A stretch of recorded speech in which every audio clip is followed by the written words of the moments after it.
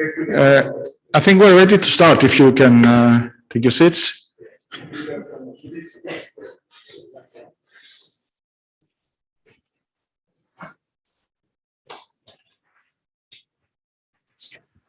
Good morning, everyone. Thank you for being here with us. It's really a pleasure to have you, even though we are not too many due to the COVID restrictions, but I'm sure a lot of people who will be with us virtually. This is the first joint conference between IASF and EUCIT. It's a milestone in this in the 25 years and even more, almost 30 years of existence of the two organizations. So we are very glad and very happy to host this joint conference.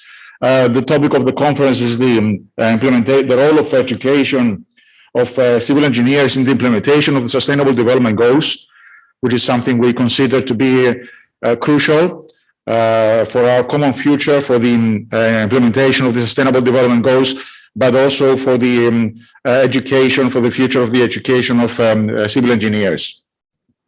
So without further ado, we will start, and I would like to welcome the Dean of the Faculty of Engineering of the Aristotle University of Thessaloniki, Professor Kyrios Iakinthos, to give us more welcome note.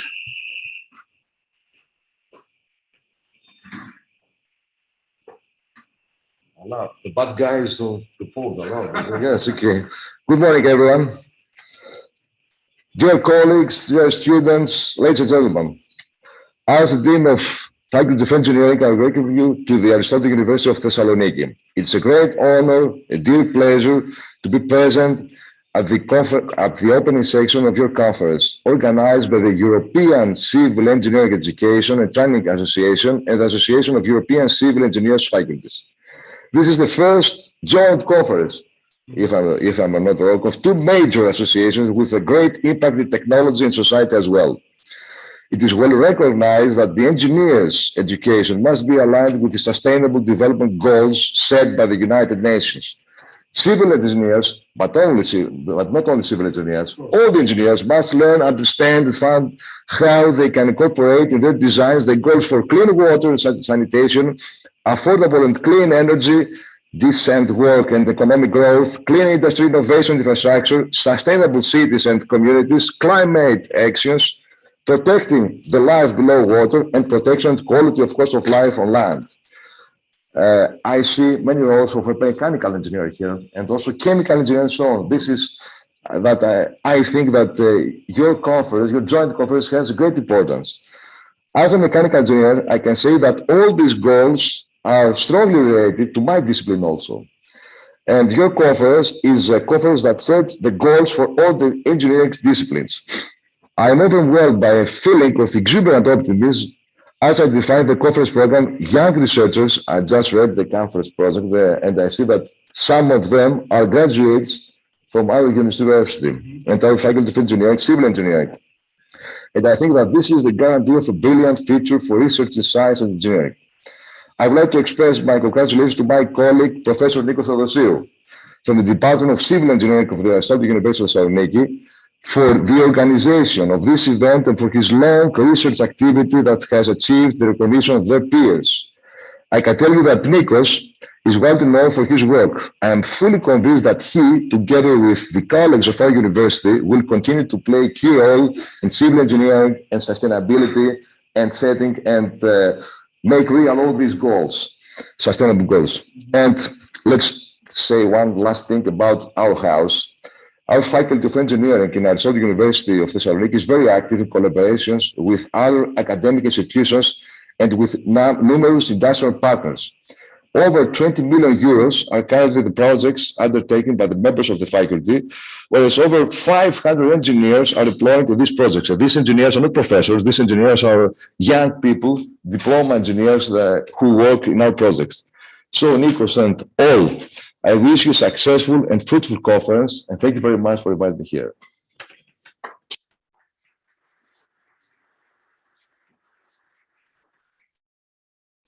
Thank you very much, Mr. Dean, and thank you for all the support that you provide to our efforts.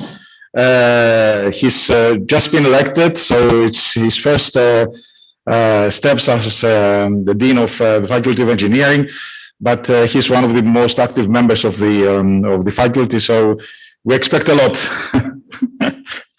I would like to ask the presidents of the two associations to provide a welcome note, starting from Professor Jose Turmo, the president of UCIT.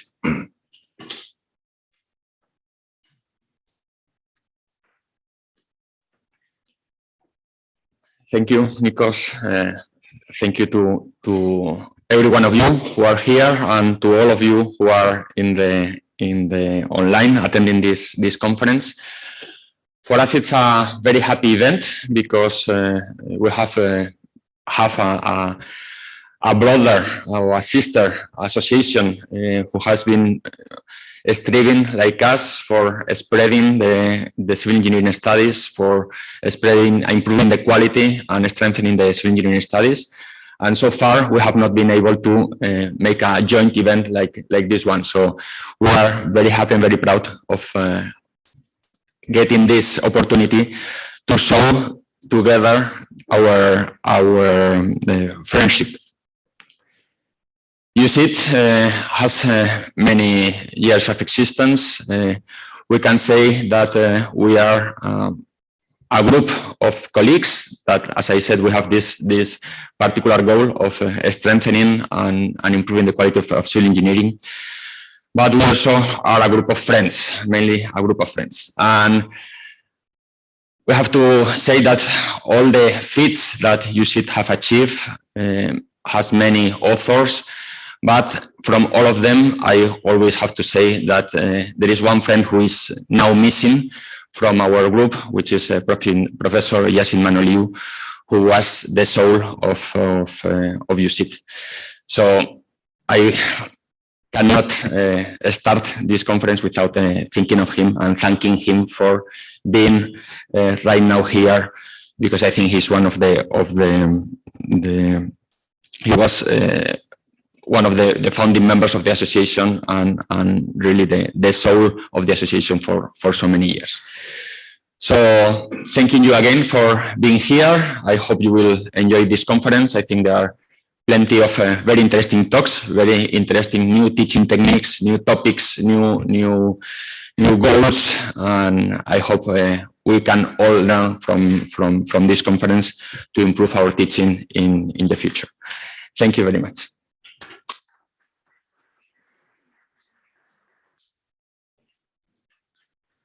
Thank you for Professor Turmo. I would like to ask Professor Lemos, the president of ISF, to welcome note.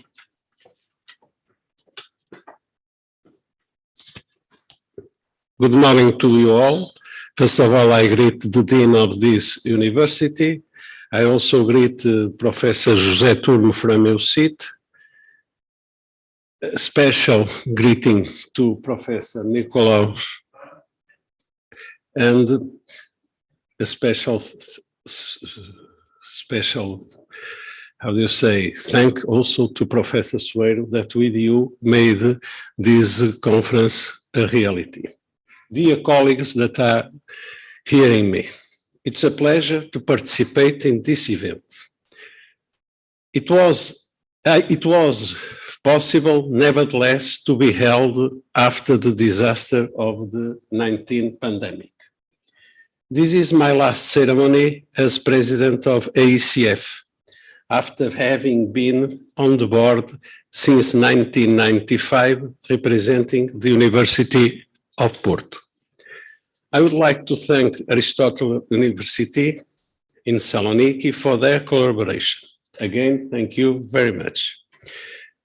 I would like to conclude wishing that this symposium will be a great success. Thank you.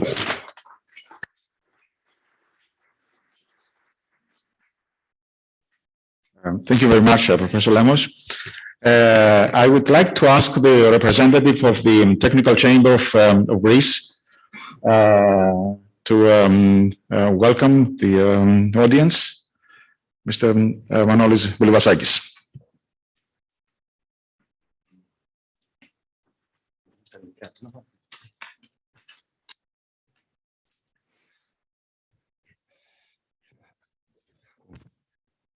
Αξιότιμη κύριε Κοσμήτορα, κύριοι καθηγητές, αγαπητοί συνάδελφοι, εκ μέρους του Τεχνικού Επιμελητηρίου Τμήματος Κεντρικής Μακεδονίας, θα σας συγχαρώ για την άτια διεξαγωγή της πρώτης κοινής συνεδρίας της ΕΟΣΕΦ και της ΑΟΣΕΦ εδώ στη Θεσσαλονίκη και φυσικά στο Αριστοτέλειο Πανεπιστήμιο Θεσσαλονίκης. Και νομίζω ότι η σημερινή διοργάνωση είναι άξια συγχαρητήρια για αρκετούς λόγους. Ο πρώτος εκ των οποίων είναι ότι η εξωστρέφεια και η προσπάθεια επαναφοράς στην ακαδημαϊκή κανονικότητα, την οποία προσφέρει η συνεδρίαση αυτή, έπειτα από 1,5 και πλέον χρόνο, στον οποίο ολόκληρος ο πλανήτης βίωσε με τον πλέον ακραίο και ανατρεπτικό τρόπο τις συνέπειες της πανδημικής κρίσης, και η οποία ήρθε στη χώρα μας αμέσως μετά για την υπερδεκαετή οικονομική κρίση, και είναι η ώρα η ακαδημαϊκή κοινότητα και η πανεπιστημιακή που βγαίνει μπροστά και πρωτοστατεί στην αναγκαία επαναφορά στους συνήθεις ακαδημαϊκούς ρυθμούς. Ο δεύτερος αποτελεί η ίδια επιλογή της Θεσσαλονίκης ως τόπο διεξαγωγής της συνεδρίασής σας. Και εδώ από την πόλη, η οποία έχει να επανεύεται ότι διαθέτει το μεγαλύτερο ακαδημαϊκό ίδρυμα της χώρας, το Αριστοτέλειο Πανεπιστήμιο, και η οποία καλείται να αποδείξει ότι δεν είναι τυχαία τόσο η διαχρονική της φήμη περί φιλοξενίας, όσο και η προσπάθεια που κάνει για να δίνεται ακόμα μια ευκαιρία να αναδειχθεί η Θεσσαλονίκη ως ένας σύγχρονος συνεδριακός και ερευνητικός προορισμός, ελκυστικός για κάθε επιστημονικό και ερευνητικό ενδιαφέρον αντικείμενο εξωστρέφειας, καινοτομίας, αλλά και προσέλκυση σημαντικών συνεδριακών δραστηριοτήτων. Ο τρίτος όμως και σημαντικότερος ως λόγος είναι η ίδια η θεματολογία του συνεδρίου. Την ώρα που έννοιες όπως η αειφορική και ισόρροπη ανάπτυξη, η προσαρμογή συνέπειες κλιματικής αλλαγής, η απάλληψη της ενεργειακής φτώχειας, η περιβαλλοντική προστασία των ευαίσθητων οικοσυστημάτων, η απολιγνητοποίηση αλλά και στροφή σε καθαρές μορφές ενέργειας κερδίζουν καθημερινά όλο ένα και περισσότερο έδαφος στο δημόσιο διάλογο, αλλά και σε επίπεδο εθνικό και κοινοτικών στρατηγικών και δράσεων, είναι απαραίτητο οι πολυτεχνικές σχολές αλλά και τα τμήματα των πολιτικών μηχανικών αντίστοιχα να ενσωματώσουν στον κορμό των προγραμμάτων σπουδών τους τις θεμελιακές αυτές αρχές. Κλείνοντας, θα ήθελα να ευχηθώ και πάλι καλή επιτυχία στις εργασίες της συνεδρίασής σας και να τονίσω ότι το Τεχνικό Επιμελητήριο είναι πάντοτε αρρωγός σε κάθε ακαδημαϊκή και συνεδριακή προσπάθεια, η οποία άλλωστε αναδεικνύει τόσο το Αριστοτέλειο Πανεπιστήμιο Θεσσαλονίκης, όσο την πόλη μας της Θεσσαλονίκης, αλλά και ασφαλώς ολόκληρη την κοινότητα των μηχανικών. Σας ευχαριστώ.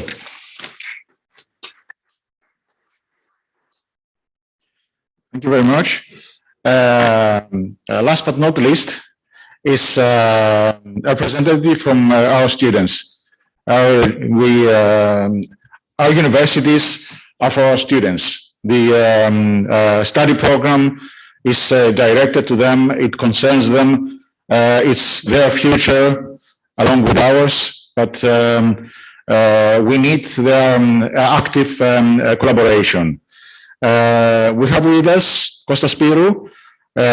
He's the president of the International Association of Civil Engineering Students, the branch of Thessaloniki, a very, very active international team. I'm sure you have this student team in many of your universities. In the rest of the universities, maybe Kostas can give you some information about the activities of this student network, and you can transfer this information to your students and let them get organized and participate in this very important association. Kostas?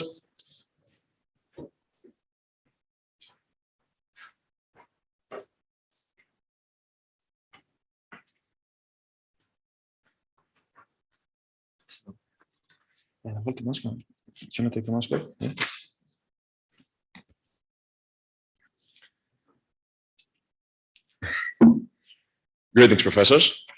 I'm Konstantinos Spyrou, president of IAS Thessaloniki, and I'm very honored to be here and representing my organization, our organization.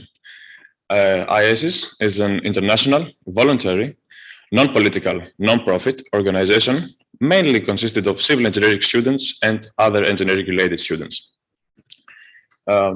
Its main goals are to connect students to the job market, to connect students with universities all around the world, and to provide students with supplementary education. So we achieve those goals by organizing webinars and lectures of mainly engineering related subjects, and workshops and hackathons who all students of the academic society can participate, so we can further enhance our skills, communicative or technical skills. However, IASIS wouldn't be the same without the help of some professors. And now I want to quote some words from LC Porto, from Miguel Leao, actually. LC Porto started its activity within IASIS 2 decades ago, and then over the years got more involved in the civil engineering department. During the years, Professor Ferreira Lemos was dean of the department. His support and his advice was memorable and unforgettable, leading to him being distinguished as an honorable member in 2001.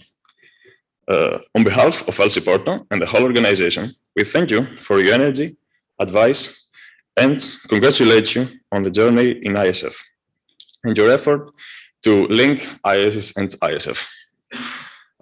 On behalf of our local committee, however, I would also like to thank Professor Konstantinos Katsifarakis and Professor Nikolaos Theodosiou, who has both helped us a lot in our journey so far and help us to expand our knowledge and skills beyond the academic borders.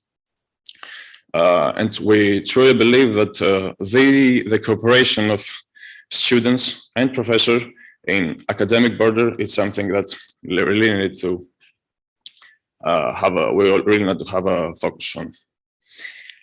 Last but not least, I would like to encourage you, all professors, along with your students, to discover more of the IAS potential when you get back home.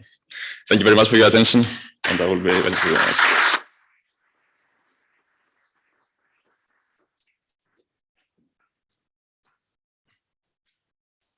Thank you very much, Kostas. I would like to add on what Kostas said, that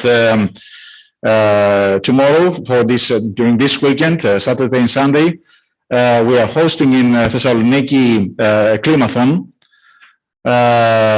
which is a student competition on ideas that can promote mitigation and adaptation of to climate change in the city of Thessaloniki.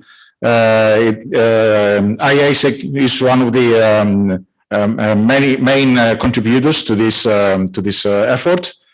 And for those of you who will be here during the weekend, you can just visit them and see them actively working on ideas and formulating ideas. I think it will be a great event, because we count on their fresh minds and fresh ideas to find solutions for our common future.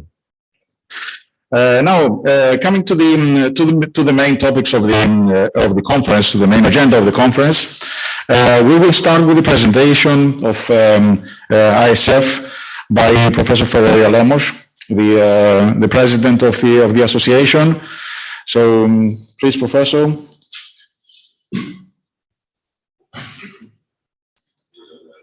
Ευχαριστώ.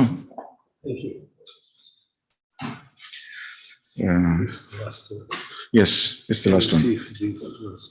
Yes, we added everything. I mean, it's. Yes. Yes.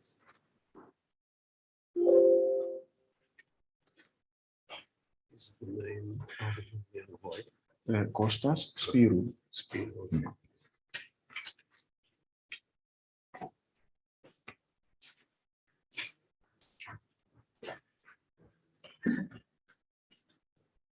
You can use this. Share screen. So sorry for that. Excuse me. Sorry for the interruption. Share screen, and we need this one. We share it.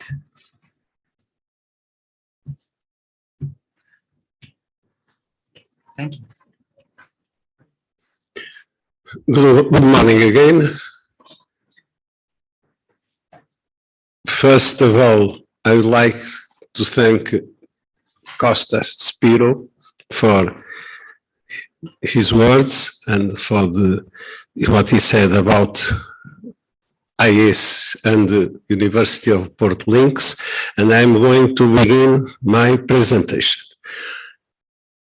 When I was asked to speak about something, I would like to tell you that for a long time, I am concerned in some cases of special structures and special studies with the velocity our young colleagues that are very brave men do in their analysis, and sometimes the results don't show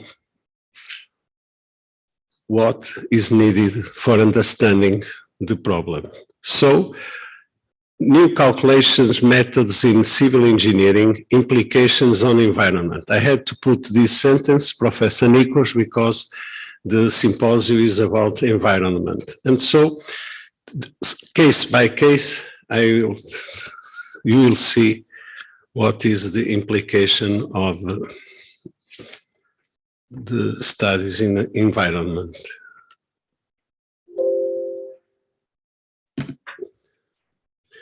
In this presentation, I refer some aspects related to the use of calculations, focus and analysis software, focusing mainly the importance of a careful analysis of the results obtained. That's for me the main concern about this topic. I begin by hydrologic studies. All the bureaus, all the companies have indoor programs because they are not very difficult to conceive.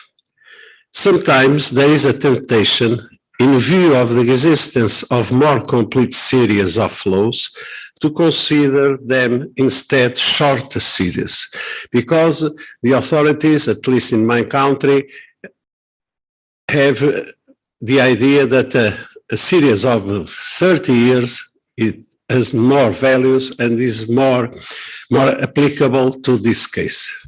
I am not of the same opinion. We must compare the results with series of several years with, nevertheless, they have small years, the last 10 years or last 11 years. What I say here is, in view of the existence of more complete series of flows, to consider them instead of shorter series, which are perhaps more appropriate, namely for the quantification, and now I speak about environment, of the ecological flow value, which can be evaluated from below. And we don't want that. But sometimes it's the contrary. The ecological flow value is evaluated for an upper value, which myself as consultant, I don't like it, because normally we are experts in producing hydro energy, and this is energy that we cannot produce. This is a procedure that may escape a young hydrologist who is more concerned with fitting the calculation program with larger number of data and make it run with a view to determine the average annual daily flow and flood wave, the latter having direct repercussions, namely on design of flood spillway and on design, and a repercussion on the environment itself.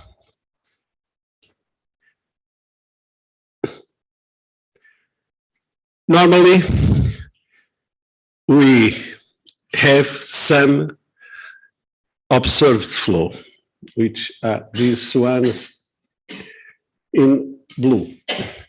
And we must have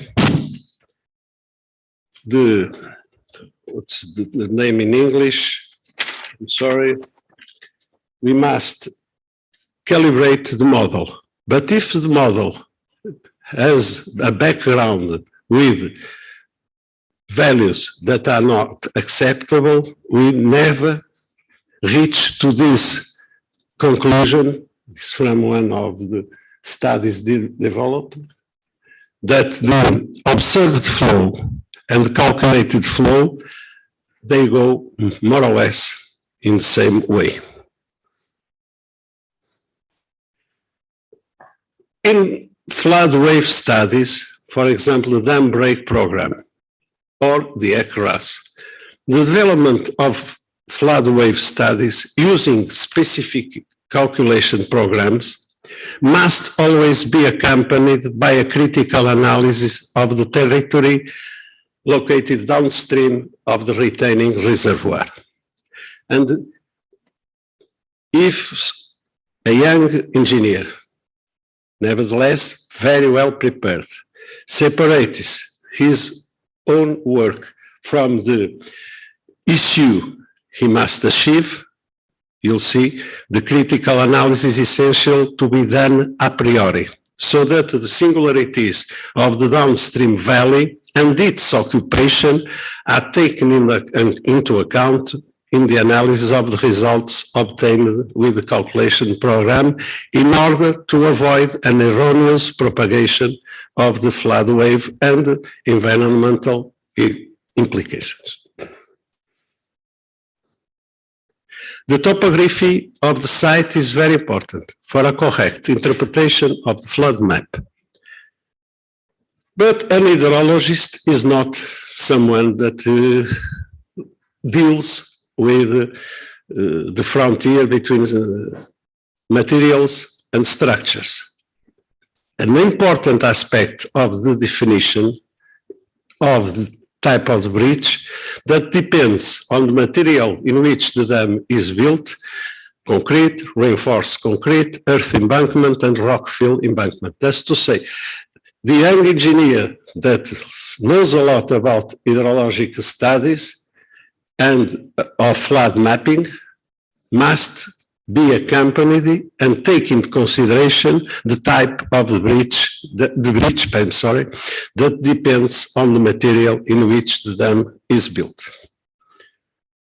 This is an example of 2020 of the flood map in a small dam with 34 meters high. Studies of networks, supply, water supply and irrigation. There is also something to take in consideration and teach the young colleague, nevertheless, that his preparation is a very good preparation. Indoor programs or heat ramp program. The existing commercial programs and those that the study bureaus indoor programs applicable to this project are very efficient and fast. Nobody has any doubt. Special care and critical sense we must have, particularly regarding the data input. It's common because the speed of the flow is very low. It's common to work with piezometric coordinates, piezometric Z plus P sobre gamma.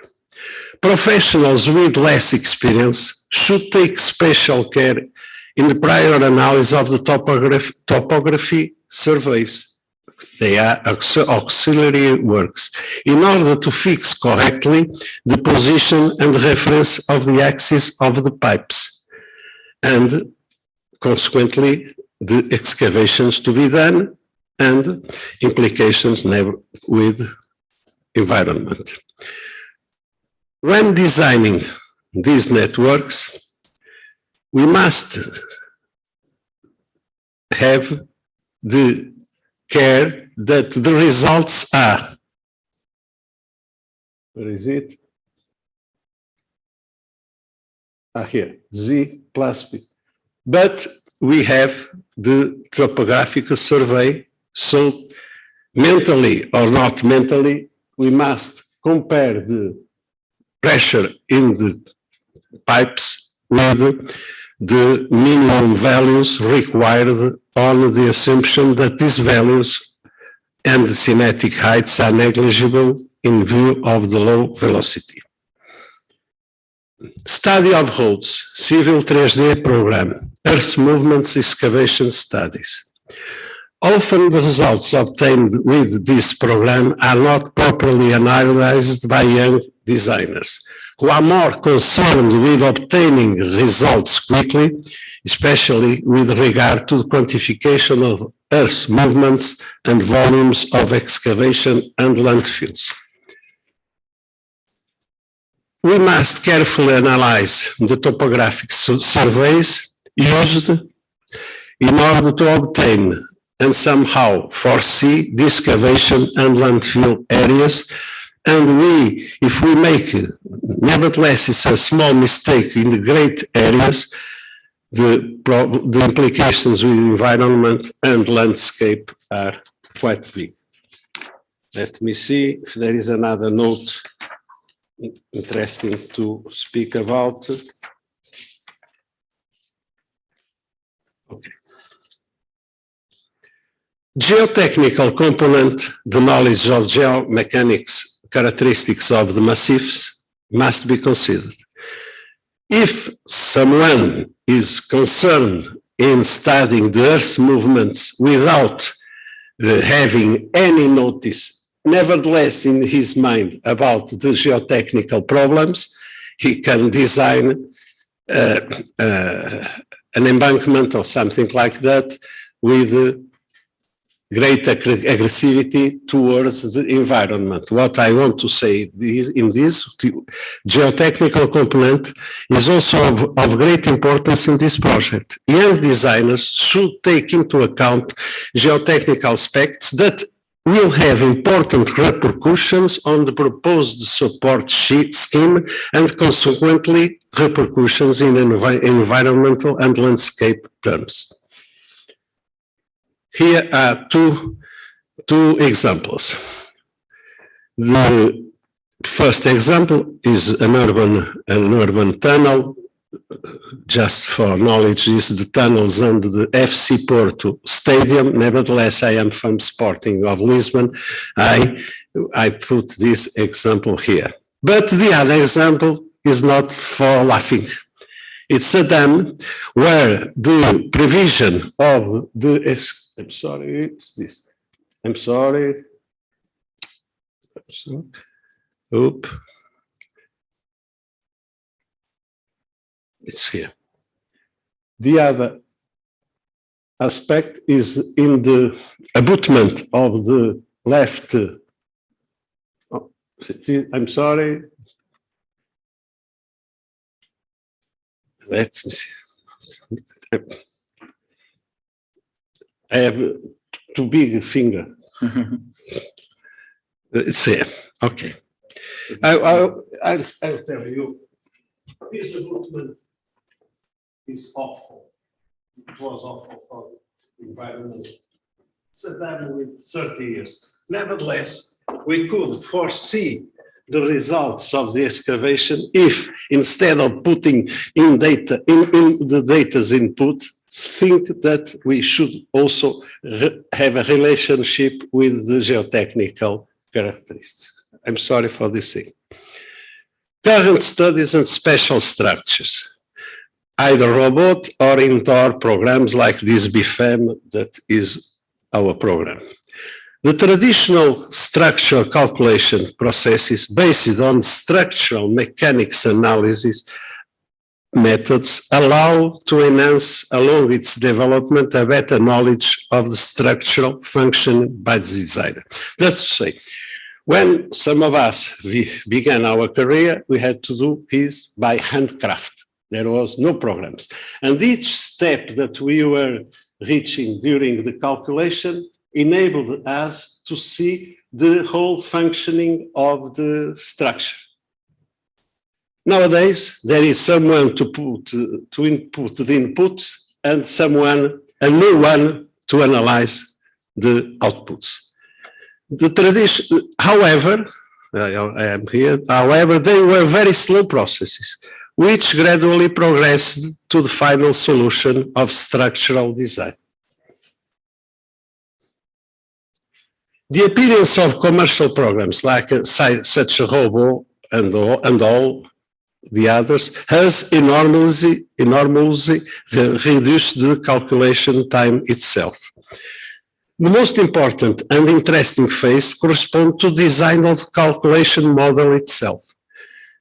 We must lose time to conceive the structural model. It's my opinion, and the young boys and young colleagues that work with us are more concerned about that most of the others.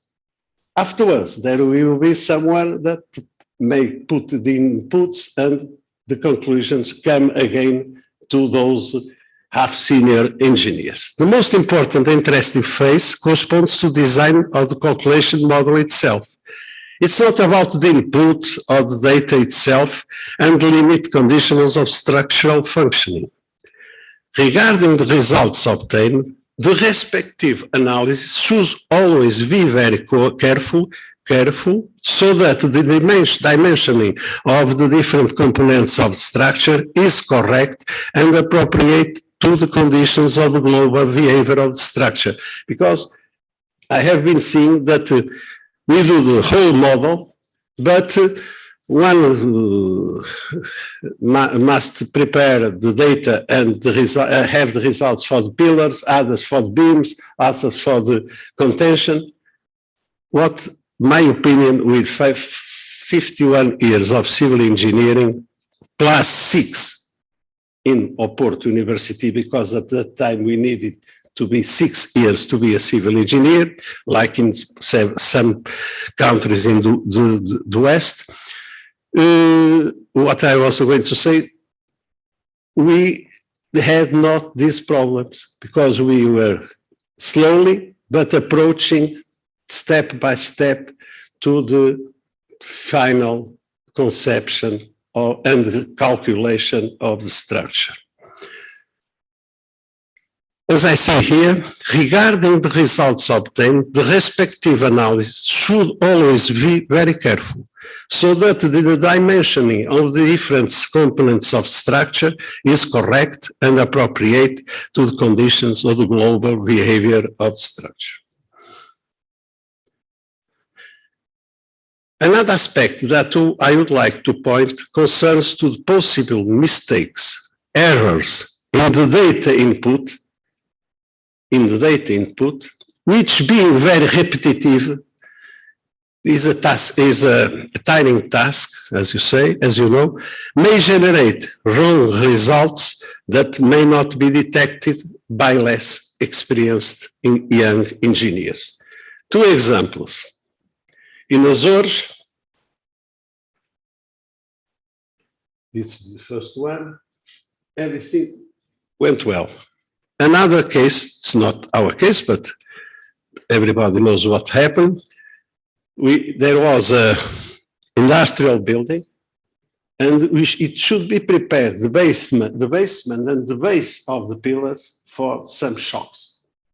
That was not taken account because it was not reglementary in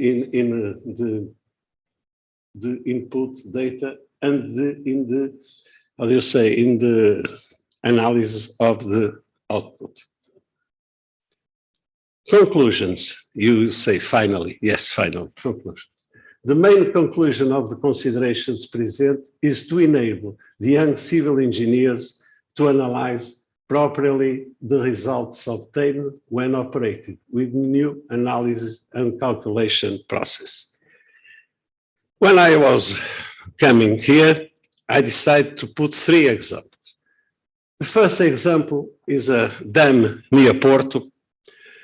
It's a mobile dam founded in the pillars in rock and the steering basins on sand that I designed when I was 34 years old. That was, a calvarium. We had to be very careful. It was a client very important, and at least 2 years to design this. The other example is another dam that I designed in north of Portugal, which it was in 91, 89, 91, that some colleagues from chart structures were already became well prepared in the first informatic programs. So in 6 months, we designed this. But perhaps this is the example that more impressions us. We designed lots of windmills farms in Portugal and outside. And the first, or one of the first foundations is the central one, this one. Is from 98, 97. It was made by hand, handcraft. 2 months. The last two, from the last week, if we take more than a fortnight, more than 10 days, we lose the contract. Thank you very much.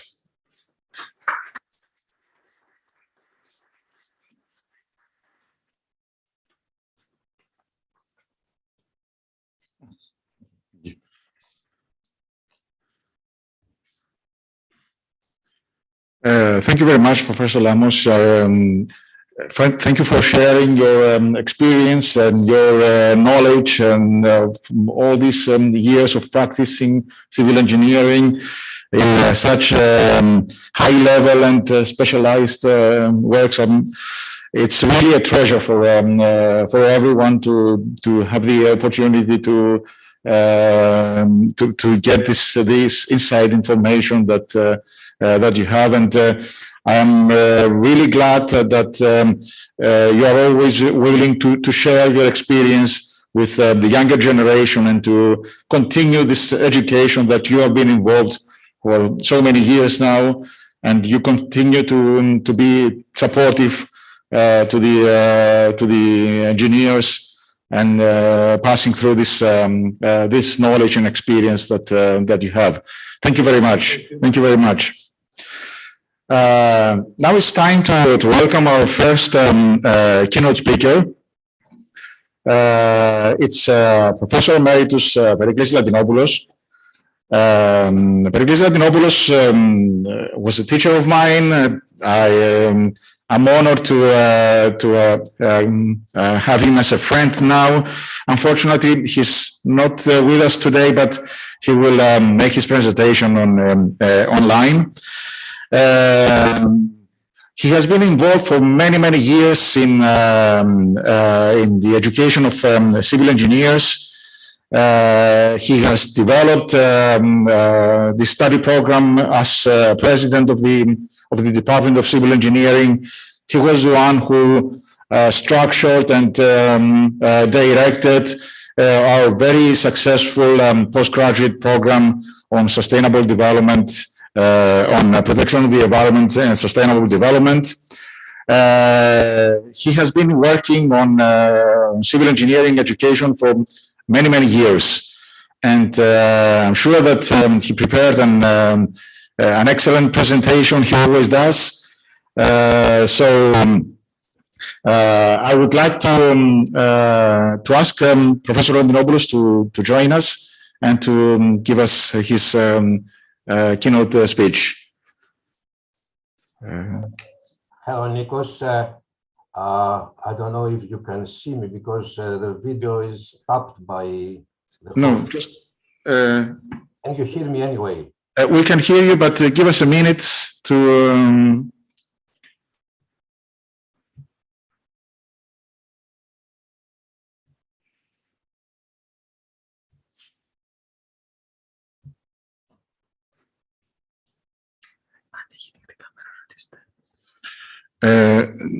do you have an open camera, or are you going to share your presentation? I actually got a message on the screen. You cannot start your video because the host has stopped it. That's the point I made. Can you try to see if you can share your screen, or? I can share my screen, but I don't know if you see me as well. Έχει δύο οθόνες. We cannot see your presentation, nor you. We just see a black I can share screen. my presentation. Let's try to do that. Okay. Okay. Now. Okay. Okay. Now we see your presentation. Okay. Okay.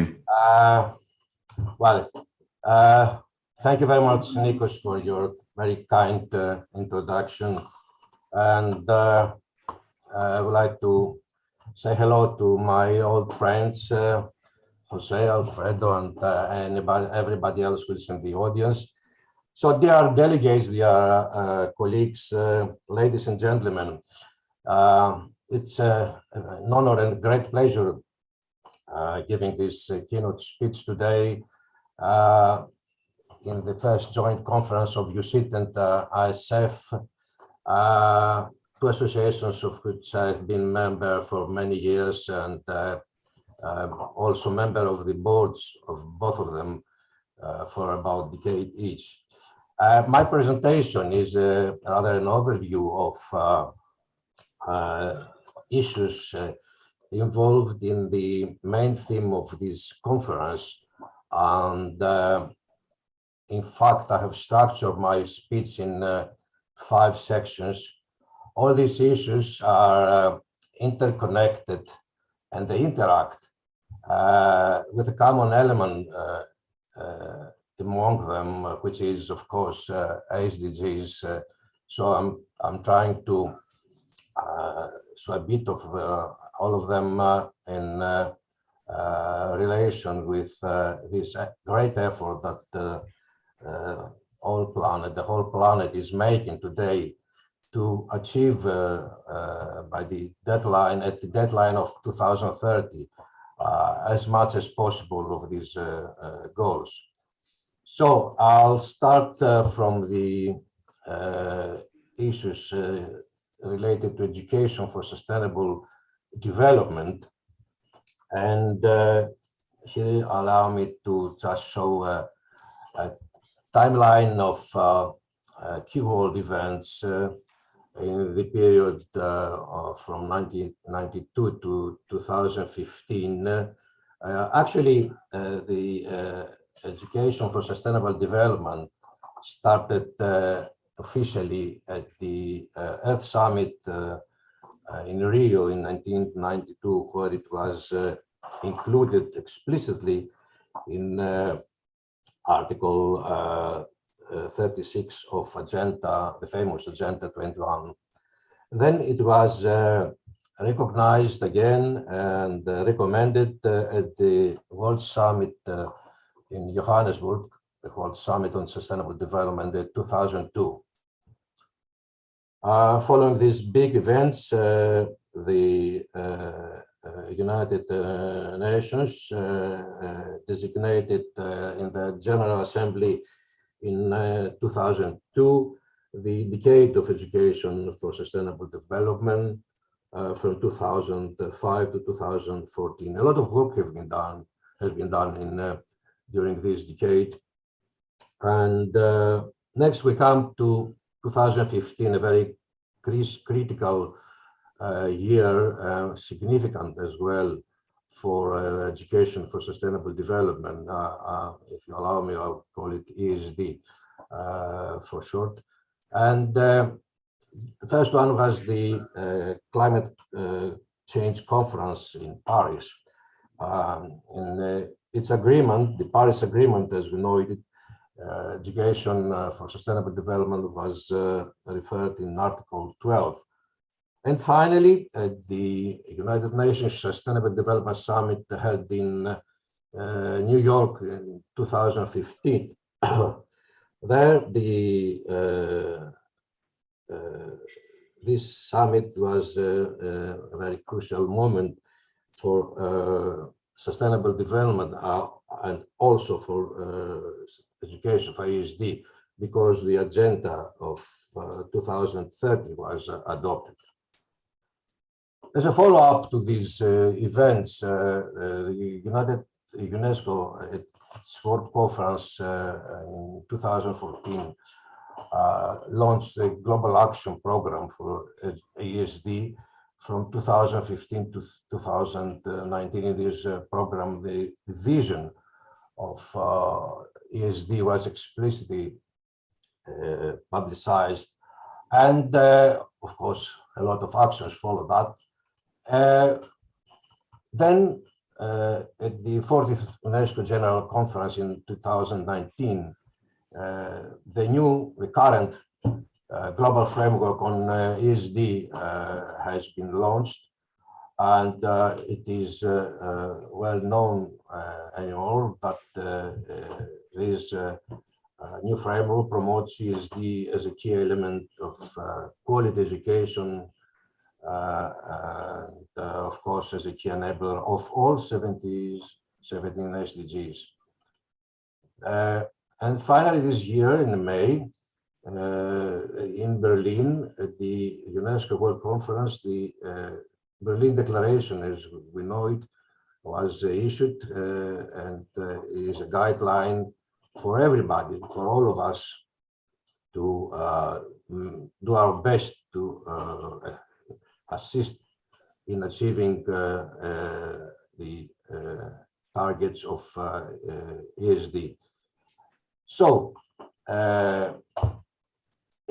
specifically in the SDGs, Sustainable Development Goals, the education for sustainable development is included in the Sustainable Development Goal 4, which is about quality education. And this is the target 4.7, which explicitly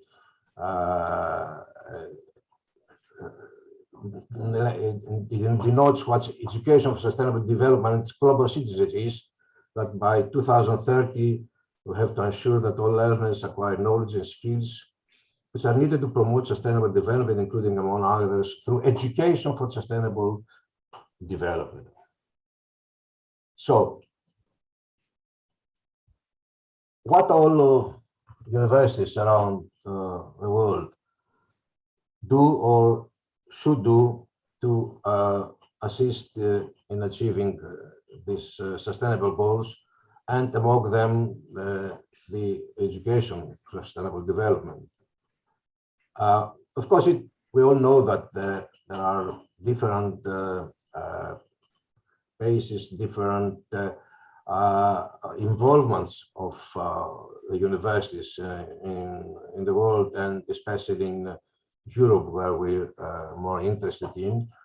But what is above all accepted is that, as you see here in two statements that I've chosen, one from Sustainable Development Solutions Network and one from the European University Association, but it is accepted that the universities have a very critical role.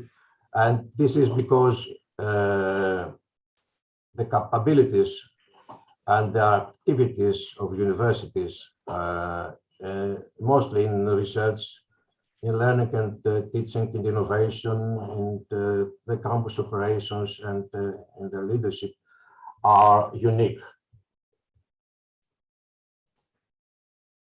Here you can see in more detail what actually universities can contribute in relation with their four major categories of activities. For example, for research, inner research and education, we can see those interesting and specific activities of universities. I'm not reading them out. I suppose you can see them on the screen. And also in the other two groups of their activities, operations and governance within the university and the external leadership, universities also can contribute by their high leadership roles that we have in the interior of the university, but also in the society. So the point is how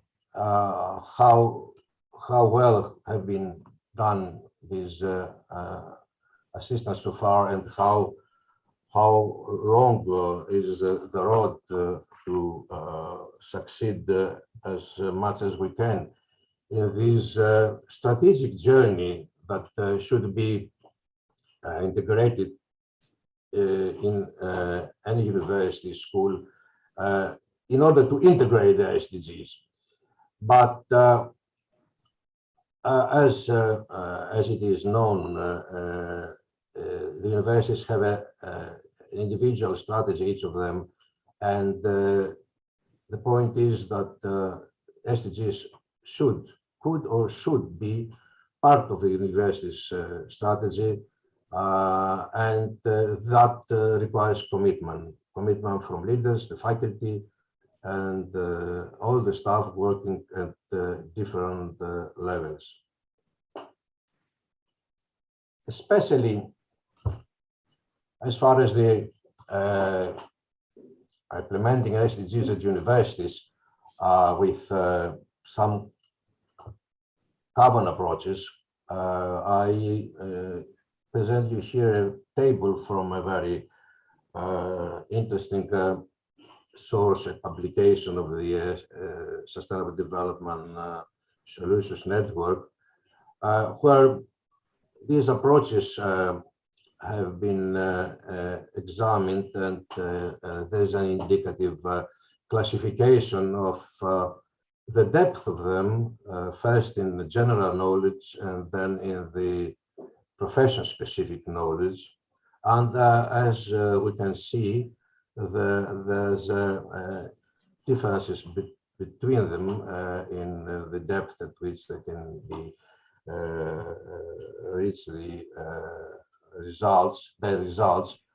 From a visual analysis and only that, we can see that at least three that are distinguished and could have a first priority for many universities, and these are to establish or enforce the operation of sustainable development degrees, especially postgraduate degrees. Then this is also, or maybe a necessity, the integration of SDGs into existing discipline curriculum, and the third one, which is open to the whole society and everyone who is interested in learning from universities. The massive open online courses, are many of them in operation now on sustainable development. Solution Network has an excellent and very large collection of these courses, but also many other universities. And let's move, universities will need to implement a combination of approaches because every approach has its own strengths and weaknesses. So the universities probably have to implement more than one of them, depending on the potential. Let's now move to the sustainable infrastructure, the actual object of work, of our thinking, of our research, and of education, most of all. The object of all engineers, and I refer to all engineers, I specialize my presentation to civil engineers at the end. I think we know that sustainable infrastructure refers to projects that are planned, designed, constructed, operated, and decommissioned in a manner to ensure social, economic, and environmental sustainability over the entire life cycle of the projects.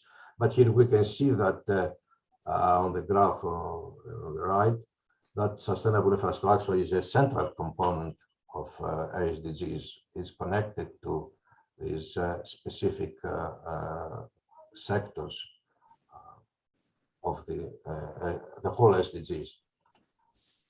It's interesting to see that the types of infrastructure systems like the network systems, transportation, energy, water, waste management, and digital communication, but also the non-network systems, like hospitals, schools, industrial facilities, community centers, and government buildings, are all forming a system of interacting systems. And this is delivering essential services that are featured in many SDGs, and these essential services should deliver to all of our societies, to everybody. This is another diagram, another graph showing how much the 17 all SDGs are influenced by both network and non-network infrastructure. On the left, you can see that 72 of the 169 SDGs targets is related with infrastructure of network infrastructure, and on the right, the relevant percentage is 81% for the non-network infrastructure. Here you see all 17 in vertical way, all 17 SDGs shown by the color. And left and right, you can see how many of the targets, or the targets of each SDG, are connected or are related with either network infrastructure or non-network infrastructure. So overall, 92% of the targets are related with infrastructure, and this is a very interesting point and encouraging for us to work in various aspects of implementing the SDGs as a total.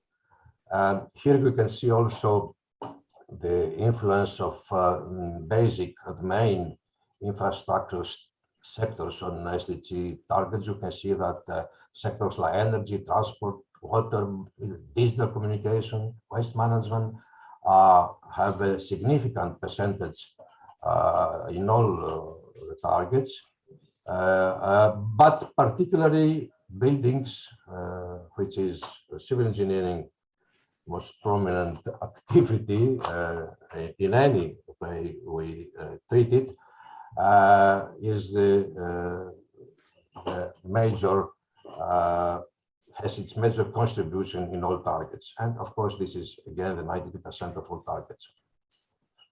So we don't have to forget that infrastructure should not only be sustainable, but it should be resilient as well.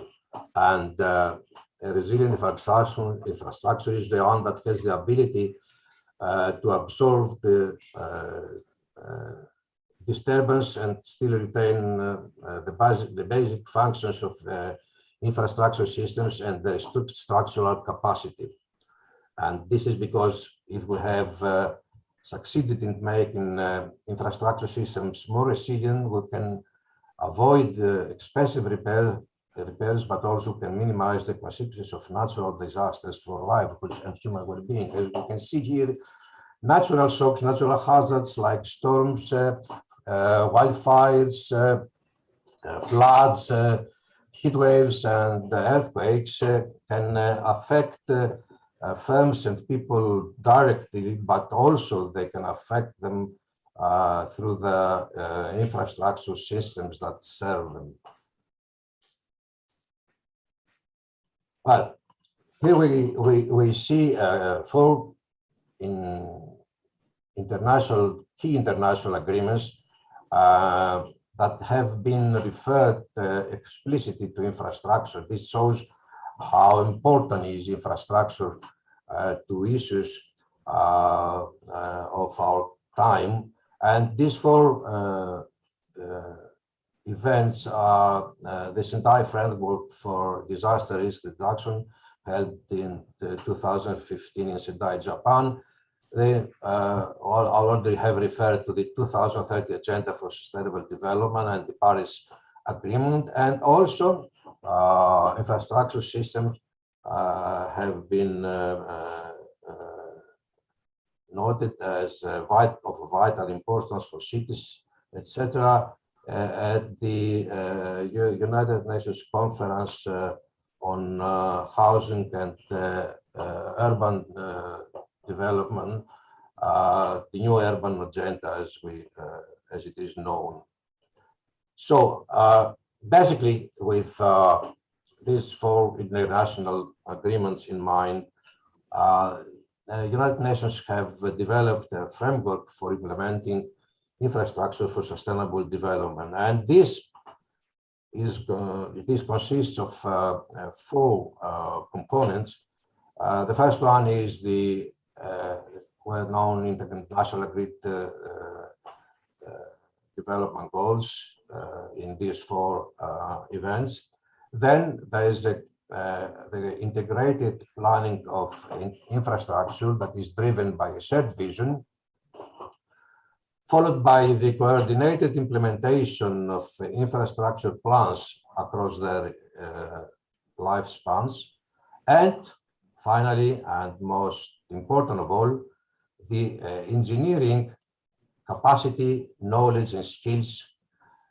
And this is the specific characteristics that all these people involved in from various roles that they have in infrastructure development, like contractors, consultancies, designers, academics, planners, and public officials concerned.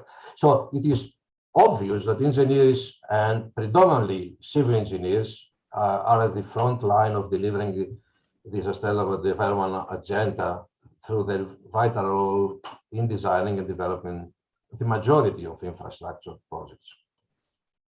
And let's see how a few things, how engineers are or trying to connect with sustainability issues.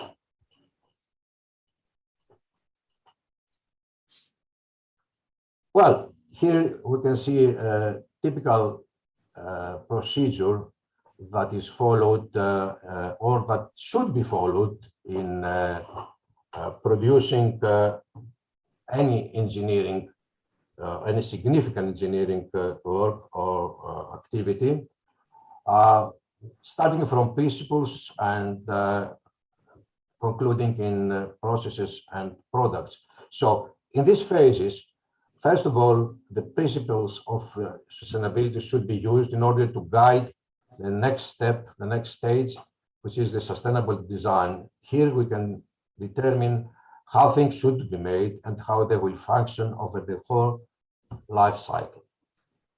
And then comes the sustainable engineering stage, which deals with technical implementation, technical details of the ideas that have been developed, in design. Here, some ideas will be compromised or changed.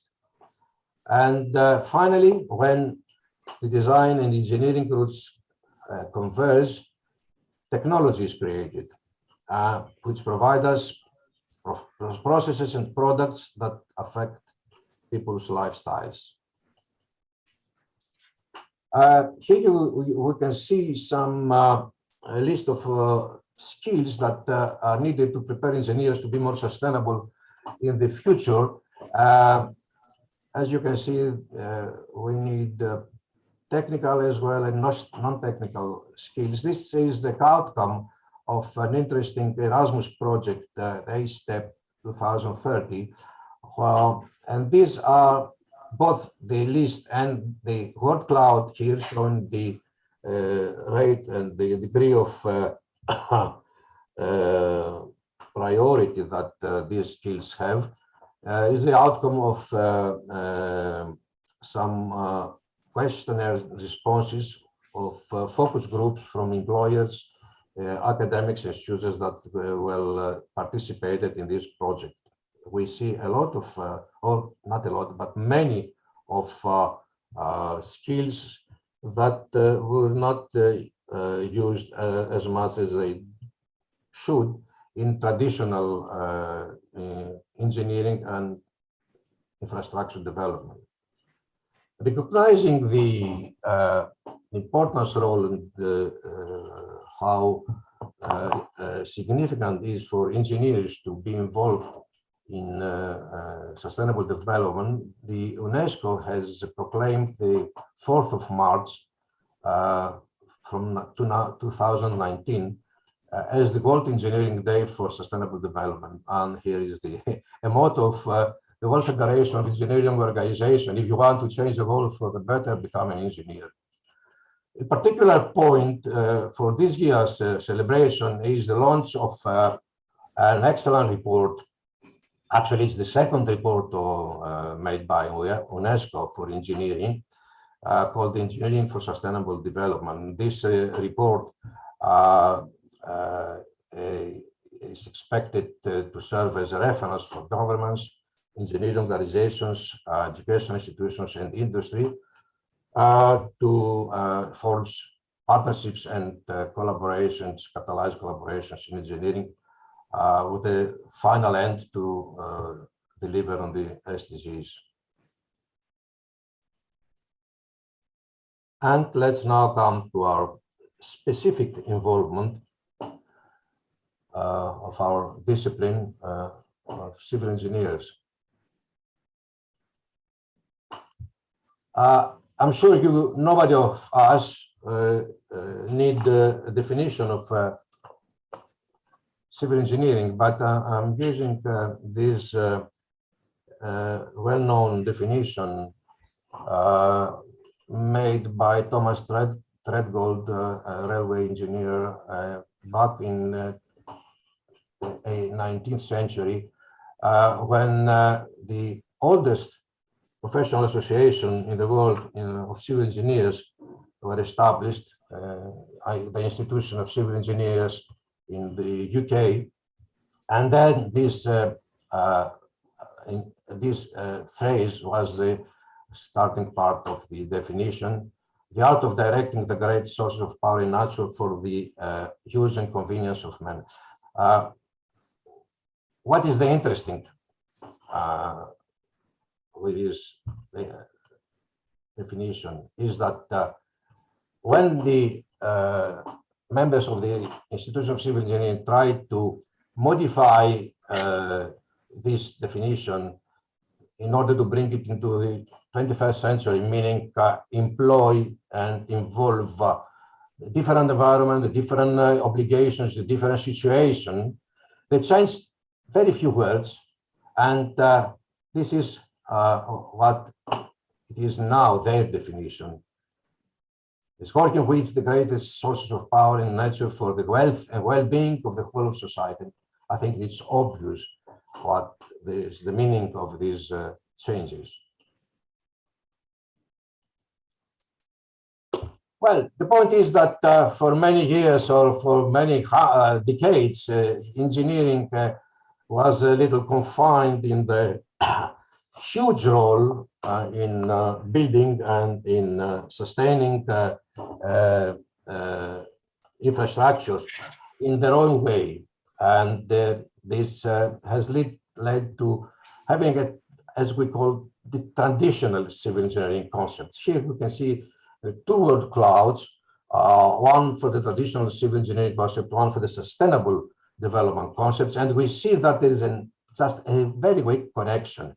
This is everyday terms used in both practices. And there are some common words in these clouds, if you can see or not, but they're in the small sized letters.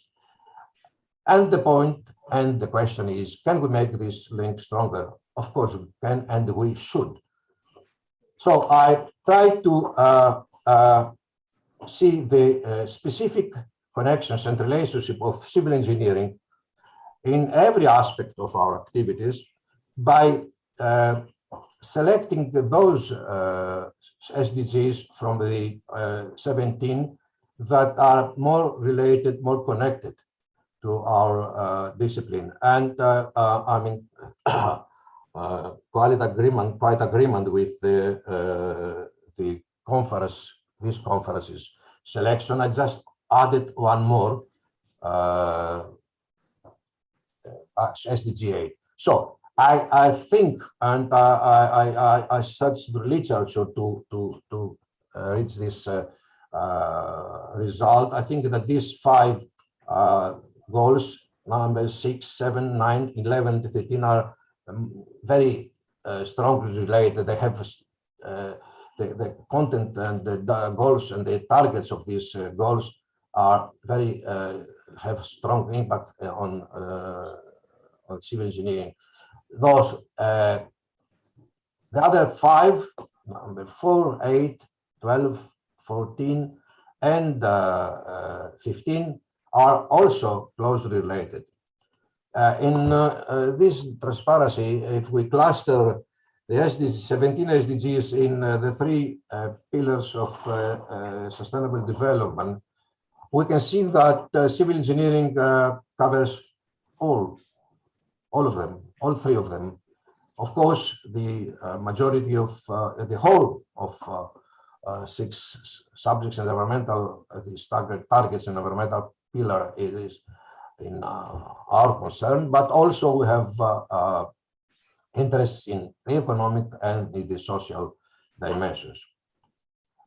Also here you can see why I have selected these 10 goals and made them divided in these 2 groups. Here are all the 19 targets of these groups. And we can see that there are these strongly related targets have from at least 50% up to 10% coincidence of their targets with civil engineering interests and activities, and the other one have at least 25% of them related. So these targets and the indicators of these 10 goals reveal the particular roles that civil engineers have to play in achieving them. And they also reveal relevant education needs. So allow me to show you in detail, not much, but you can see is for the 5 most related or most strongly related targets, how they interrelated with civil engineering.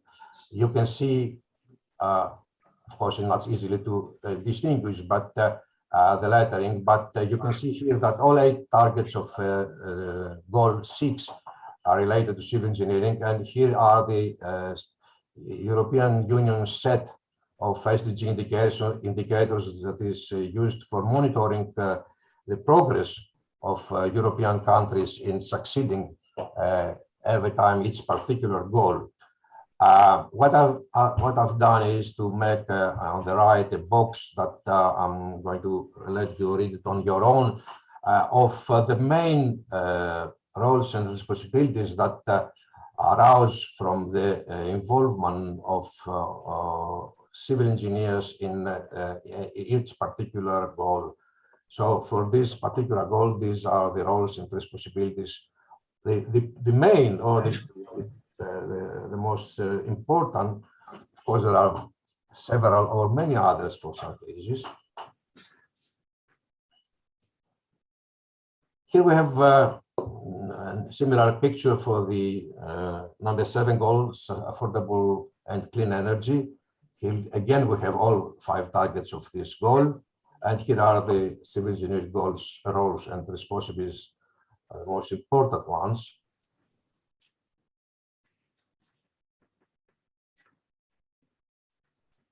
The same for goal number 9, industry, innovation, and infrastructure. We have 4 of the 8 targets. These are the relevant indicators, and here are the roles and responsibilities for civil engineers.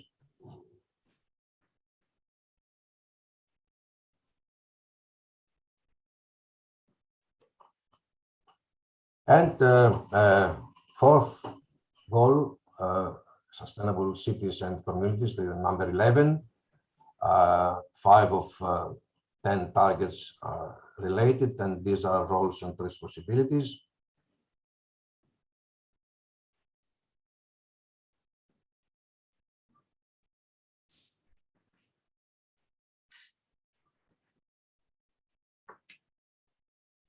And last, number 13, climate action. 4 of the 5 targets are related to us. This famous problem of climate action. And here are some of the most important roles for us.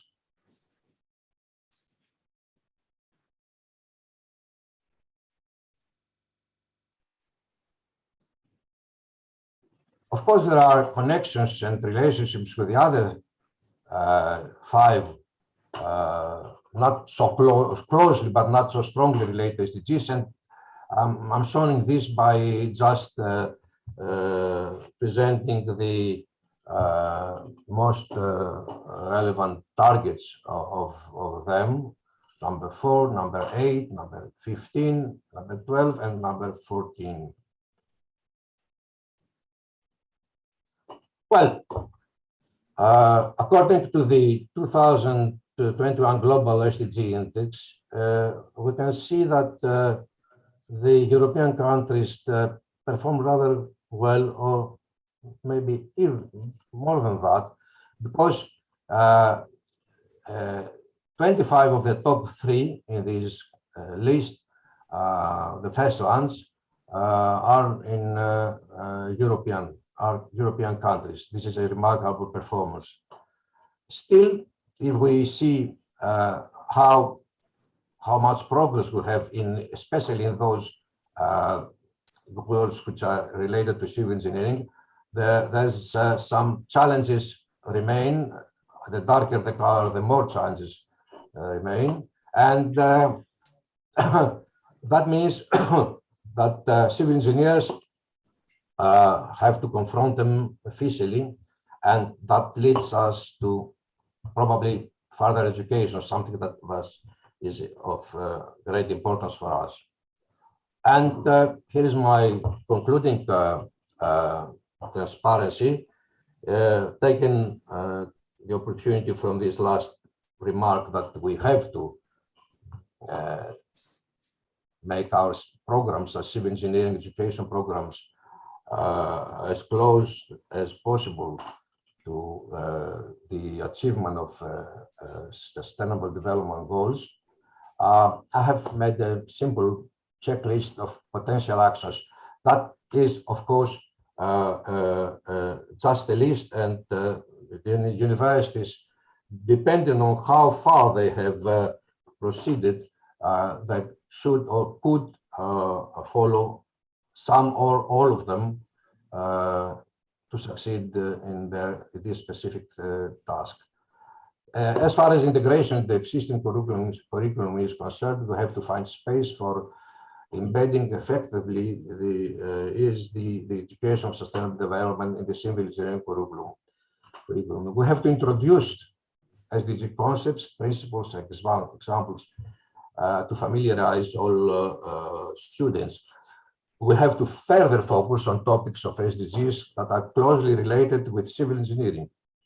And we have to use SDG targeted project or problem-based learning. Of course, I've said it before, an emphasis should be made on establishing or revising postgraduate programs that are focused explicitly on sustainable development. The interdisciplinarity in education is a must for sustainable development and its education. So we have to include critical social, economic, and environmental aspects, and we have to enhance cross-disciplinary collaborations in education. Finally, in order to make our contribution in the specific set of skills that I've shown you before, we'll have to promote as well as we as we can, technical and non-technical skills acquisition, especially through university education and lifelong learning. To finish my speech and presentation, I will leave you read a relevant quote by a famous scientist of our era.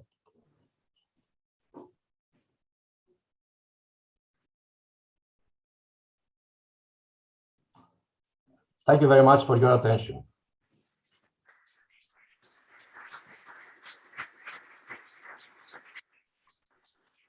Well, thank you very much, Professor Ladinopoulos. Thank you very much, Pericles.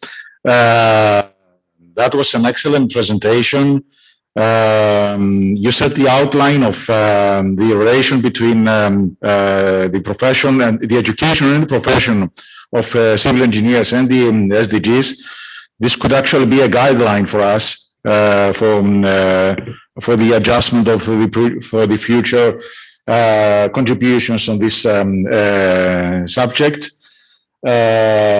Give us a lot of information. We need to process this information, give us a lot of food for thought.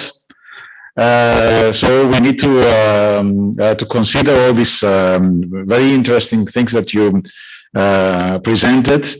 And we will start considering it actually during our coffee break that we are going to have right now. Thank you again. Thank you very much.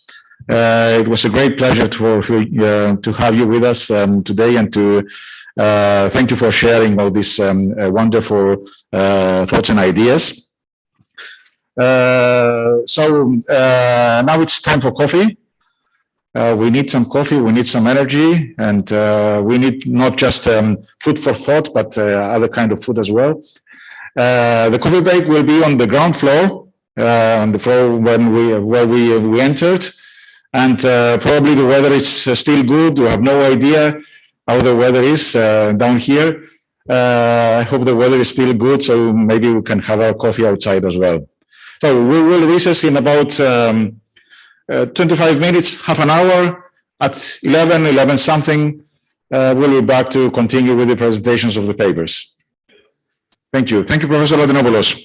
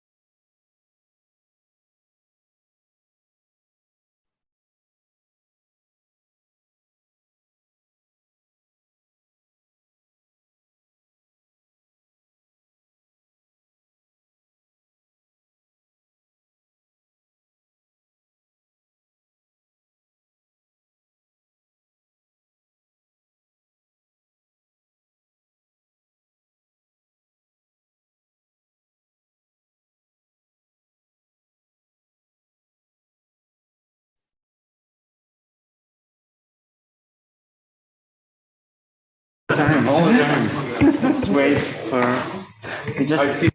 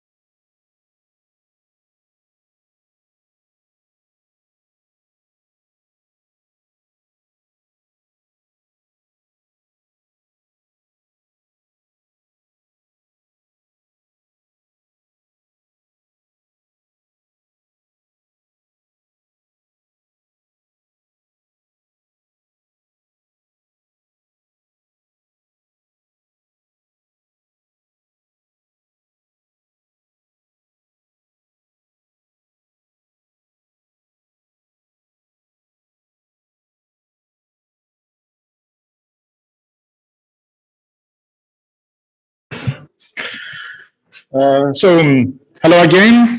We are recessing our conference, and it's time for the paper presentations.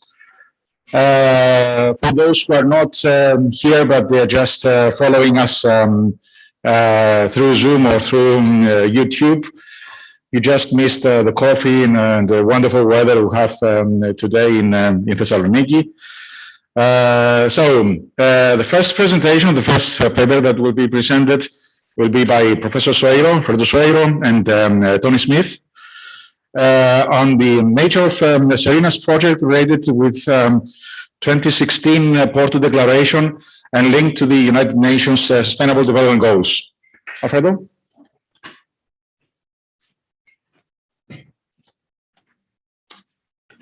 So thank you very much. Good morning, everyone. I would like to thank this opportunity to talk a little bit about something that is related with something that it was done 5 years ago, even before people were talking about the United Nations Sustainable Development Goals, and it's related mostly with continuing engineering education and lifelong learning, CPD for engineers. My co-author is Anthony Smith from the University of Tasmania in Australia, and he is. No. I prefer to use. Okay. This question of global sustainability is not something that we were thinking. It's right now. It's something that this organization that I'm going to talk about, the International Association for Continuing Engineering Education, was concerned and how to handle the possible disasters like it's shown here. There is here a quote. This is from my friend Tony Smith. You don't know him, but he's an optimist, but he's a good engineer, and he's looking forward to see how engineers, especially the civil engineers, can handle the issues that we have to solve. We had already a quote from Einstein, from Professor Latinopoulos, from my friend Pericles, but this is another one that, by the way, it is something that I've learned from an old professor. He died already, but from an old professor of mine that said that when you have to do a problem in engineering, you should put it at least one night under the pillow. So, and this is something similar to this situation. You have to think about it. You heard Professor Lemos also, that it was great. Both of them facilitated my intervention. As a matter of fact, I changed some slides after the interventions of the keynote speakers, because they went through some of the subjects I had. And this is something that I would like to present, the question of responsibility of what engineers do. It's stated here that you have to think about what you're doing, and that Professor Lemos mentioned very well. So it's something that we should care about. And this question of sustainability is the impact. I was just mentioning to Nikos that somebody told me, I don't know who, that God created the world and the civil engineers change it. So we are responsible for a lot of things that happen in the world, or most of the things, at least they are physically evident, and we are responsible for that. So what happened 5 years ago in Porto, we had this world conference on continuing engineering education. I think Nikos was there, you were there, no? Yeah. So you probably remember that this was not planned. It was a national reaction from the people that were in the conference, and we had people from Stanford from people that are responsible for continuing from the government, the continuing engineering education in China. It was a collective movement. Everybody signed the declaration. I have the original with me, so and there's a photo on the side so you can see. But the idea was how engineers can help solve this problem of the future of maintaining our world. This initiative, Serena, was the one that came out of this declaration. This is the logo. This is the website. It's on Facebook also. And it's, let's say the acronym comes from Sustainability, Education and Research in Action. So education and research have a lot to play in this question, like Professor Latinopoulos presented very well. We have to do something in terms of education, in terms of research, to handle the objectives of the United Nations. And I think everyone agrees with the objectives of the United Nations. So we have to do something. And you heard about this, so I think that's an opportunity. We have this opportunity for change. We have some support. Like it's mentioned here, we are the great problem solvers. I think engineer, even the etymology of the word comes from there. We are problem solvers. We have to solve this problem. I don't think it's the economists or lawyers or governments will do it. It's the engineers. That's my belief. So we have to do something. And I have here the quote, by the way. Okay, what is the Porto Declaration? The Porto Declaration was something that, like I said, it was a natural evolution from the conference implementation, and it deals with this question of survival of the humankind. This was proposed by Tony Smith and by his colleague Errol Lagrange. They are from Australia. They are from in Tasmania. I don't know if you ever been there, but it's a paradise in terms of biodiversity and in terms of nature, and they want to keep it that way. So I think those things are more evident for these people, that this question of sustainability is more close to them. When we are in the cities, we don't notice this very much, but they notice. And so they wanted to do something about it, and the Porto Declaration caught them there. So this is something that was interesting. I had this slide, but without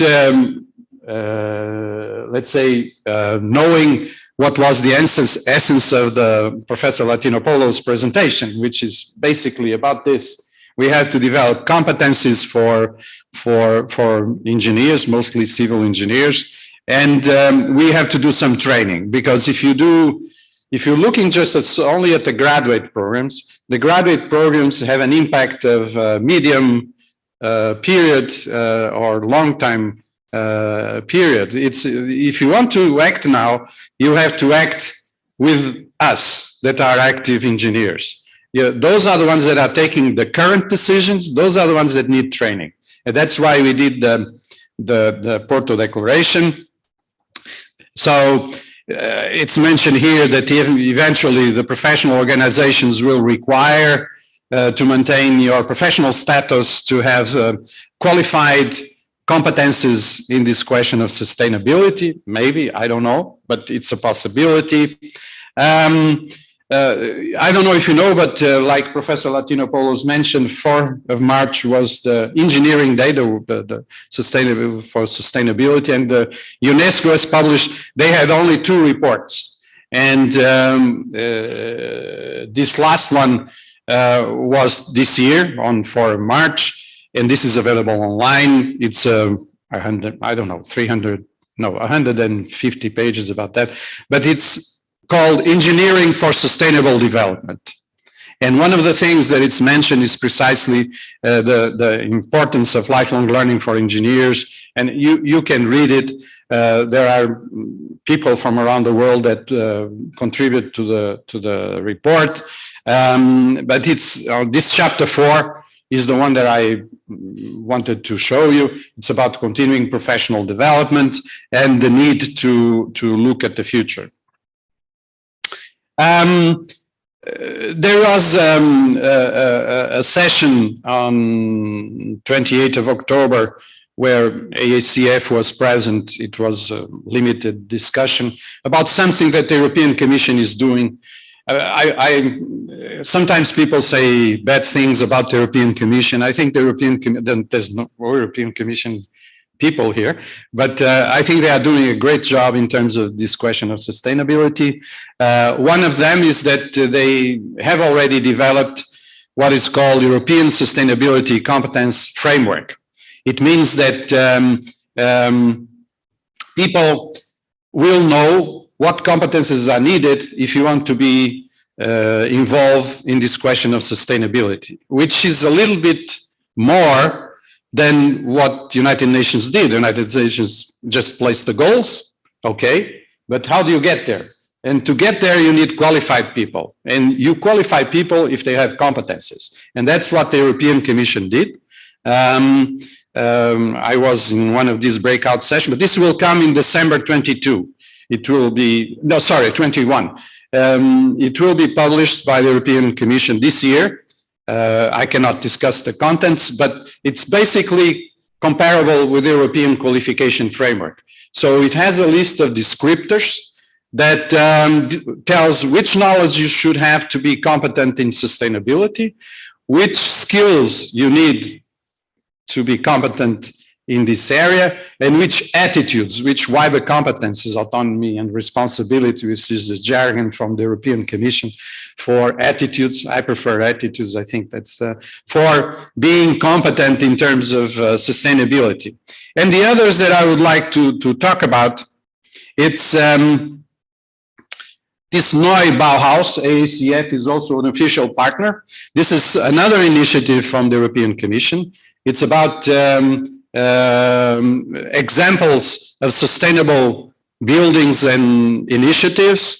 Let me tell you that it's a large community, and they had a prize award, and there were 1,200 projects in the contest. So there was a lot of interest. They gave the prize to 30 of them. I was a member of the jury representing ACF. And they are very good examples on how civil engineers can be more sustainable. Incredible, really. I'm not saying it because I was involved. It was because they are really good case studies. So to see how we can contribute. Now, There is also the IFES conference next week in Madrid, where AECF will also be present, about ethics and sustainable world. Well, the role of education in ethics and sustainable world.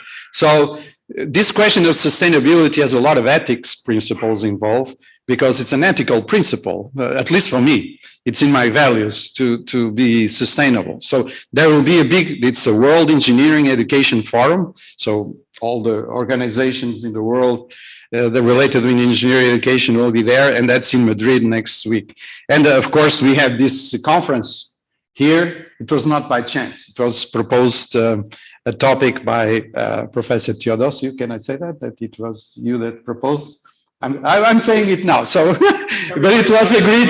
Wait. But it was agreed immediately by the board of ACF and by the council of administrative council of UCIT also. So, there is a concern in these two associations about this question. So, it's good, and it probably will have impact in the future.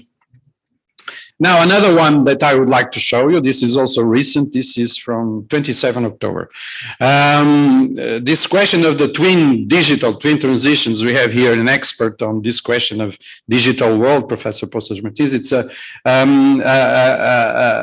do I say, something that worries them also.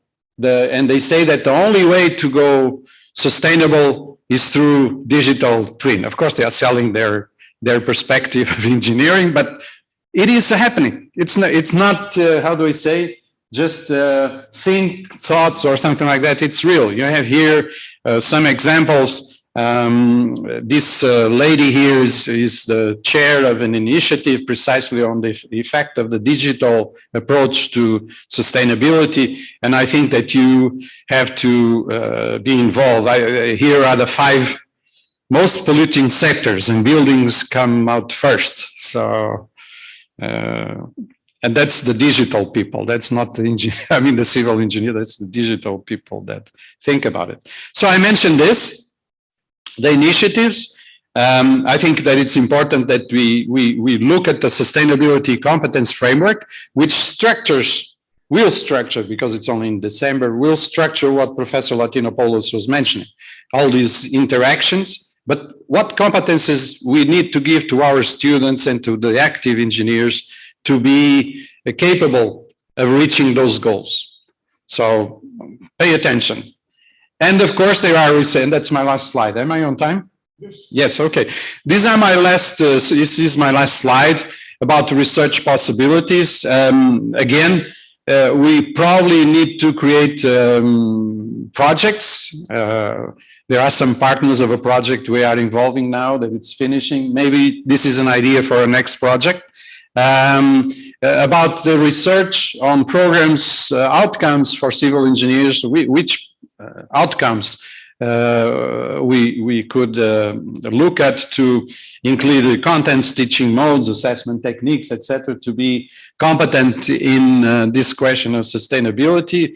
Of course, it can be done for other engineering areas, so maybe it's interesting for other engineering areas to also look for their own revision of their programs, like Professor Latinopoulos mentioned, and Professor Lemos also on the responsibility. But my concern, I've been involved in continuing education for many years, and my concern is, what do we do with the engineers that are already taking decisions, that are already opting for sustainable materials or less sustainable materials, and techniques of construction and rehabilitation that are not so sustainable? How do we do that? We have to do also training for those people. And of course, as I mentioned before, try to adapt this sustainability competence framework from the Commission to existing engineering competence frameworks. There are many, for instance, the EURACE, the European Accredited Engineer, which most of you probably have your civil engineering programs accredited by EURACE, not by EURACE, by ENAEE, the European Network of Accreditation of Engineering Education. And EURACE probably needs to be, EURACE standards probably need to be adapted to this new competence framework, but other, like ABET or the International engineering alliance attributes, they need to be adapted to the competences of the future engineers, especially we have students here. They have to think, because it's their future. They have to look for competences in this area so they can be better engineers or better civil engineers. And that's about it. I hope that I've chosen the right words. So, thank you. Well, thank you very much, Alfredo. Obrigado. Yes. That was a very interesting presentation, and again, it gave us a lot of things to consider and to think about. We have a lot of work to do in front of us if we want to be responsible and to be the engineer and to be the engineers that we need to be, and to teach our the new generation to be the engineers that they need to be. The next presentation is by Professor Sophocleous.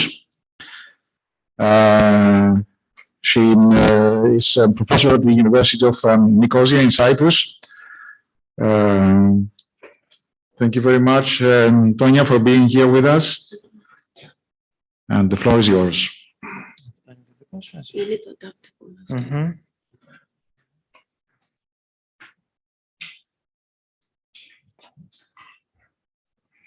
Λοιπόν, μισό λεπτάκι να κάνω ένα share. Share, ναι.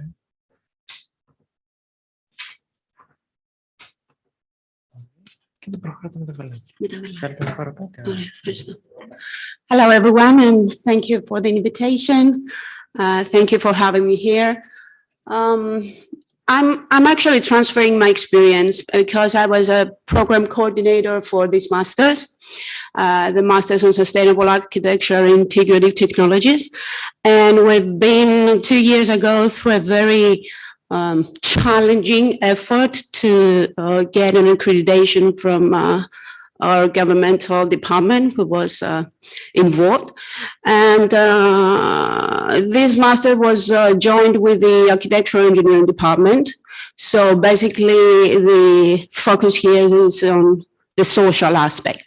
So it's not so much of a hardcore. Okay, all these facts are pretty much known to the audience.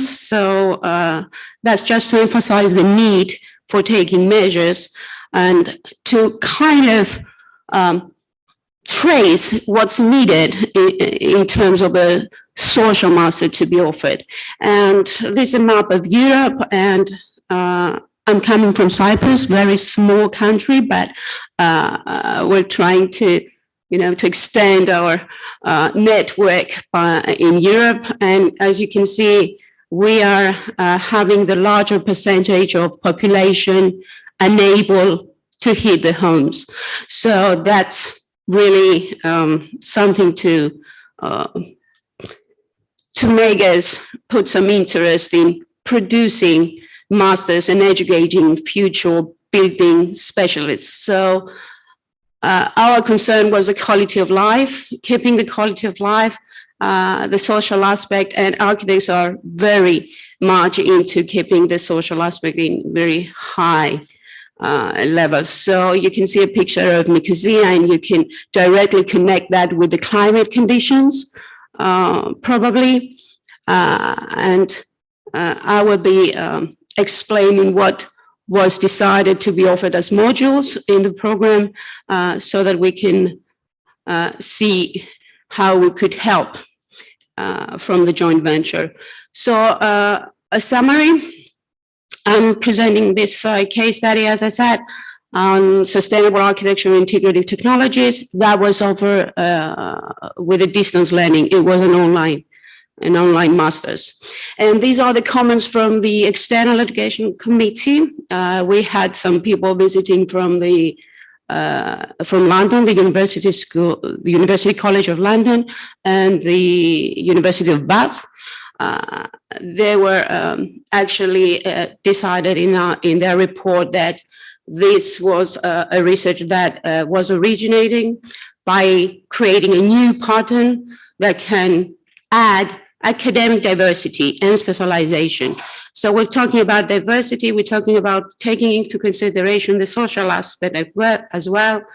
And the master would introduce scientific research practices and technology knowledge, and that could be fit to any existing programs that are offered. The main focus was technological, social, and also site-specific. And for that, many different disciplines would need to integrate. And this is, I thought that this was a nice chance to present my experience and see if I can, trace some people who might be interested to be part of this future offering of the program. So the creation and dedication of a community such as this, two associations will be a nice thing to accomplish if we manage to follow the same teaching practices. The membership also offers this chance to have this public advertisement, and that could be supported by academic, industry, and community exchanges, and all for the role of education.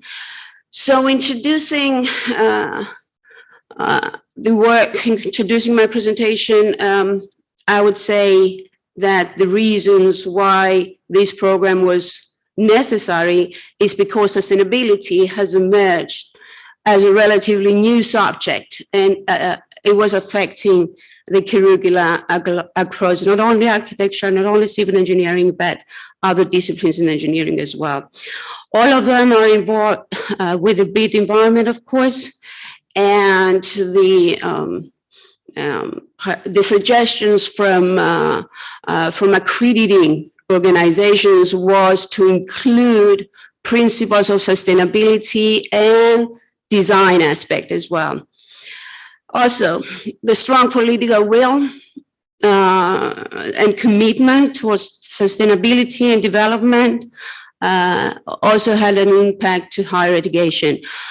In these pictures, you could see an example of a project who was awarded, it's one of our students, he was awarded the first prize when he was doing his project for the technology is the answer, but what was the question? So as you can see, there's a great potential for the design aspects. So not only what is important to offer in a program, but also more importantly, perhaps how, the way. So what has been observed was that unfortunately in current engineering graduates, the critical thinking skills and the ability to collect, evaluate, and utilize information are often not as advanced as we wished. So they have little or maybe not experience at all dealing with problem solving, dealing with problems that are uncertain. They usually follow programs and they are asked to memorize facts, and they are asked to follow well-established procedures. I mean, I was following these studies for, and I was actually doing that. But I have never had the chance to develop the skills needed to deal with large, complex social problems. So that maybe propose or maybe suggest that current engineering graduates are entering the marketplace ill-equipped to deal with the problems society is sure to face to reach the sustainable goals by 2030, 2040. On the right-hand side, we can see an action which happens usually in our department, and it has to do with this, the presentation of the results in a live environment, let's say, where people had to defend their work. They have to be very critical about the work and have to exchange opinions in a very intense way. So the encouragement of this research that has been going on for many years for both of the departments was to try and articulate a vision, a progressive vision for the programs that we wanted to offer. Of course, we realized that the focus would be on sustainable architecture and integrative technologies, but how could that be an authentic component to the program? Also, the exact academic content that was transferring from the civil engineering department to the architectural department and then to the mechanical engineering department. And all of the time it was changing. The content was changing. I mean, some of them were interested to put the critical aspects, some others were interested to put the hard technical core in. Well, the main thing that we all agreed is that we had to do it very strong in research. So we had to think of ways creating research-based threads and connections. That kind of shows the philosophy of the program. Basically what is emphasized here is that the path of the pedagogical method is mainly student-centered. You can see it on this illustration on our live, on the right-hand side. The prerequisite was that the environment of teaching and learning should be centered at the student. So that was our important concern. And also we had to think that there are multiple intelligences. I mean, not only logical and mathematical people are smart, but also social people, visual people. And we had to take this different background and utilize it in order to see how they can match into the program. So what I will be presenting here is my experience, and basically I would be going through a number of criteria and standards that are imposed by our governmental department, who is responsible for accrediting such master level programs in Cyprus. So this is kind of explaining or dividing the importance of the different parameters. So we have a 33% of the evaluators for the effectiveness of teaching work and available resources, 34% for the program of study, only 7% for the research work and the synergies with teaching. We have another 11% of the evaluators are dealing with the administration, that's taken care by the university, and 15% of the indicators that are allocated to distance learning methods. So the purpose and objectives should be very clear in the description. As I said, that's the general profile of the program that I will be presenting. And you can see that it takes people from all around the world. So on our right, you see our students from London, and we also had some students from New York, as you can see on your bottom left. We had the advertisement there, and we really had some intakes that are very proud of.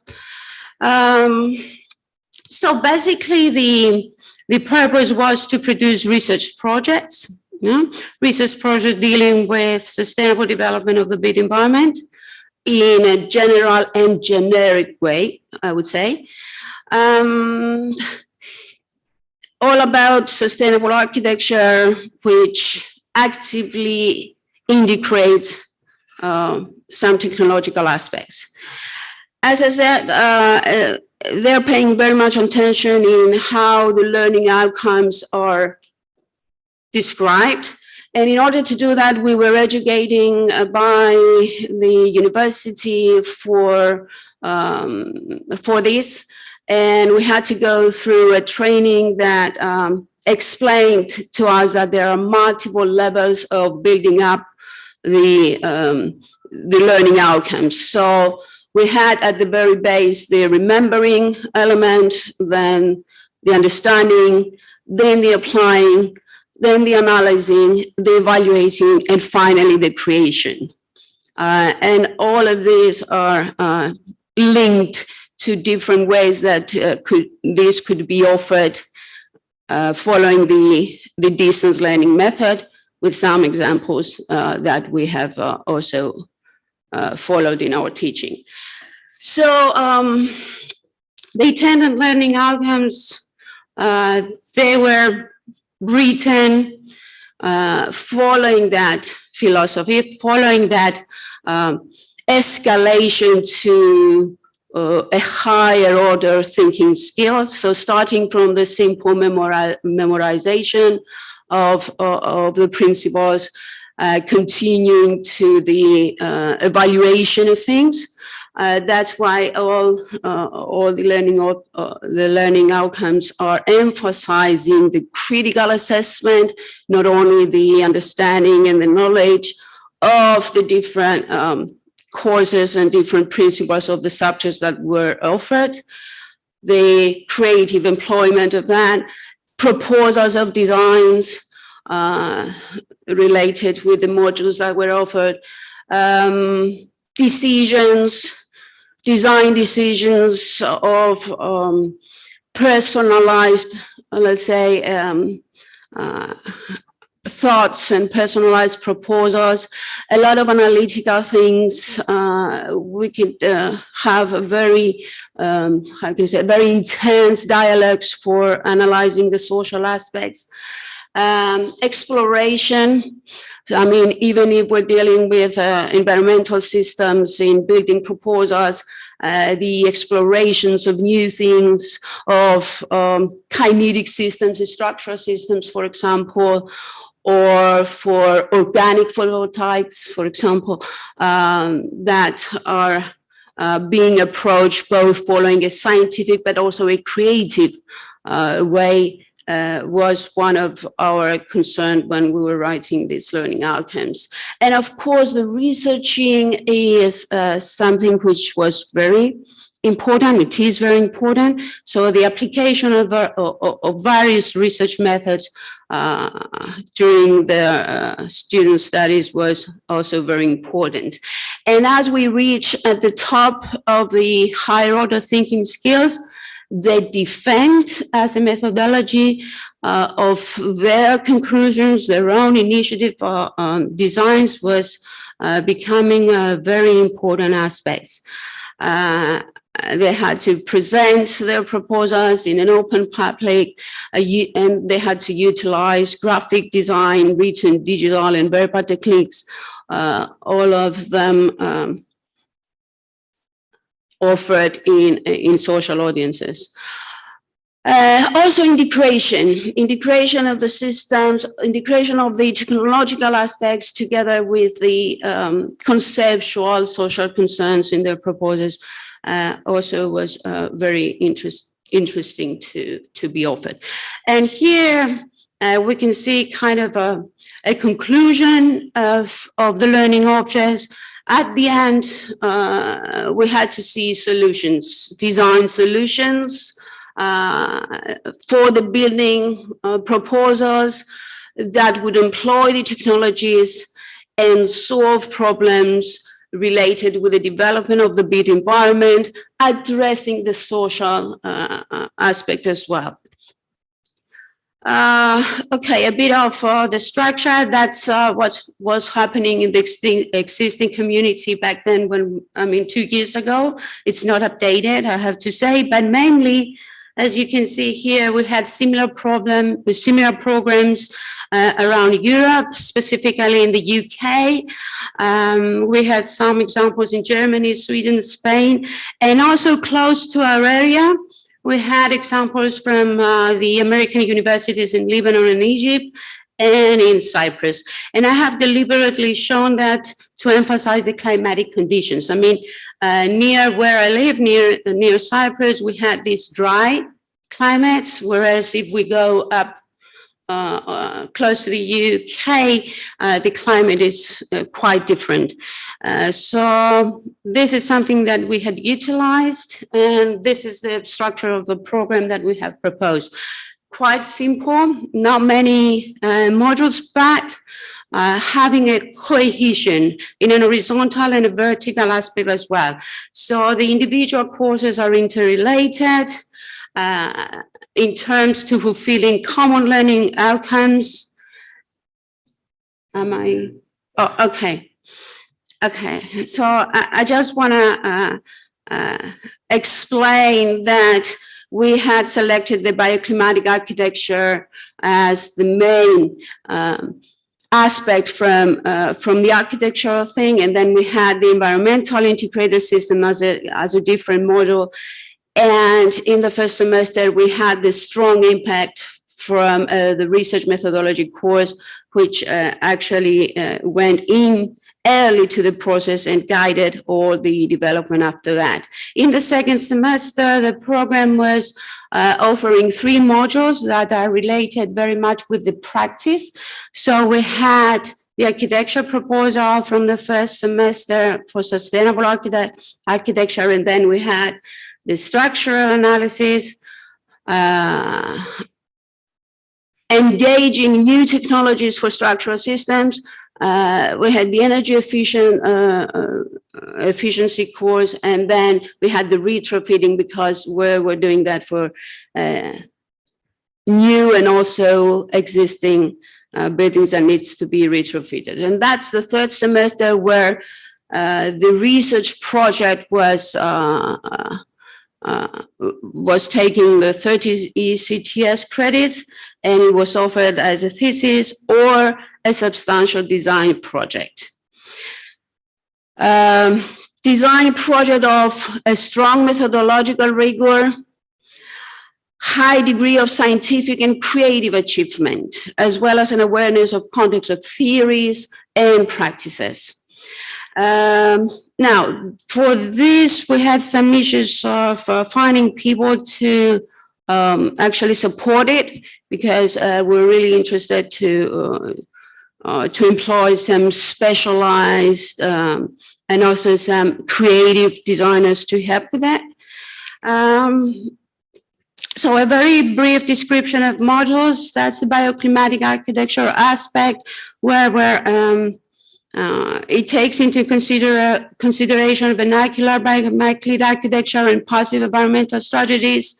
We're using software to help us. These are the learning outcomes. You can see that criticism, judging are also very important as aspects to what students had to learn, the examination, and finally the explanation of complex and diverse relationship between the climate conditions and what technology could do.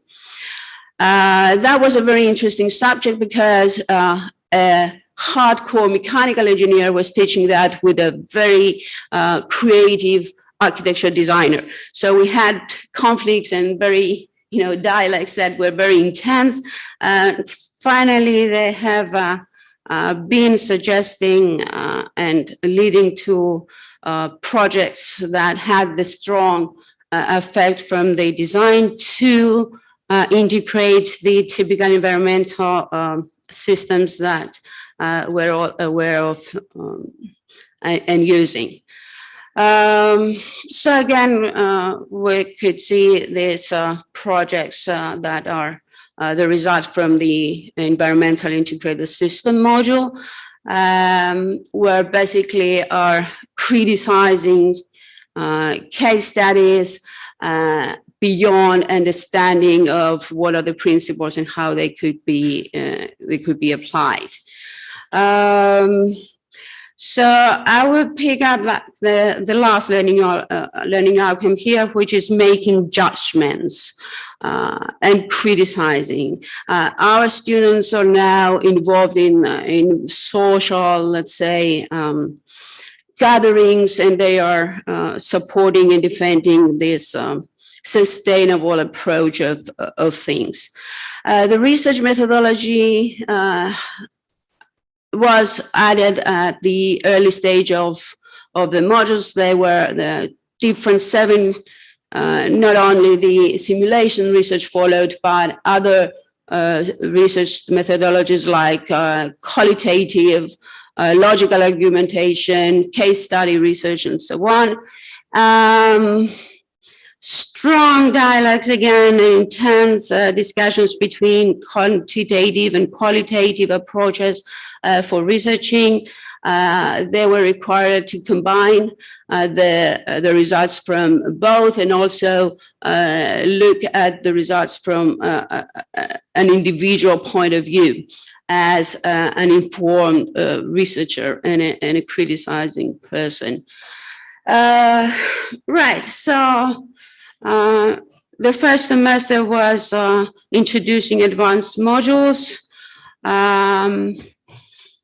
The second semester was dealing with the transfer of technology into structural systems. There were some typologies like kinetic systems or deployable structures that we had to teach our students, and they had to work together with supporting the architectural intention with all the structural analysis required. Then we had the energy efficiency module, where issues like energy management of lighting, temperature, air quality, and also psychological aspects of structure that could affect the health were dealt with. And I'm sorry, but we need to conclude. It's already half an hour. Oh, and sorry. We only have 15 minutes each. Sorry, okay, so I'm just presenting some examples of the research projects. The expertise of the faculty, what the personal traits of people who would teach with us, the research projects at the end. They have to be curious, critical thinkers, creative persons, effective communicators, and have a collaborative spirit.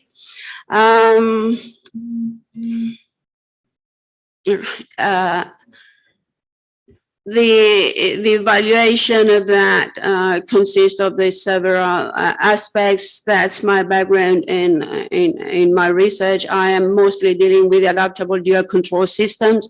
So actually I'm integrating energy dissipation in braces that could develop a kinetic mechanism in order to absorb energy and release the primary structure from resisting the earthquake effects. And this is what we could do with our specialized subject.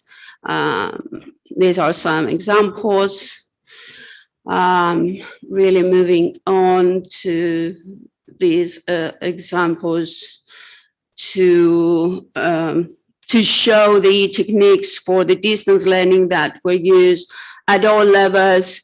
The assessment would, for the works, would have to fill the knowledge, analysis, evaluation, and the skills, the methods of learning activities that are followed. The Moodle is used as a platform to transfer and deliver the education.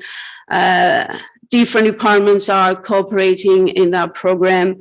We have the laboratory of renewable energy sources in our civil engineering laboratories. We have the research by design in the architecture, and we have the architecture research center laboratory. The prospects of our graduates, the effectiveness of teaching work takes 33% of the evaluators, and here are the conclusions. So the conclusions, for offering this program, an enormous effort is needed. We are really insisting to the student-centered character for a successful master level course. It's absolutely necessary to promote the design quality if we want to be innovative design solvers that are also technically viable and environmentally friendly. The uniqueness has to do with the geographic location of Cyprus, and particularly the climate conditions that are there in the South Mediterranean area. It's also unique because it produces a research project. We still need to clarify the vision, the program vision. The coherence is there between the modules that are suggested and offered, but further improvements could be made in order to clarify the learning outcomes and defining the characteristics of the faculty that could support us. So there's the discussion. What could be a clear identity of the program, a clear vision, what other similar programs are there in the engineering curricula that could also touch the social aspect of this thing. How is the program unique, if it can compare to other programs, coherence issues, what's the connection with the labor market, what's the demand for expertise in this nature, the specific skills and competences needed from the teaching faculty, but also from the students who will be graduating, and how could this, is there any opportunity for the program to engage international, or at least at the European level? Interrelation, needs for the society, the labor market, and finally, would that be a MENC award or a MSc award? We don't know. So that's the internal evaluation committee. I have been cooperating with Dr. Petros Labithis and Dr. Katerina Liabi. Katerina Liabi is a professor at the University of Patra, and Labithis at the University of Nicosia. And this is my last slide, and I'd like to thank these people who was helping me to offer this program, and thank you very much for your patience.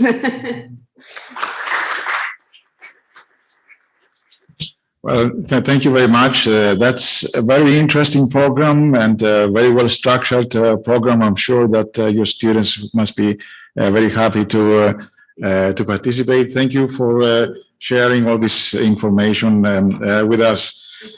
Our next speaker is Professor Berkowski, but he had a problem with his flight, so he will arrive late, and he will make his presentation in the afternoon.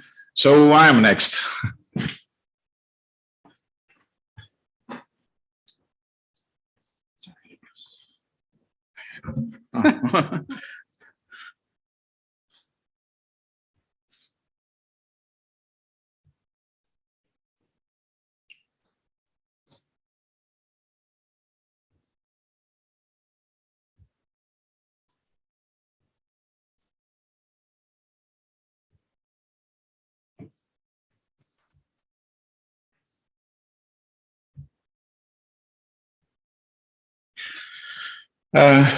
Okay, great.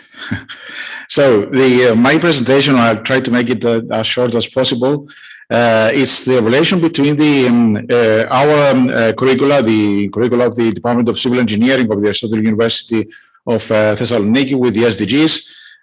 We prepared this presentation along with Perikles Radinopoulos and a former student of mine, Antonia Theodosiou. Have no relationship, just coincidence. Now that we know, and I think all the lecturers today have pointed out the importance of the practice of civil engineering, of education of civil engineering, and its relationship to the Sustainable Development Goals, to the protection of the environment in general, but the Sustainable Development Goals are something much more general and much more overall than just the protection of the environment. So we need to take the opportunity of being involved, in this Department of Civil Engineering to try to enhance our participation there to promote the implementation of the Sustainable Development Goals.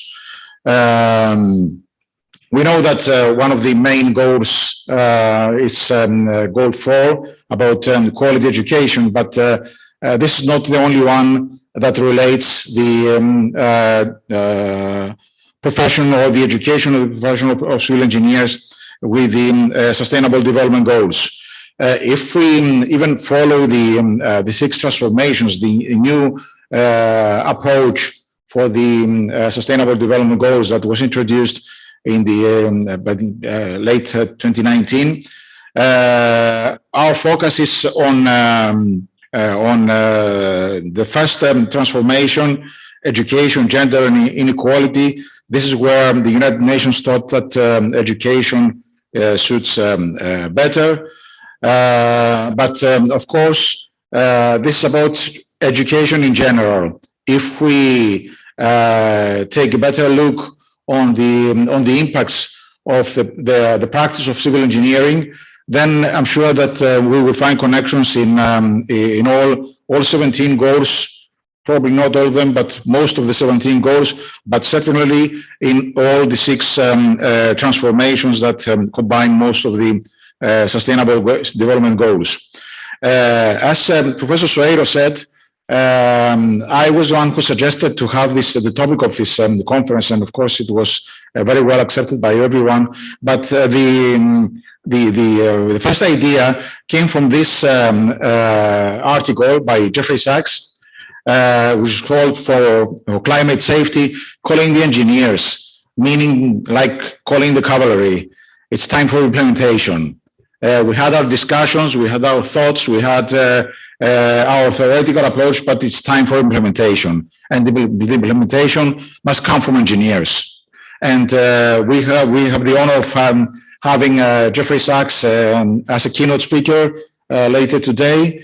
And I'm sure that he will give us much more information, much more input on how he sees this, the need for engineers to act in order to be able to achieve the Sustainable Development Goals. In our department, we have a postgraduate program. It's called Environmental Protection and Sustainable Development. It started about 25 years ago. Professor Ladinopoulos was the one who had the idea and the general structure of the program. He was the director of the program for many years. Now I have the honor of directing this postgraduate program. It's really very challenging. It's really a great opportunity for us to communicate with students from various backgrounds. We don't only take civil engineers, but from other disciplines as well. And it's a very good mix, because this is what the Sustainable Development Goals are all about: mixing ideas, interdisciplinarity, transdisciplinarity. This is the way to go forward. I have here a list of the courses, but I'm not going to go into them, because I'm sure that anyone can understand the concept and the idea of such a program, and you can also find this everything in the conference proceedings that you already received. But we focus, of course, on environmental impacts, on natural resources, on decision making, because we need to have a very supported approach on decision making. Of course, a large course on how to collect data, again, a very important issue. These courses are mandatory, but in the spring semester, we offer to our students 11 courses to choose 5 out of them. And there are courses from, again, various directions, various disciplines. And we are happy to see that the students, they usually avoid following courses that are more relevant to their background. So they need more information, they need more education. This is very good approach. We don't force them to follow some direction, but we see this their choice, their approach, and this is something very interesting. And we need to keep it in mind because students want to learn. They're not there just to participate; they want to learn. So they choose courses that they are not acquainted with, so that they can enhance their education. Of course, such a program is linked with many sustainable development goals. We think that the most relevant SDGs that are closer to the study program are these 10 goals. Most of them, I'm not sure if they are the same, but Professor Ladinopoulos pointed out earlier in his presentation. I will see if we agree on that. Now, regardless of this postgraduate program that focuses on the protection of the environment and sustainable development, and so it is obviously more closely related to the SDGs, we are trying to adapt or to include the concept of the SDGs in the main study program, the graduate study program of our department. Our department has been educating engineers since 1955. We offer more than 100 courses to our students, and they have to follow 41 compulsory courses, and they can select 13 elective courses from this large amount of courses that are offered. Now, we did an exercise with my student during her thesis last year. We tried to identify the relation between the content, the curriculum of the courses offered, the 100 courses offered by the Department of Civil Engineering, and the SDGs. And this is the result. Of course, the larger the bar, the larger the relation with the SDGs. We had to go into details, not just the title or not just the keywords, because sometimes keywords or the titles are misleading. So we had to go to the actual content, the actual description of the course to identify if they are related to the SDGs and to which SDGs they are related. You see that the largest relation is with SDG 11, Sustainable Cities, which is something expectable for a Department of Civil Engineering. But as you can see, we have a lot of relations with many, almost all the SDGs, not all of them, but almost all the SDGs. And this is a very nice way to approach the study programs. We are trying to extend this implementation to other study programs in other departments of our university to see where they stand, and probably have an overall picture of, first of all, the Faculty of Engineering, and then, why not, the whole Aristotle University of Thessaloniki.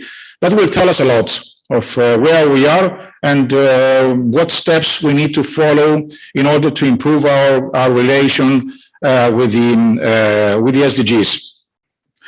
These are the three pillars of the SDGs: the environment, society, and economy. And again, is the same picture the same graph that you saw earlier, but focusing on the SDGs that are considered to be more related to the environment, to the society, and the economy. Of course, the SDGs are very closely related to each other. So this any discretization is not very efficient. And just to conclude, I think this is what we are discussing all day, that our role is very important. And because we are very much connected with what we see around us. We are responsible for our cities. We are responsible for our way of life and the way of life of our fellow citizens. So if we can make the education of civil engineers, and if we can convince and educate the new engineers in such a way as to have a more focused consideration of the SDGs, which we all agree that it's our future, it's the way to our future, then we will have many possibilities of achieving our common goal, not by 2030. It's 2030 is very close, but at least in the coming years. Thank you.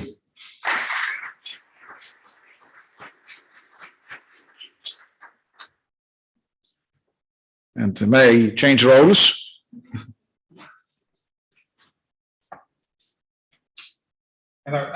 Sorry. Yes, I would like to invite Professor Pandazidou from the National Technical University of Athens to share with us her presentation.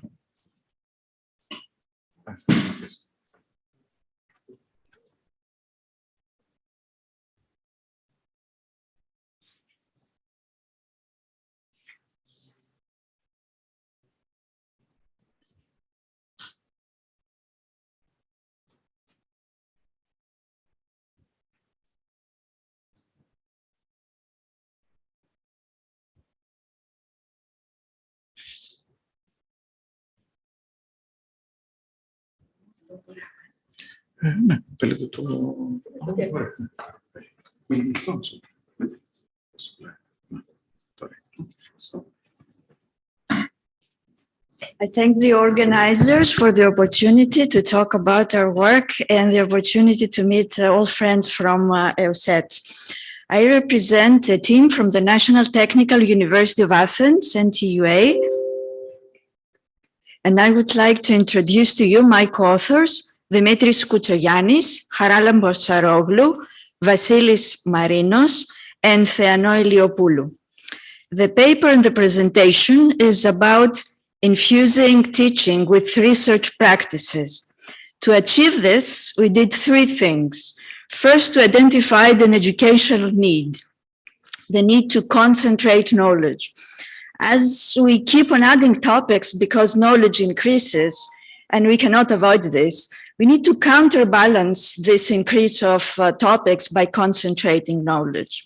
The second thing is we have produced an educational product to address this need. And third, we propose a methodology for developing such products. We propose to concentrate knowledge by focusing on key topics that run through the curriculum, and we chose time. Our educational product is a video presentation with the title Earth, Water, Time, and We. We are the civil engineers. And the methodology has review is a very important element of the methodology. That's why, apart from the video presentation, we have made available the slides and the script. The educational perspective that motivates our work can be expressed with the motto, do education as we do research. This is Lee Shulman's strategy to end pedagogical solitude. Pedagogical solitude means confining our teaching work to our students. The strategy has three parts. First, education has to be connected to the disciplines, not in a separate department of education. Second, quality of education has to be manifested through artifacts. And third, these education artifacts should undergo peer review. Our work is firmly planted in civil engineering. The artifact we have produced is the video presentation, and as it is accompanied with the slides and the script, as I mentioned, is appropriate for review. And I will talk about how it went through multiple peer reviews. Schulman's idea is that if we do all this, we will raise education quality by raising the status of education. The first part of the methodology, to concentrate knowledge, I show it here with this graph. What we propose is to choose a concept, a practice, an approach that runs through the curriculum. In contrast, often we treat the concepts isolated in different courses, which is the opposite of what we suggest. As I mentioned, we chose time and time scales as the main topic, and we found relevant aspects in courses such as structures, geology, and hydrogeology. After we chose the time and time frames, we developed the theme in two threads. The first is the relationship between time and perceivable change, and the second is the necessary length of time to study phenomena. To make this concept more concrete to students, we also gave a subtitle to the presentation that connects the content with two courses at NTUA, geology in the first semester and hydrogeology in the fifth semester. What we wanted to produce is a cohesive preview, something like a trailer, not comprehensive, we cannot do that, but a cohesive preview of civil engineering studies. Our main audience is freshmen, first-year students at the School of Civil Engineering, any School of Civil Engineering, as well as high school students contemplating studies in civil engineering. With this slide, I will explain the steps that we took from the core idea to producing the video presentation. So I talked about agreeing upon a theme, a title, and an audience.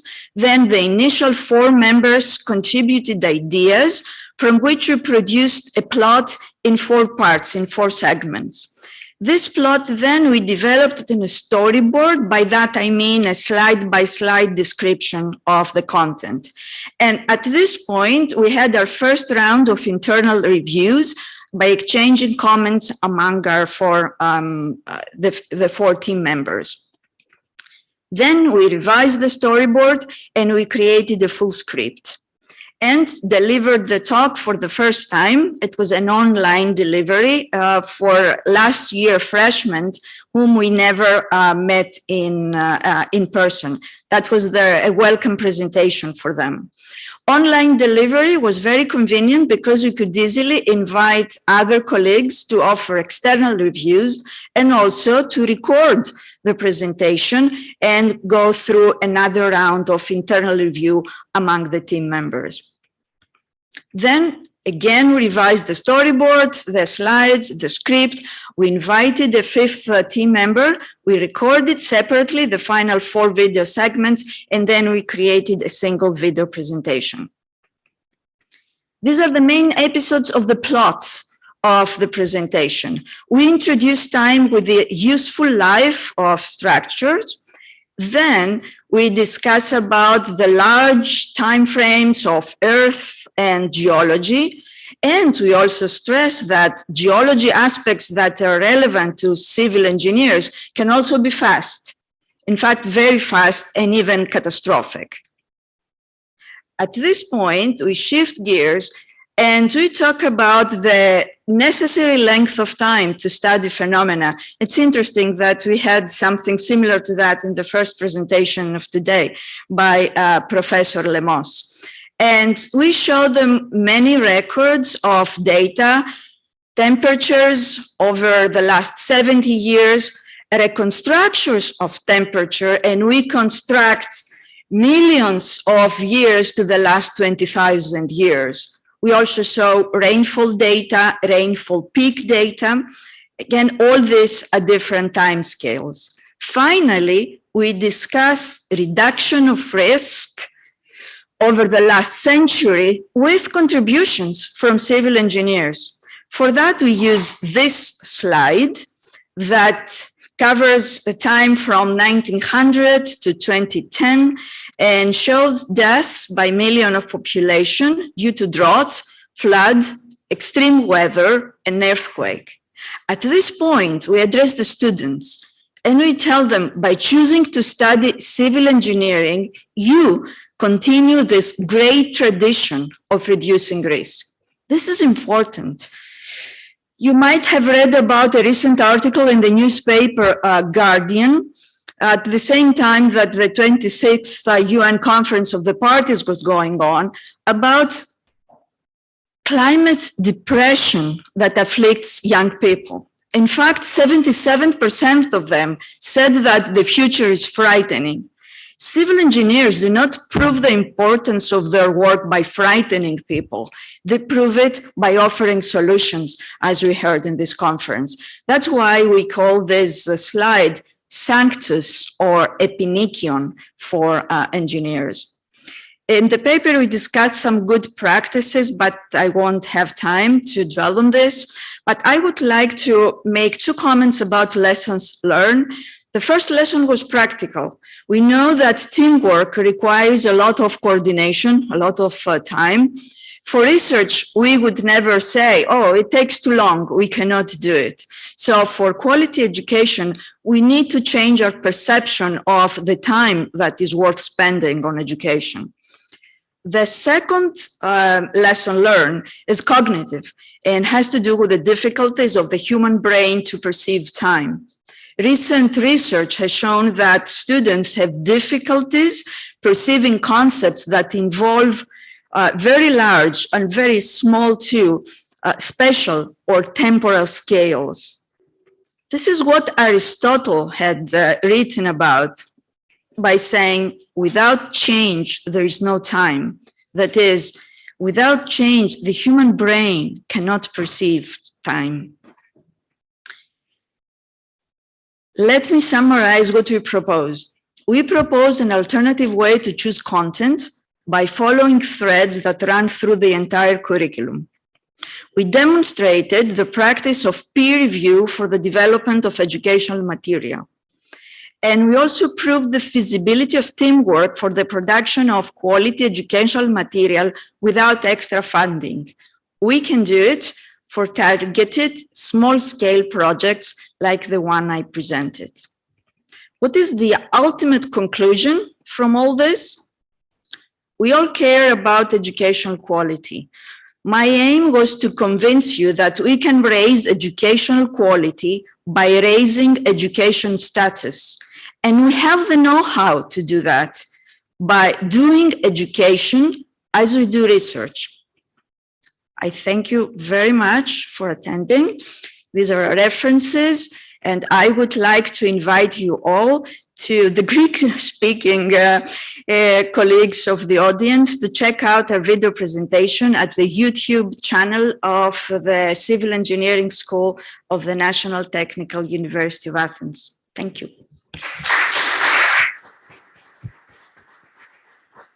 Thank you very much, Professor Pantasidou.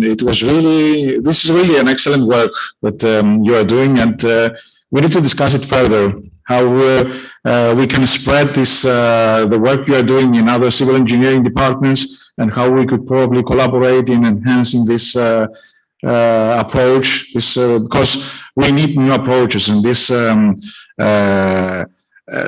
approach to integrate courses throughout semesters and not just limit our contact with the students within a semester or within a course. I think this is something that we need to implement further. Thank you again. Now, our last presentation, and definitely not least, for this morning session, is by Professor Katerina Tsikaloudaki, an excellent professor of our department, a very good friend. And thank you very much, Katerina, for joining us today. It's my pleasure. Thank you so much, Nikos, for the kind introduction. Let me find the presentation. So so I think that we can start right now. So I think that that all of you had the opportunity to hear Nikos describing how our department introduces the concepts of sustainability in our curriculum. But please allow me to show you to provide to give a bit more emphasis on what we do regarding the sustainability in the built environment. In my presentation, I would like first to show you how sustainability and the built environment are interconnected. And then I'm going to show you how these issues are addressed in our lessons, in our courses. But first of all, I will be very, very short, showing you why we need to pay more attention to sustainability in the built environment. Here you can see two of main indicators that describe environmental sustainability: the final energy consumption and the CO2 emissions. As you can see, there are some places in the world that consumption and emissions are constrained, but in other parts of the world, the trends are growing. And buildings have a significant contribution to these figures. 36% of the total energy and 39% of the emissions are associated with the buildings and the building industry. So we have to do something. And we have to take into account and to understand better the interrelationships between the buildings and these parameters, energy and emissions. So we have to look closely to the building stock. We need to know that nowadays, 60% of the buildings that are still in use today is more than 50 years old, and half of it will be still in use after 30 years. At the same time, the floor space has increased by about 65% the last 20 years, while the average energy use per square meter has decreased by only 25%. Another worrying fact is that energy needs for cooling are increasing, and this is partly associated with the climate change impacts. And unfortunately, there are still many countries worldwide that do not implement building codes. And of course, they do not have any building codes addressing the building energy performance. So we can see now that we have a potential here. We can increase the efficiency of the building stock. And we can do that by either designing new buildings with advanced energy performance and by renovating the existing building stock at a high rate and at a high efficient status as well. So what do we have to do as universities? We have to prepare our students to undertake these tasks. So we have to show them how to design with regard to the climate and the built environment, how to configure the building envelope in order to minimize energy flows, how to select efficient building services and integrate the renewable energy sources. Through promoting awareness and knowledge to our students, and by implementing the building codes and the incentives that have to be provided by the state, we have a chance to improve the energy performance of the buildings. But the question is this enough? Can the reduction of the energy use during the operation phase combat climate change? I'm afraid that the answer is no. The energy performance of buildings, as we know it, concerns only a certain stage of the whole lifetime of the building. And nowadays, you have to make changes upon a life cycle basis. because we know that materials and construction procedures have a high CO2 footprint. Especially cement and steel manufacturing accounts for 2/3 of the material emissions. So this is not new, of course. I think that you are all aware of that. It is now very, very significant to take into account the environmental impact of the buildings when we're thinking about sustainability, about new constructions, sustainable and new and renovated ones. But beyond that, we have to design the buildings and the renovations for durability, adaptability, reuse, disassembly, and minimum waste. This is something new. This is a new requirement that our buildings need to have in order to be more resilient. So all these concepts of sustainability are fully in line with the SDGs.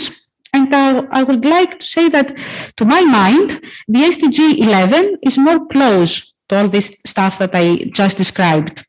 But of course, buildings and urban issues have a cross-cutting nature, and their approach in other SDGs as well. So let's see now what we do that for achieving these goals and these targets. In the Department of the Civil Engineering of the Aristotle University, I'm a colleague with Nikos. The laboratory that is more close to all these issues is the Laboratory of Building Construction and Building Physics, which is part of the Division of Structural Engineering. We have, as you can see, 4 divisions in my university, in my department, and in total 21 laboratories. The scientific fields of my laboratory address many topics in the building construction and building physics, such as the design of the building components, the bioclimatic architecture, the building energy performance, the environmental performance, and so on. So what do we do for our students? We offer in total 6 courses. 2 of them are core courses. It's Building Construction 1 and Building Construction 2. And 4 of them are elective courses offered in the 8th and the 9th semester. They are related to the fire protection of building structures. Remembering we need safe buildings. We have also special topics in building construction that is focused on the estimation of the energy performance of the buildings. We have the energy saving design in buildings, which presents the principles of bioclimatic architecture, and the environmental architectural design in buildings. These elective courses are very popular among the students, and you can see here that the interest from them is gradually growing over the years. When we configured the course content and the learning outcomes, we wanted to be sure that the students would acquire the basic knowledge in the first semesters, in the first years of their studies. And we gradually introduced concepts of sustainability in these courses. And then the students would be ready to dip into more specific issues. For example, in Building Construction 1 and Building Construction 2, the core courses, we train our students in order to design a building envelope that is protected from noise, from moisture, from heat, and all this stuff. And we actually teach them how to calculate thermal losses, how to make a project regarding the thermal insulation of the building. And then, when they go to the 8th semester, they're ready to acquire knowledge about how to calculate the energy flows and make an energy study and an energy audit, how to calculate the impact of the buildings on the environment, and how to introduce concepts of bioclimatic architecture in the building designs. Of course, all this content and the learning outcomes for us were very, very important because it's necessary to provide knowledge that could actually be implemented as soon as they graduate. It's not only a notion and a general knowledge, but something that needs to be on paper as civil engineers. Apart from the undergraduate level, our laboratory offers courses in postgraduate level as well, in postgraduate programs offered by our department, such as the environmental protection and sustainable development. Nico said about that earlier, but also in other departments of our university and in other universities, Greek universities as well. The methods that we are using are rather conventional, I would say. We have lectures, of course, we have projects with the students and meetings with them on a weekly basis. I feel very lucky that we have these real scale models, as you can see there. It's very helpful for fresh students, freshmen, to understand how the building elements are being built, how the materials are applied on the building. And we make a great use of this. We used to organize some visits before COVID, both to the industry and to some major building plots, but this is not easy to do that nowadays. And apart from future engineers, we also provide lifelong education to current engineers. We participate in seminars regarding the thermal protection of the building envelope, the building energy performance, the NZEBs. We also publish articles in engineering journals that's accessible to every engineer, and books. We also participate in symposia and give informative lectures about all these issues. And apart from that, we also organize scientific conferences in the field of the sustainable environment. And actually, I'm very happy to announce that next year, next October, we're going to have our next SB conference, which again be on the sustainability in the built environment. So, through all these actions and educational activities, we're trying to promote sustainability in buildings. And through these actions and through this education, we consider that all three pillars of sustainability are addressed. For example, through sustainable buildings, we can protect our planet because less energy is going to be used, less emissions and less waste will be produced. The living quality will be increased and we are going to have better health and well-being conditions, and at the same time decrease the energy poverty. Apart from the advances in society, we are going to have lower energy costs, more energy autonomy, and more jobs created locally. So I really hope that education will turn out to be a very valuable tool for reversing all these negative activities that, all these negative impacts that our activities have brought. And finally, we're going to achieve sustainability, at least in the building sector. So thank you so much for your attention. Thank you very much, Katerina. And thank you for what you are doing for our department, because Katerina's laboratory is probably the most popular department, the most popular laboratory to our students in our department. So we are all jealous of that. But you are doing an excellent job, and this is why it is so popular. So thank you very much again for your presentation, your participation. Okay. Sorry?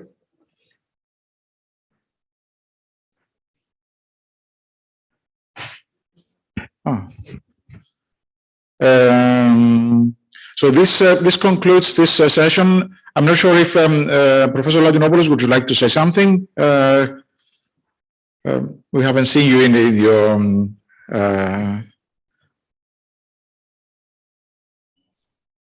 Can we hear? Can I have a word? Can I have a? I overcome the technical problem, so I'm glad to see you and see me. I really feel like being among you as always. I'd like to thank and congratulate all the speakers of this session today, and I think they gave us very nice presentations and a lot of challenges to follow. And starting by Alfredo, my friend Alfredo, I think that there's one point that my old idea and dream that never came true, that we think of not only our students today's and tomorrow's, but only think of every practicing engineer who studied years ago, even in the very recent past. And I think now it's the time for the universities, as Katerina told a few things about lifelong learning. I think that we must integrate into our activities continuing professional development. Alfredo, you're very right. Now it's the time for everybody. And in Greece, we are lagged, we are a little behind our times. Sustainable development and its goals need to reach every practicing civil engineering in Greece and in other European countries. So, Nikos, this is a challenge for you based on our master's program, and I would gladly help in any way. We have to organize and offer courses on sustainable developments and sustainable development goals. I know this is another weight on your shoulders, but I think it's worth the trouble. That's all I want to say. Thank you. Thank you, Pericles. You're absolutely right. I mean, this is something that we need to take into serious consideration. We mostly focus on our current students, and we forget our obligations to our former students. We need to either to bring them back or to keep them connected with the university and the ongoing research and education and the new fields that arise and the new approaches that we need to implement. So you're absolutely right. We need to focus on that as well. So thank you all for this session. Now we are having our lunch break. Hope you are hungry. The lunch break will take place in the building next to us. We will show you. We have the break until 2:30, so it's a lot of time. But we need to be back then because we have connections with speakers that are not here with us, and we need to be very well connected with them on time. We need to be on time. If you want, you can leave your things here. We are going to lock the door after we make sure that everyone is out. So there's no issue of security, and we can have a lunch free of bags and things. Okay, thank you again, and we'll be back at 2:30.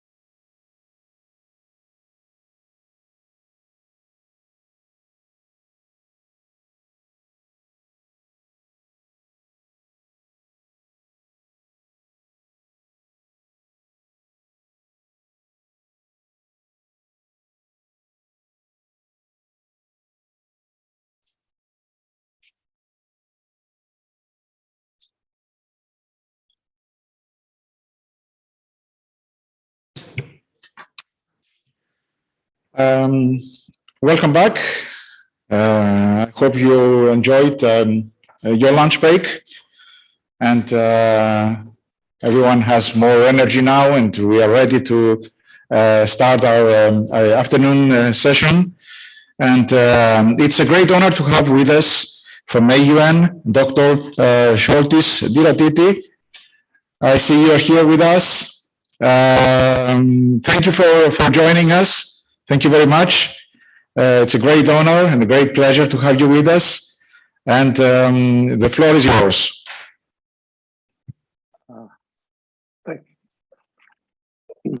Thank you very much, Professor. I hope you hear me all right. Can I share the screen, please? Yes, thank you. Right. Thank you very much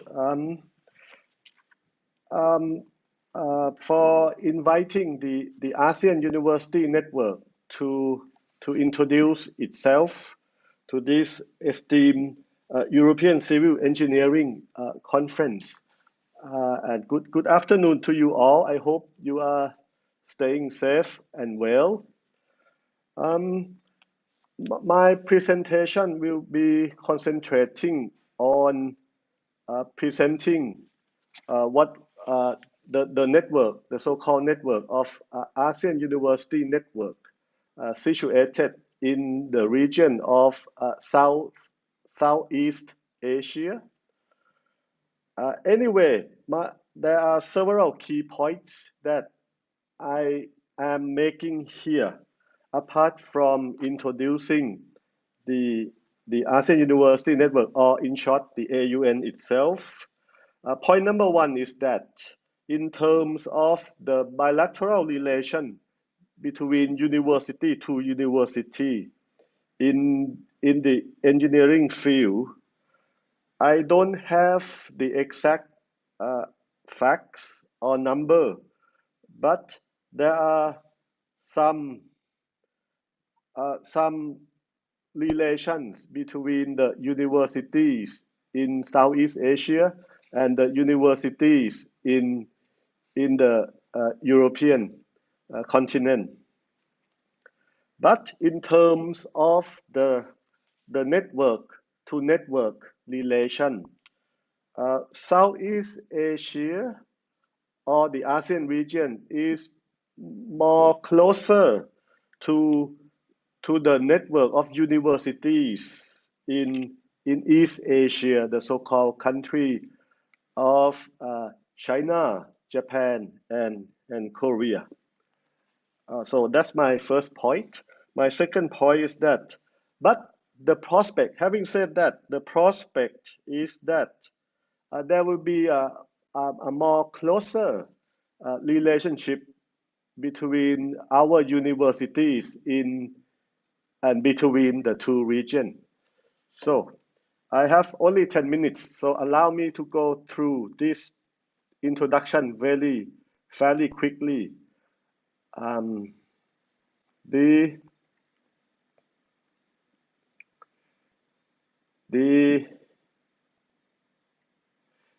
AUN is the network of a certain group of so-called leading universities in Southeast Asia. Out of the total number of more than 4,000 universities all together in Southeast Asia, the AUN is comprised around nearly 200 leading universities in the region. And under this network, we have the so-called thematic network, one of which is the network of engineering education. Apart from that, we have the relationship, as I mentioned, with China, Japan, and Korea. What the network do is can be categorized into 5 areas of activity. Curriculum is number one, of course, and also quality assurance, And also we have student activities, as well as we're trying to promote the academic cooperation among our universities. And the last group of activity is the platform of networking. Yeah, we meet each other from time to time. Now I'd like to go directly to the example of our activities. We have, for quality assurance, we are doing the so-called QA assessment, assessing the system of quality assurance in our universities. Most importantly, and I think it's more relevant to this European Civil Engineering Conference, is I'd like to introduce you to our thematic network on the engineering education, which is called AUN SEEDnet for short. This is the cooperation mainly with the support from the Japanese government, as well as a very close relationship with some of the Japanese universities. I used the slide that we had a meeting a couple of days earlier. So this is a very most up-to-date information for the audience today. For this thematic network, we have several programs. I go through very quickly. In terms of the overview, it's been with us since the year 2001 until now. This is the phase 4 already. Each phase comprise 5 years. It's a network of 26 universities in Southeast Asia, cooperate with 14 universities in Japan, all in the field of engineering. There are 10 fields of cooperation as shown on the slide. And this slide we already given to you, to this conference. The example of the achievement, we have a scholarship program, we have a research program, and we have the mobility program from the start.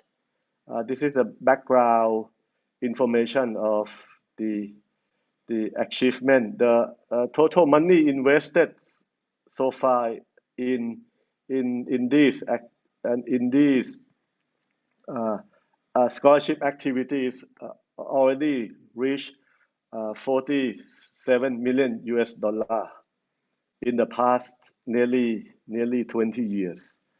In that, we support a PhD program, scholarship for the PhD program and master degree program, right? And also we have spent support for the research program with over 200 collaborative research projects. Yes. As for the mobilities, a lot of trips within Southeast Asia and with Southeast Asia and Japan. The current program, as of now, we concentrate more on the collaborative education program. I will show you now. Collaborative education program. The way we are doing it is to set up a consortium of a small number within each consortium, a small number of universities. This is to increase the efficiency and the value for money that we invested in the program. If you support too big the program, too many universities in one go, the value for money is reduced. But the way we are doing it right now is to have a small consortium. As of now, we set up 10 consortiums already. In each consortium, we come up with the small number of universities. For example, 3 to 4 universities from Southeast Asia, and with matching with 2 or 3 universities from Japan. That's the way we are doing it right now. As I said, for the value for money invested. So I skip the current 10 consortiums. We have, as I mentioned, that the collaboration in this field, in the 10 engineering field, has been running nearly 20 years now. So there's quite a lot of alumni. So we have a program to get alumni together, to connect them together. And it's very useful to not only for the engineering education, but for the link this university up with a certain industry in the region, in both Southeast Asian region and also in Japan. So these are the alumni support event, and also the alumni can support a certain research program. And we have a regional conference in all 10 subfields or fields of engineering. So far, we reach over more than 100 regional conferences with many researchers. Okay, and there's this is a schedule of the upcoming regional conference in each field of engineering. So the detail you can have a look in the presentation if you are interested in this information. And as you already know that it's very common now that we have a special program for research against COVID-19. So we also have grants and awards for this as well. And this is the example of the some of the research, rapid detection, right? And we have one engineering journal published by this AUN engineering network. It's called ASEAN Engineering Journal. As of now, it's also in the index by Scopus, with quite a number of papers. Those are the main activities of this so-called engineering network. Apart from that, coming back to our relationship with European continent, under the Tuning Academy project, we since during the year 2016 to 19, we started to have a special program with the Tuning Academy in the 3 fields, which is civil engineering, teacher education, and also medicine. So that's why I mentioned that the prospect is that we started to get to know more of the European engineering in terms of the group-to-group relations or network-to-network relationships, apart from what ordinary is the bilateral relationship between one university in Europe and one university in Southeast Asia. So that project with the Tuning Academy is quite a success, and we continue our project in this year. We still continue our project in those fields, including civil engineering, with the Tuning Academy, and moving to the doing the qualification and assessment reference framework in ASEAN, in order to bridge our standards. We try to upgrade or up level our standard in Southeast Asia to match with the standards in the European, and hopefully in the future we can meet up with your standards. And those are the and recently we also have a training program with under the UNESCO Biosphere Reserve. That's another activity that just happened recently, and those are the information that I'd like to share with our audience today. Thank you again for giving ASEAN University Network this chance, and I hope you stay all right and stay safe. Thank you very much. Thank you very much. Thank you for this very interesting presentation. Congratulations on the so many activities that you are having, and I'm sure that we need to bring European universities and Asian universities much closer. Thank you very much. Thank you very much for being here with us. I would like now to give the floor to Professor Diego Carlo Presti, who unfortunately is not here with us. He didn't manage to come, but I will give him the floor to introduce our next speaker.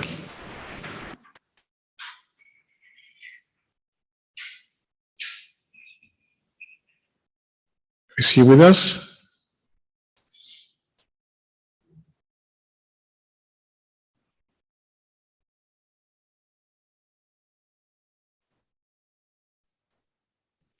Can you hear now? Yes, we can hear you. Thank you so much. So, sorry.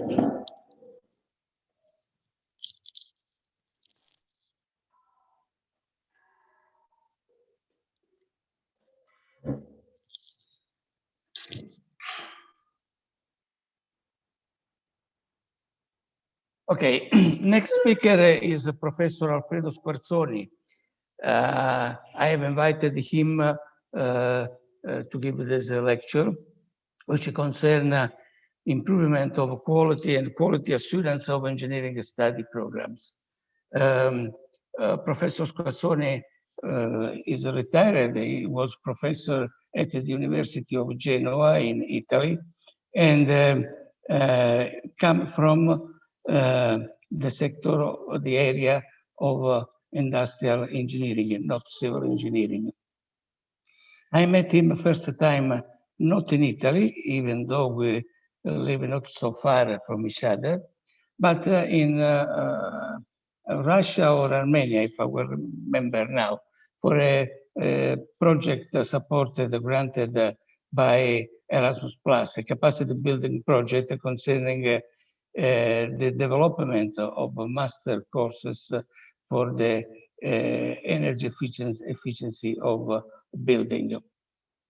I learned from him a lot, and I want to add another few words, saying that this lecture and the intention of UCIT is in memory of Professor Manolio, Jacinto Manolio, that was the soul, the father of UCIT Association, as said this morning by the president of UCIT, Professor Bruno. I think everybody knows Professor Manolio, his career, because he was participating not only in the creation of this association, but he was also in the board of ICIP. He was involved in the activity of SEFI, ECE, and so on. So let me share just a few seconds, and I have finished a picture of him.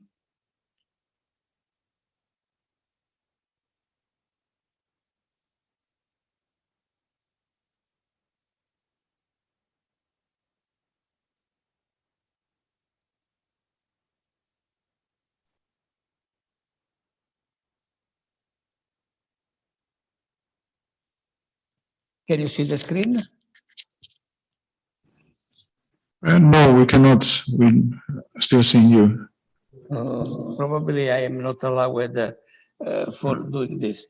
Anyway, You have permission to share your screen. have the permission?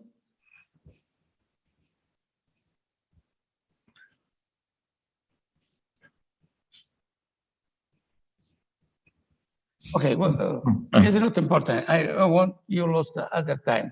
We lost other time. So I leave the floor to Professor Squarzoni. Thank you so much. Thank you.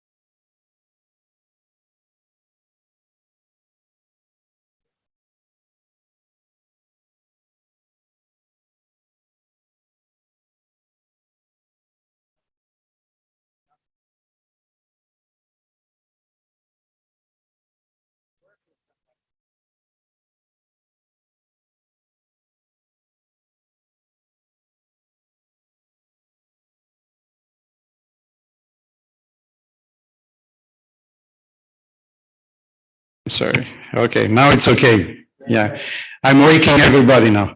Okay, so this is the title that Professor Squarzoni chose.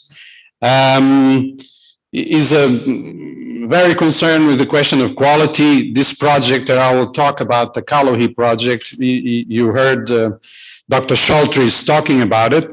It's produced by the Tuning Academy, and it's a long story, but it's also a very good one and very old. So what we did in Asia with the Asian University Network, it is an extension of what we did here in Europe, and we are going to do it now.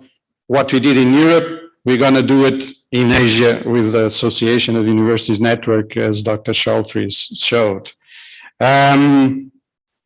COVID delayed a lot this project, as well as the extension of Kalohi 2, but I hope that things will start. By the way, Kalohi 2 we'll have a meeting here in Thessaloniki in January.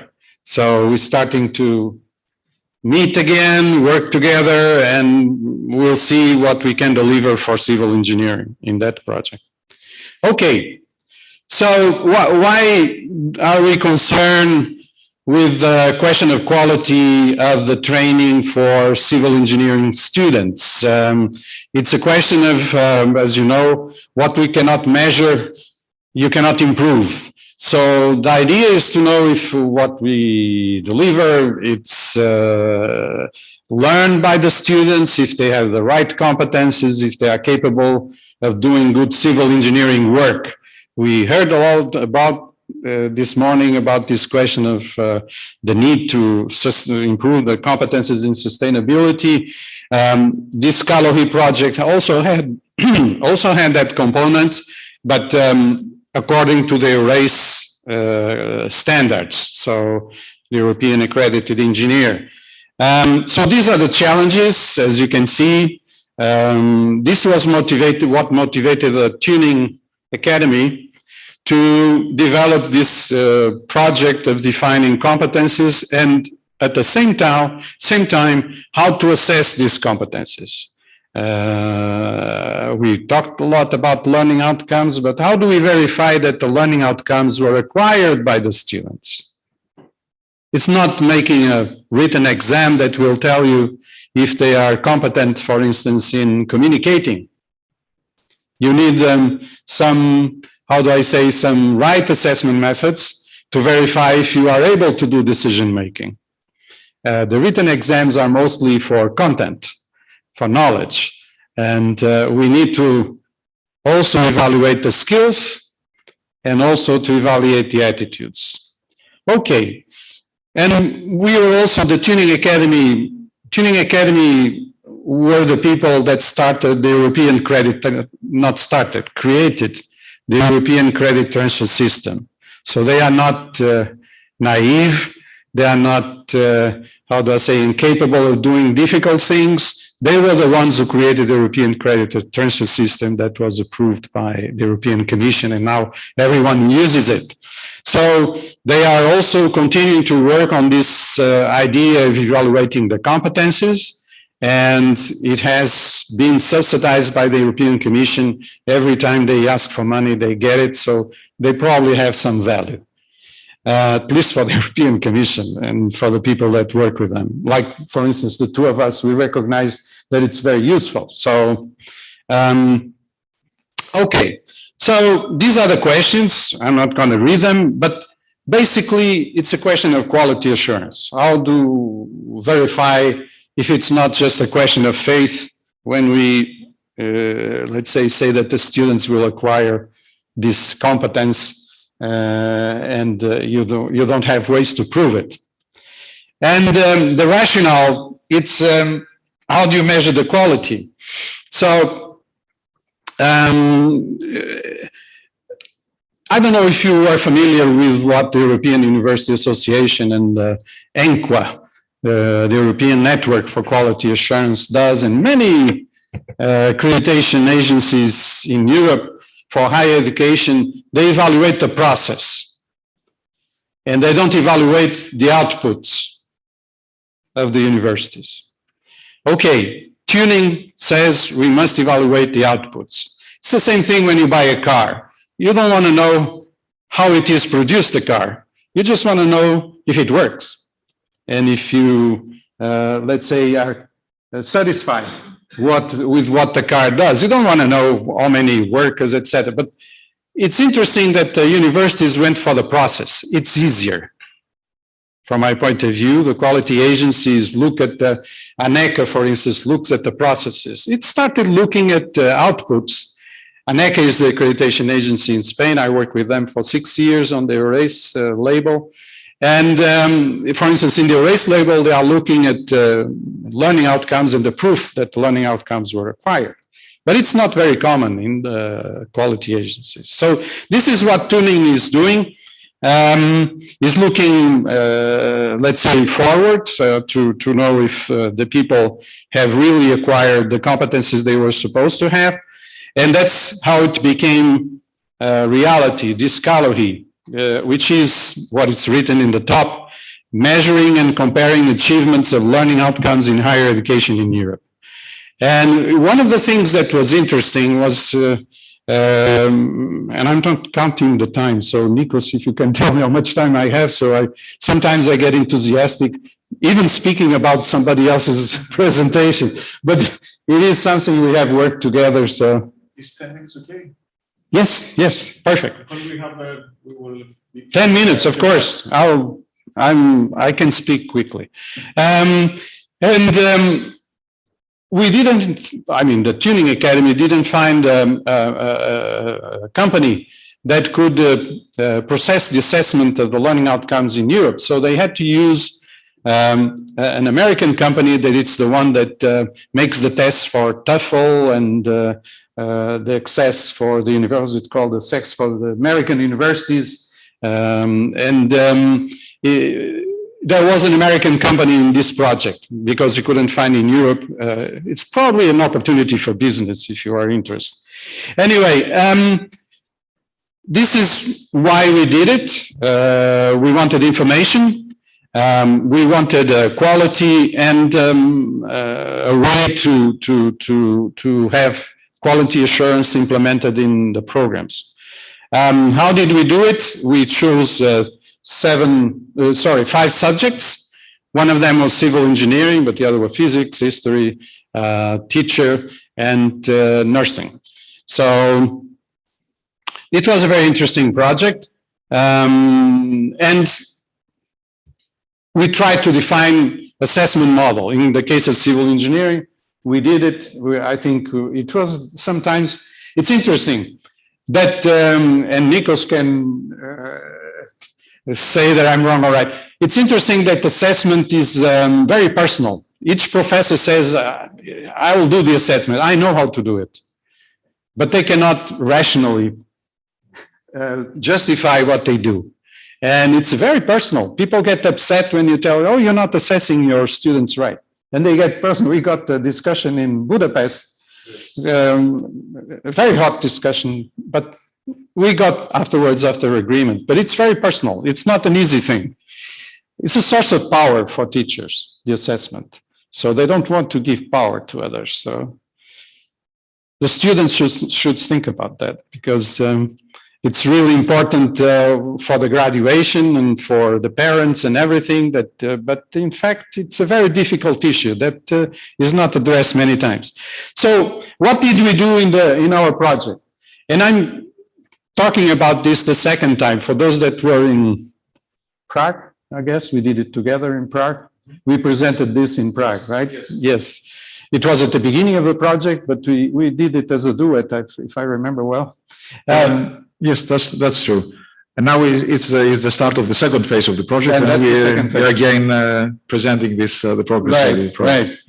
So we look into this, all this. This is what exists in civil engineering, and the group under the leadership of Alfredo Squarzoni did this mixture of all these requirements from all these frameworks for qualifying civil engineers.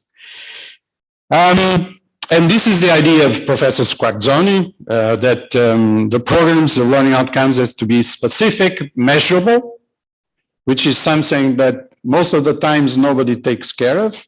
You don't find the descriptors, that the indicators that will tell you if those learning outcomes were achieved or not by the students. Achievable, you cannot ask for the moon, right? We have to ask reasonable learning outcomes. Relevant for the profession, you have to work with industry and with the professional organizations. Most of the universities don't talk with their engineering professional organizations when they define the learning outcomes. I'm talking about my university, so maybe you have a different experience. My experience as an European is that it's not the case. And of course, time bound, it has to be defined in which time we have to achieve this. This is the table of the 9 dimensions of the competencies that were done in Kalohi. Lifelong learning, communication, team working, decision making, practice, investigation, design, analysis and problem solving, and knowledge and understanding. Most of the programs only tackle the first one. It's about knowledge, it's about content. Let's put this discipline and blah, blah, blah. It's very important, and that's it. But you don't care about the others. Probably in this next, we're going to have the meeting here in January. We're probably going to have a 10th dimension, which is the sustainability, probably. So we'll see. But it will be on the table. It's a simple problem to align the assessment methods with teaching and learning and the learning outcomes. No, it's very difficult. It's not. That's why there is no research or little research about it. And of course, the teaching and learning that was considered was the recommendations that we get in the Kalohi first part were these ones: flexible process. You can read it in the paper, but the point is that we have to be flexible and student-centered. Forget about what you think they should know. It's what the students are supposed to know, and what they will make, like it was mentioned by Professor Latinopoulos, make you live well. That's our role. It's to teach them so they can, they are not in debt to their fathers, but they are in debt to the teachers because they help them live well, so they train them well. Okay, we use in our project a web tool that suggests, for each type of learning outcome, suggests 3 options for assessment. Okay, either this learning outcome is knowledge, is skills, or attitudes, and according also to the let's say to the Bloom revised taxonomy that we also seen you presented about the question of the differences in learning. So the 6 levels.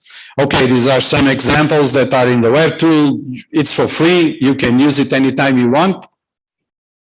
And here's an example. For instance, the decision making, which is in this case, it's the level of master.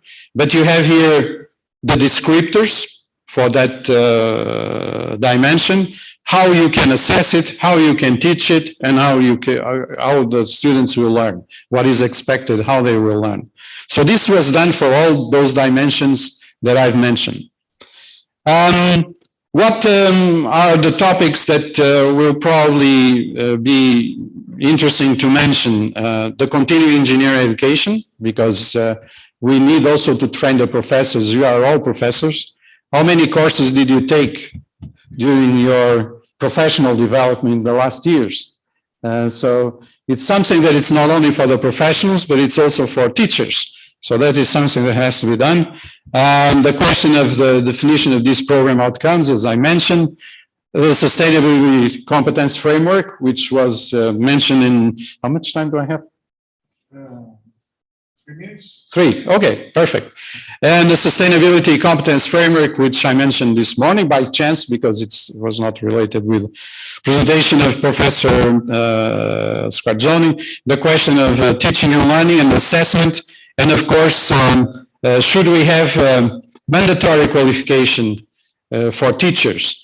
There are countries where this exists. For instance, in Spain, ANECA requires that to be a teacher at university, you have to be qualified. You go through an accreditation process. And then that doesn't exist in many countries. Probably it should be in all countries, because you are teaching, nobody verified if you can teach. You just got your PhD, you applied for the position, and there you go. And you don't prove to anybody that you can teach. And that's about it. Thank you.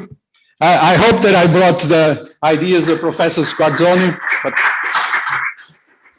Thank you, Alfredo. Thank you both Alfredos. Both Alfredos. But it's more from Professor Squargioni. He did the work. Yes. It's both of them. I know the work, and we had the pleasure of having both Alfredos in coordinating our meetings in this Kalohi project, and their contribution was incredible. Everybody's contribution. It was a very, like I said, this question of assessment is very personal. Professors feel a lot of power when they do the assessment, and so it was nice. Yes. Thank you, Alfredo. Sure. I'm not sure if we don't have Professor Sachs yet with us. We have him? Huh?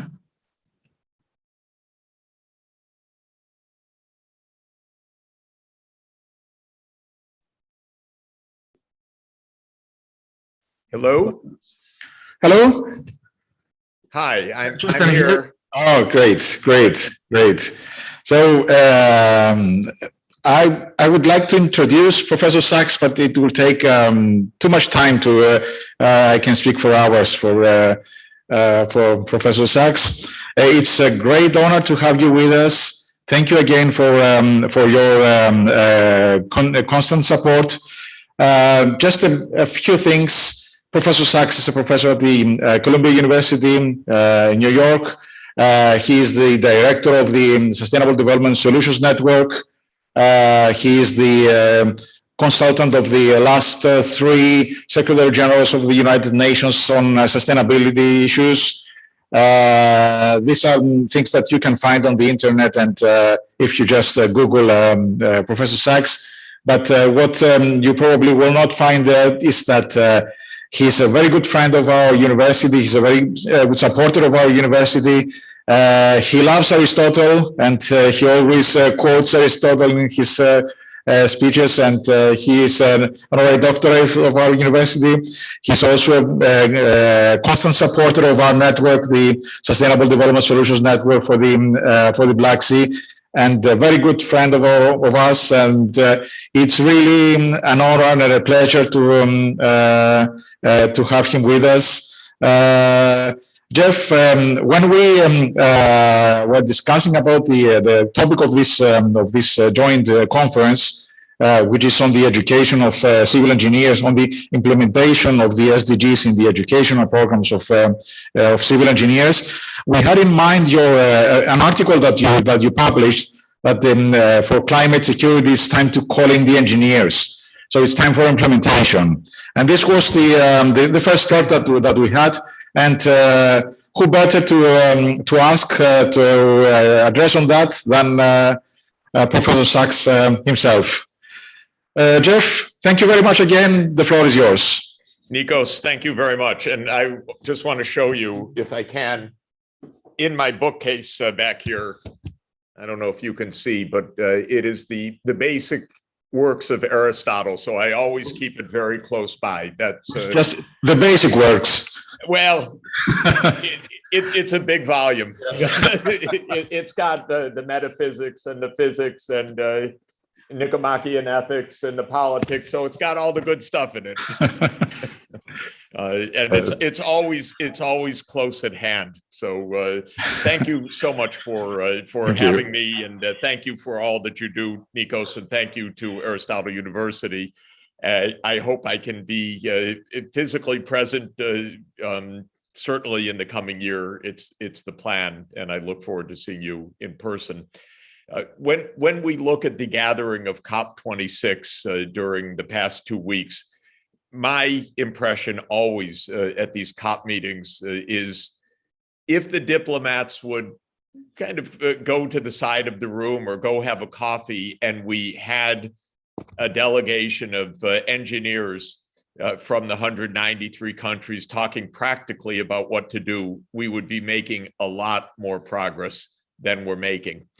Because the diplomats and the lawyers and the negotiators talk about energy systems in the abstract, but it is the engineers who are the only ones actually that understand the technical challenges and understand the possibilities of how we will transform our economies in light of the climate dangers. And I recall also a conference that I was at a few years ago, which made a real impression on me because it was a panel discussion. And as usual, there were 4 economists starting, and then the 5th person on the panel, the last panelist, was the vice president of Siemens. And each of the economists spoke, and they talked about carbon prices and offsets and permits and all the usual economic jargon. But then it came to the vice president of Siemens, and he said, gentlemen, because it was for male economists, gentlemen, I don't really know what you're talking about with the carbon price here and the tradable permits market there. But if you would give me the specs, I could design the system for you. And I think there's a lot of truth in that, actually, which is that we really are at an engineering stage for so much of what ails us right now. And we definitely at least need to find a way for the engineers to be fully engaged in the key roles that we need to solve the rather complicated problems of how to move from a fossil fuel based energy system that has built up gradually and largely on a market-driven basis over the last 200 years to a zero carbon energy system built by design and in a period of transformation in under 30 years. And this is a massive challenge that is possible, I believe, feasible technically from all that I know from my engineering colleagues, but still a huge challenge in that most governments in the world don't have clarity about what to do.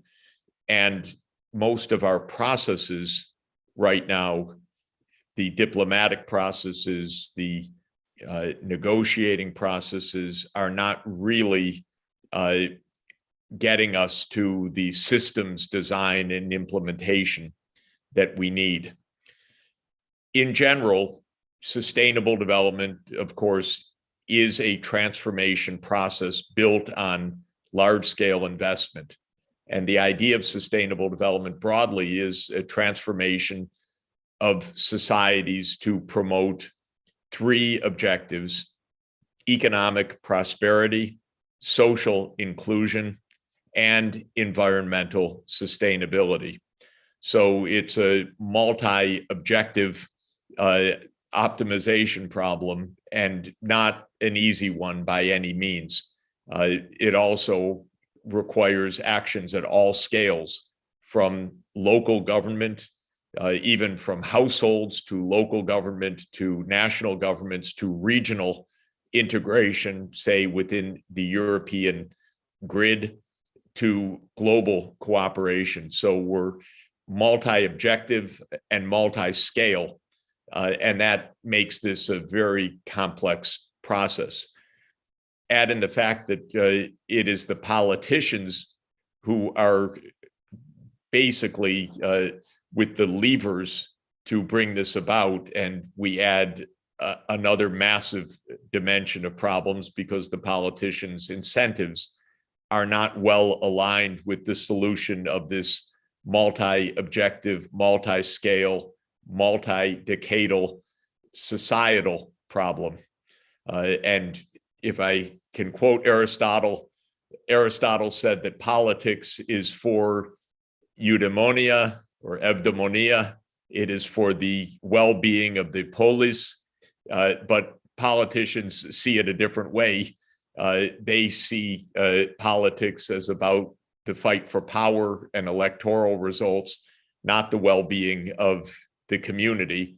That, of course, is why Plato advocated philosopher kings rather than elected politicians. But we have elected politicians, and we need to align the political processes and the systems design and implementation processes. And this, of course, is proving to be an enormously daunting challenge. From the point of view of engineering, there are multiple engineered systems that govern how we live and that need redesign in order to achieve sustainable development. So I view economic life as basically sit from a systems point of view. Most of what we do is as parts of large systems, many of which we're hardly aware of. For instance, the telecommunications system that is enabling me to speak with you right now, or the payment system, or of course, the energy system that has brought electricity to my computer and to our Zoom get together. We need these systems to function at a scale of 8 billion people and to be transformed in an unprecedentedly rapid time period without failures along the way. So we can't shut down the systems for 5 years, redesign them, and then bring them back up to operation. We have to change the systems in real time without major disruptions. And since politics operates at the scale of days and weeks, even when we have temporary, very temporary disruptions, as we do right now with oil and gas prices, this can be tremendously disruptive, not only to our lives at a scale of a few weeks, but it can change politics. It can put off course transformations over years and decades. We have a stupid debate in the United States right now that since monthly inflation is high, some senators are saying we shouldn't vote for a 20-year transformation legislation because we have high inflation this month. And that is showing how the different timescales of politics and system transformation interact in a very unpleasant way. In my experience in working on sustainable development, engineering is paramount everywhere. So I've mentioned energy systems. This is probably the single biggest challenge that within 28 remaining years to mid-century, we should re-engineer the worldwide energy system from primary energy sources through power generation and through downstream uses in transport, buildings, and industry. It's a huge operation. Market forces will not be able to solve that problem. This has to be by design and planning more than by markets. We need a strategy, we need plans, and then we need an investment program that really envisions a consistent set of changes over the course of 3 decades. There are many, many other engineering systems for civil engineers to also take on. And I'll just mention these briefly. We are, even with a successful energy transformation, going to be living in a different climate from our historical experience. And we're already seeing mega disasters from hydrometeorological shocks every year in all parts of the world. So that we know that in addition to re-engineering the energy system, we need to re-engineer the basic infrastructure and the human settlements for safety. This is the so-called adaptation investments. We have hundreds of millions of people in coastal areas that are suffering from increasing flooding and from rising sea levels. We have hundreds of millions of people that are living in dryland regions facing increasing water stress because of climate change. And that's compounded by the depletion of aquifers because of over abstraction of water during the past 30 to 50 years in many places, such as the Indo-Gangetic plains of India and North China and other areas as well. So we have tremendous climate stresses that require adaptation to floods, droughts, heat waves, urban heat islands, forest fires. These are engineering problems to an important extent because we require re-engineered infrastructure, coastal zone protection, water system design, and so on. So this is a second category in addition to the energy system transformation. A third transformation, of course, is industrial ecology, to circularize the industrial processes in order to dramatically cut wastes and losses of materials. We have a pollution crisis that is general, mega scale, transboundary, in air, in water transport of toxic chemicals, in plastics pollution, in urban waste.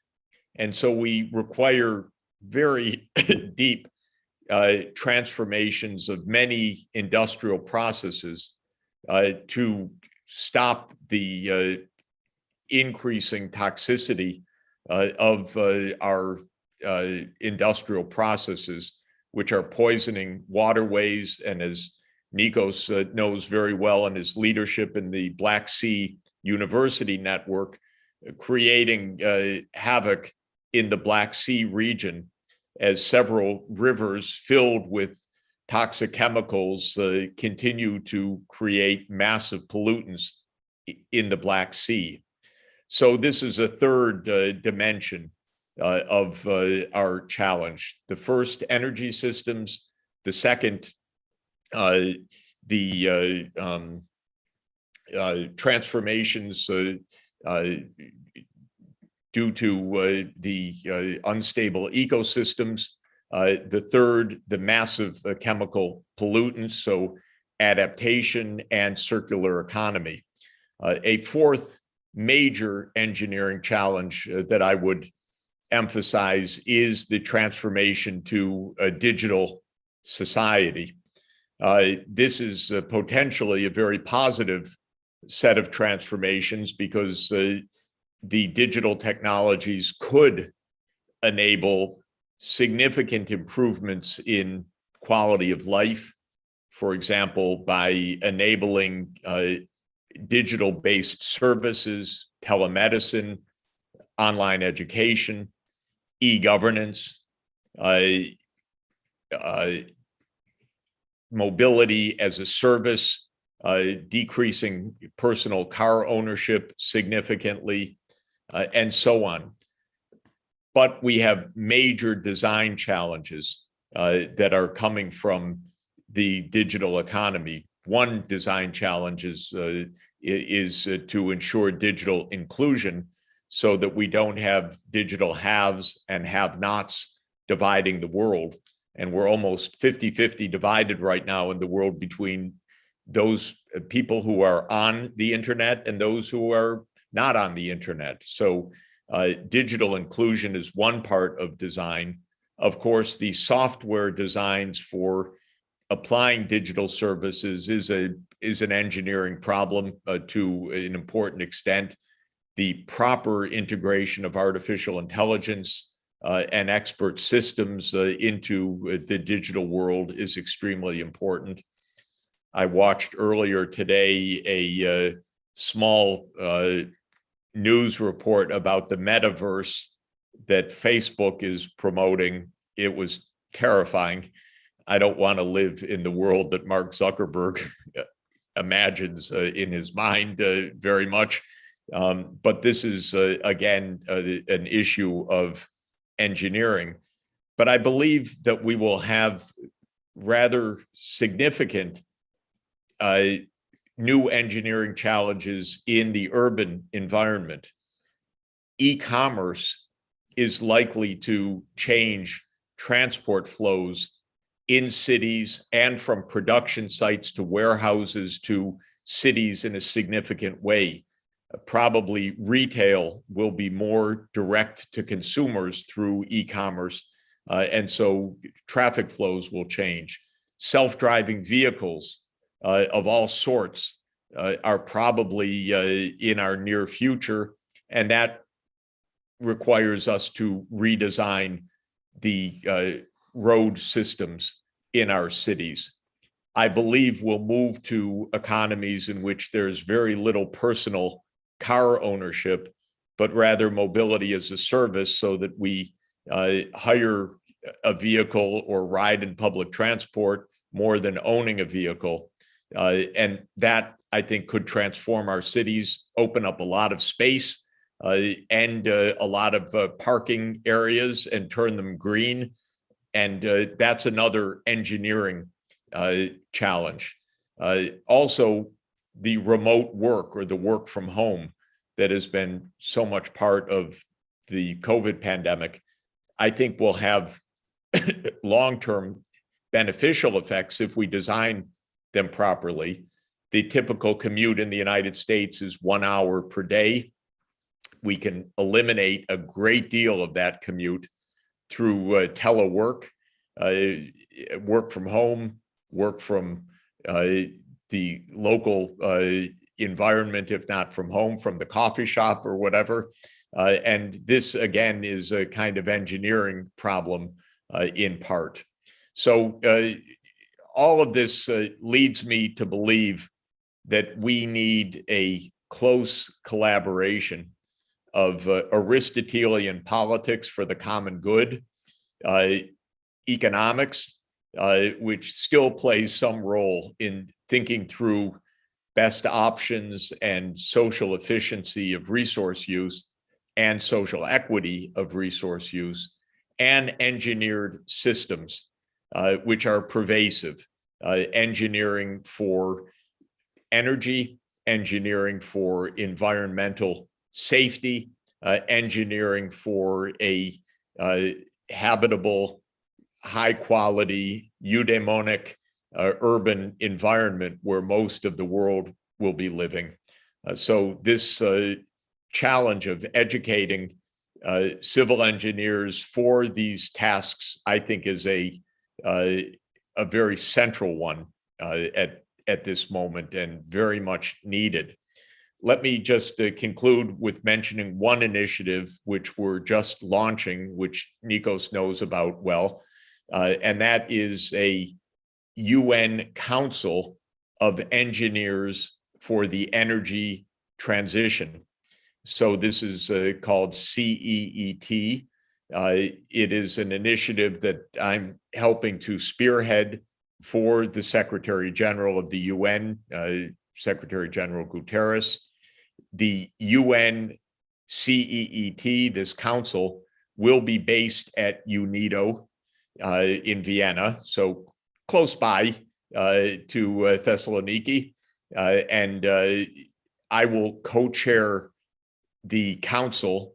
Even though I'm a lowly economist, I'm going to at least help get it set up, co-chairing it with the Director General of UNIDO. And we will be mobilizing engineers from around the world to be participating in this multiple systems transformation challenge, starting with the energy transformation. So I'm counting on Nikos and colleagues at AUT and other colleagues on the line to participate in this important project. My idea is to bring top engineering to the service of the global UN system so that the UN can really do its multilateral job of helping to lead the transformation that we so much need, and that for which we need the engineers in the lead. Thanks very much, Nikos, for letting me join for these brief remarks, and back over to you. Thank you, Jeff. Thank you for identifying all these great challenges that we face and that we can work on, and we need to work on as civil engineers, but also as educators, and to pass to our students the spirit that they can make the change, they can change the world, and we need their fresh minds and we need their innovative ideas in order to be able to move forward in a better future. And of course, this initiative by the United Nations is something that is of great interest for all of us. And I'm sure that I'm speaking on behalf of everyone here, but we are all willing and very thrilled to assist and to participate and to try to make the difference. Thank you so much. Thank you very much. Thank you very much, Jeff. Thank you very much. Have a nice day. Thank you. Bye.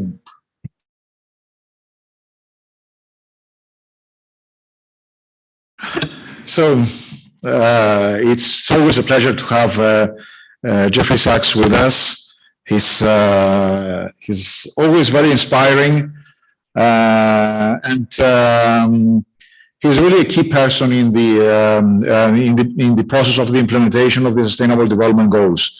And it's very nice to have him with us and to have him supporting our ideas and our initiatives. And I think we can work together with the United Nations and their initiatives in the future as engineers and as members of SF and UCIT. I'm sure that there is a long and prosperous future in front of us for collaborations in this common goal of achieving the SDGs, securing a better future for us and for the next generations. Now we are moving to the panel presentations. We have two colleagues who were not able to join us today, but I asked everyone who has submitted the paper and was not able to join us in the conference to send us a video recording of his presentation.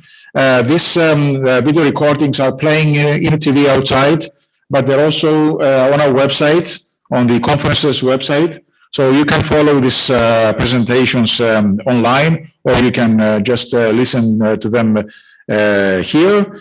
And our first presenter is Mr. Zoumalakos from our team from the Aristotle University of Thessaloniki. Stavros, the floor is yours. And just a reminder to everyone to keep track of time. If we have 15 minutes each, because as you know, we have afterwards the General Assemblies, and we don't want to be late on that because we have people connected that they will be waiting.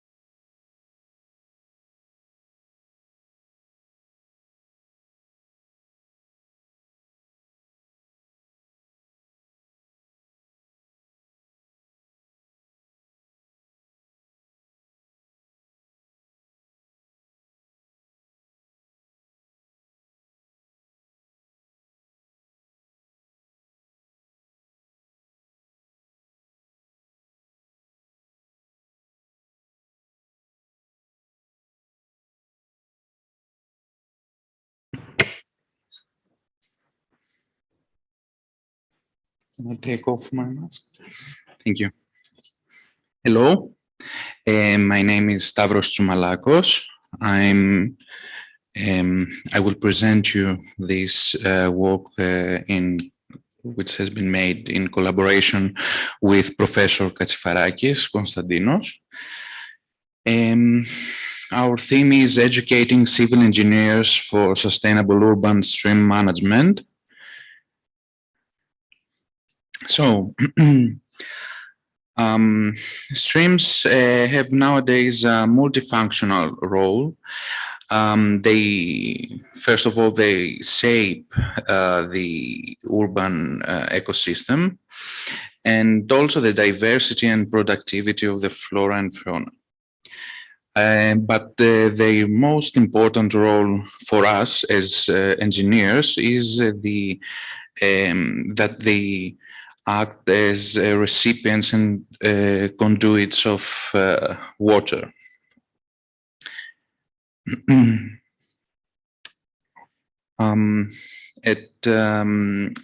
the management and finally the design of urban streams, we have to take into account the three aspects of sustainable development, which is the social, the environmental, and finally the economic factor.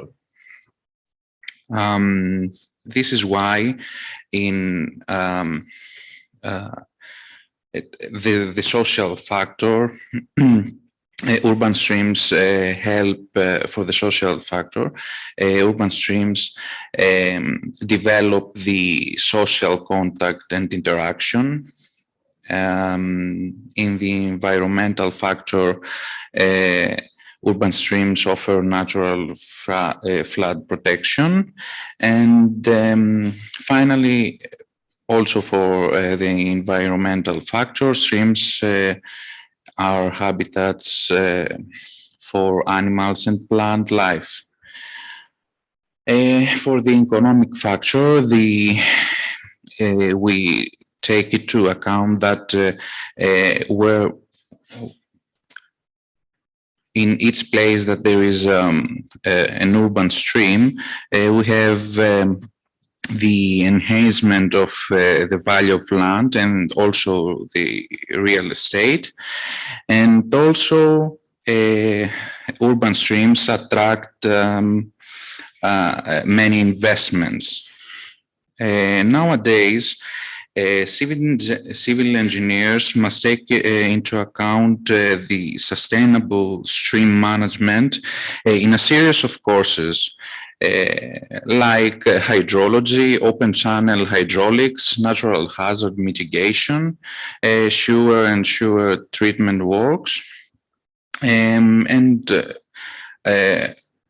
because all these topics are relevant to urban stream management, as streams are essentially part of urban drainage systems.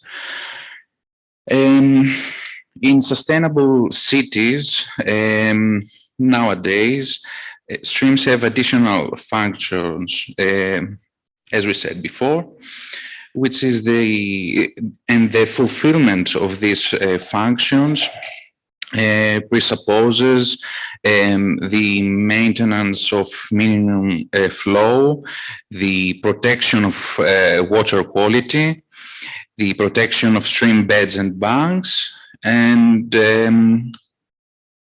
the protection and restoration of cultural monuments.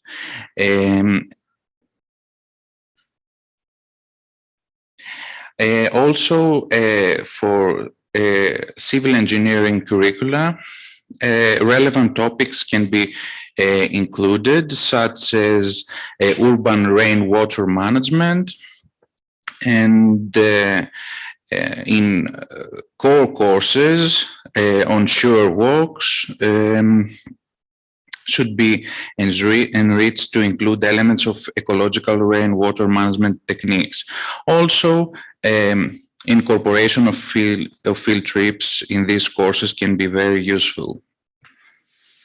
Civil engineers should be trained to communicate efficiently with other scientists, such as architects, landscape designers, urban planners, etc. And since stream management is an interdisciplinary issue.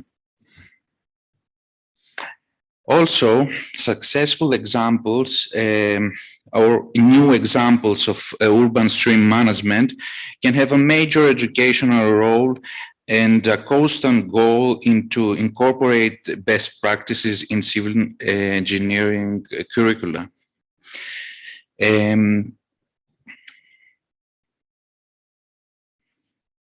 This is why these examples help to decide at first the civil engineers, of course, if they have to improve the flow conditions so as to deal with floods. Then, if an urban stream only serves purely functional purposes as an artificial channel by a natural, or it could be a natural and fully accessible river. And then during the restoration of an underground conduit, must be decided if we will just replace damaged conduit canals or if we will uncover the stream. Finally, to conclude, streams are valuable assets of urban environments, and civil engineers must manage streams within the context of a holistic approach, taking into account all three aspects of sustainable development. And civil engineers must have a central role in the management of urban streams. And this is why their training should be properly enriched. That's all. Thank you very much for your attention. Thank you very much, Stavros, and thank you also for being on time. We need that desperately. Thank you very much. Thank you very much. Excellent presentation. Very nice work. And this is what we need. We need such interventions to make our cities more sustainable. Exactly. Thank you. Thank you. Our next speech is from Ruud Elias, all the way from Tallinn, Estonia.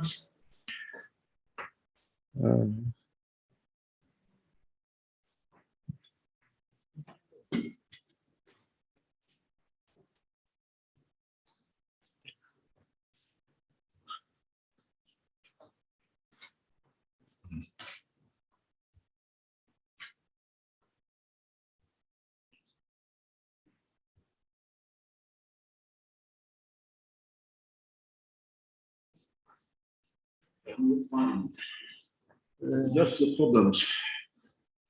The problems? Yeah. The problems are yours? Yeah. You are the problem. I am. The one with the problem. For you.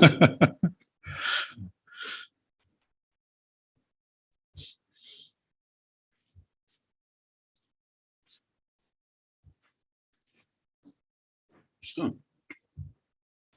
Perfect. Floor is yours. Thank you, Nikos.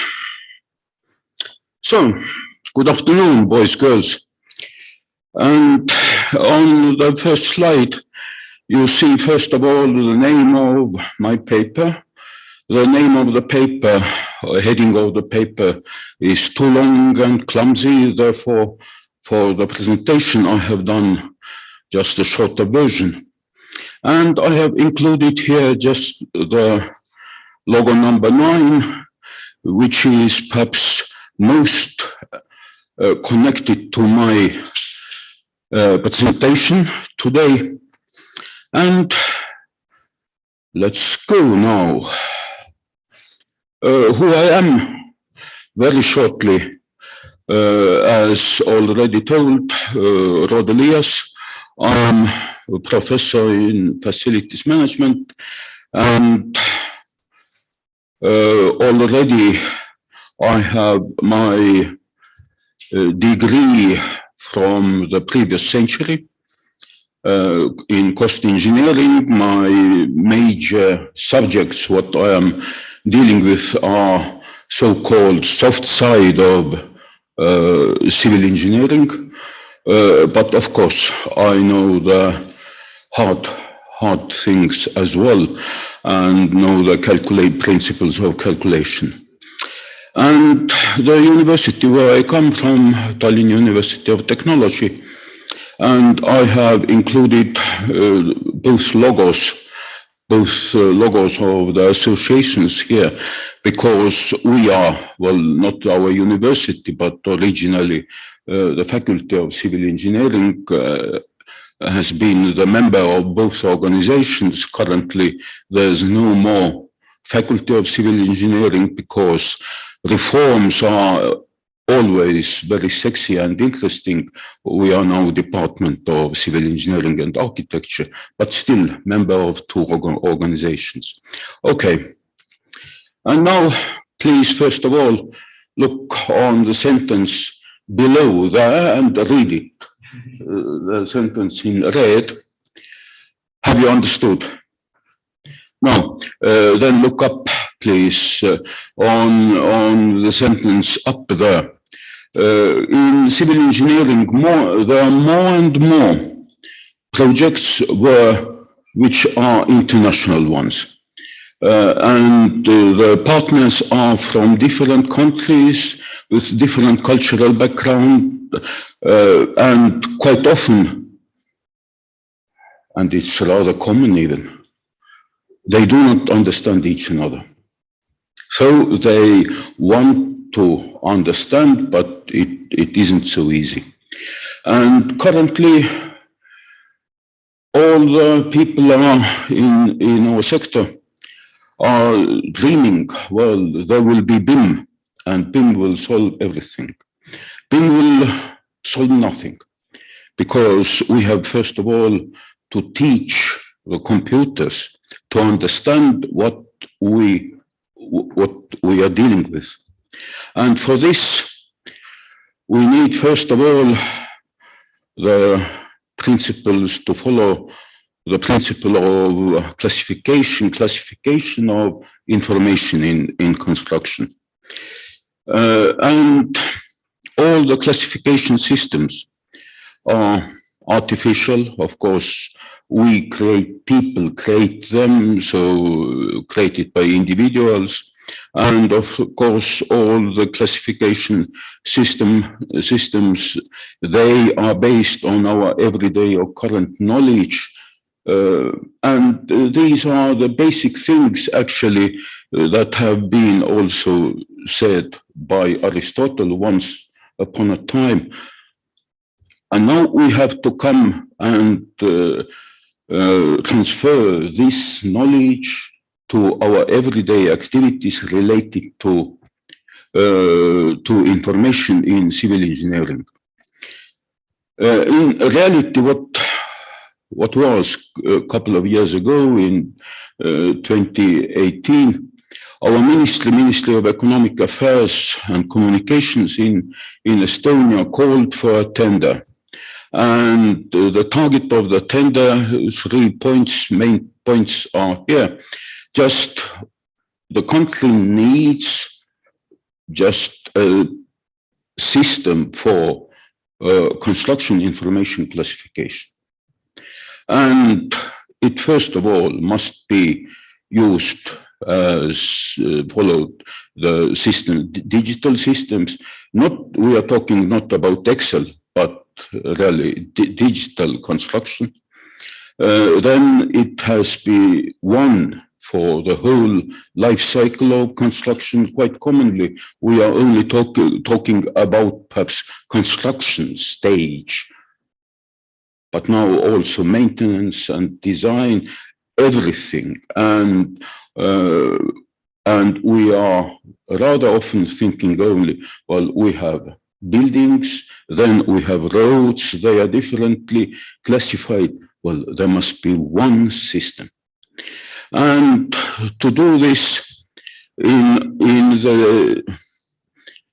the tender documents, also these sub-targets were listed. Well, I am a bad teacher, I will say it to Alfredo especially, because I usually do not want to read text from the slides, and I start chatting. So please don't look on me, look on the screen and read. So these have been the sub-targets for us because we won the tender, and since this time I have been dealing with classification principles. Well, the question is, what is this ISO standard listed, the 12006? But before that, there are, I think, 6 basic criteria current classification system must follow. You see the first word digital there, then it has been unified for all the actors, then it has to cover the whole built environment, life cycle scope has to be covered, and this internationality has to be covered. And finally, the classification system has to be open or future-sighted, because every day some innovation is going, some new materials appear, new technologies appear. We have to include the new things also into classification system. And perhaps some of you know this standard, ISO standard. The heading is building construction, organization of information. So this model is provided in the standard. Now each person, each country, whoever, has to furnish all these boxes. But here are the general things. That's the output. Well, rooms, public spaces, well, spaces, buildings, that's the output. We need activities, which kind of activities there are during this whole process, and what kind of resources we use in the construction process. And what is in our dreams international multicultural classification system, what we are talking about? So it should be identical for different countries. First thing. The other thing we have in Europe, and especially in our region, on the Baltic Sea region, there are small countries. Each country uses in everyday business their own national language.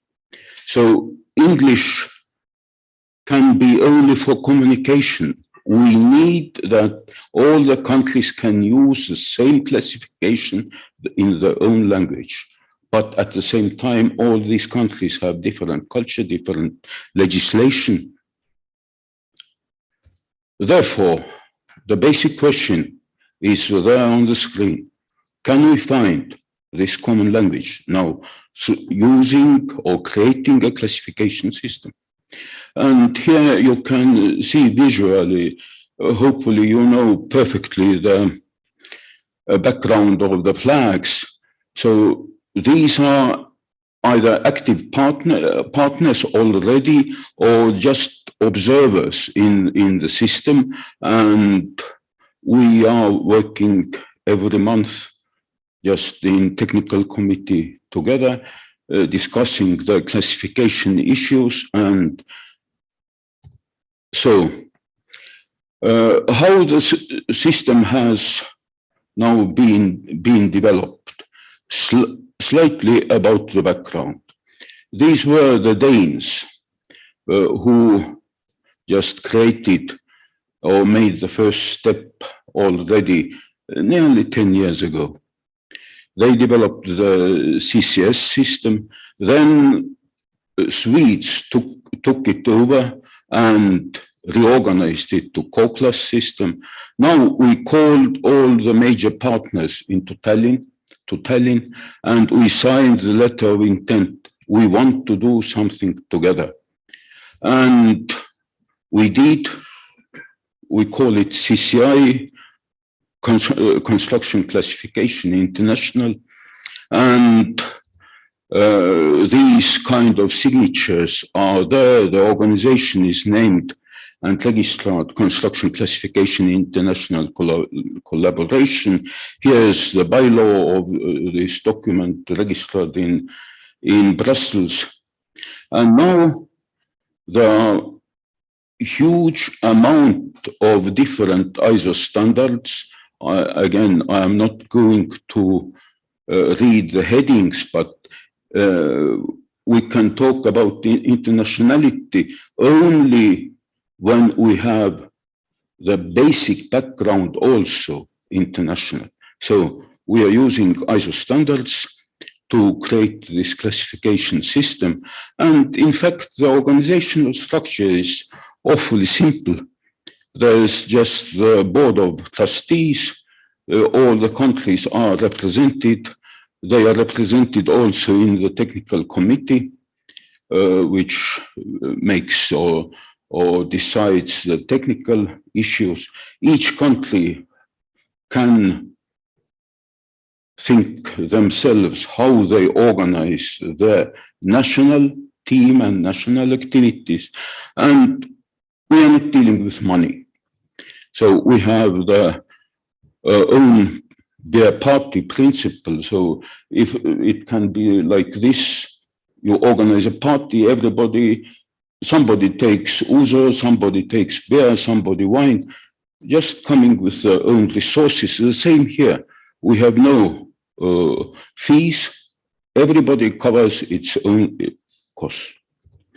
And now there are plenty of problems, but the slide is small, and I would say three things. First of all, we have to understand that if each of these countries, altogether about 10 countries, would create a separate classification system, it will be awfully great administrative barrier for cooperation in the region. So we need something organized jointly, and if we can do it like this, it will become attractive also for software developers, and we can find certain benefits there. So the second problem is also related with ISO standards. Now studying them carefully, they are not very neutral. Well, we can find also the political aims of these persons who have been compiling these standards. So just taking the best from ISO standards, and of course standardization activities are very slow. So the real life goes quicker. So it's a problematic mess there. And as I have mentioned already earlier, we have to follow national languages. And English becomes only a language for communication. And for example, very good, I think, example, well, asking you, I understand here nobody is just at home in English, but what is a building? Building, this is a definition in our Estonian legislation for building. This is, comes from EU directive. This is a definition. United Nations give such kind of a definition or explanation to a building. Oxford dictionary, so these are the linguists say this is a building. And finally, there is an ISO standard for general terms, terminology in construction. Building is this. So in every country, the very simple word building is defined differently. And therefore, this is now the system. In reality, the system is built on two parts. This upper part, or the green boxes, classification boxes, they are international classification tables. So in each of the countries who is participating in the game follows these green tables, classification tables. And here is a national part. National part, this is just furnished by each country following the rules, traditions in these countries. And now my very last slide with several question marks. I have and I have no time to answer, but there are, I think, 4 or 5 questions for you. Is this thing needed?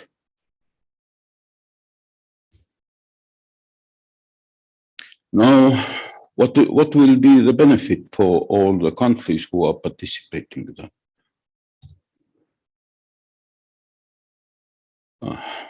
When and where we can see the benefit?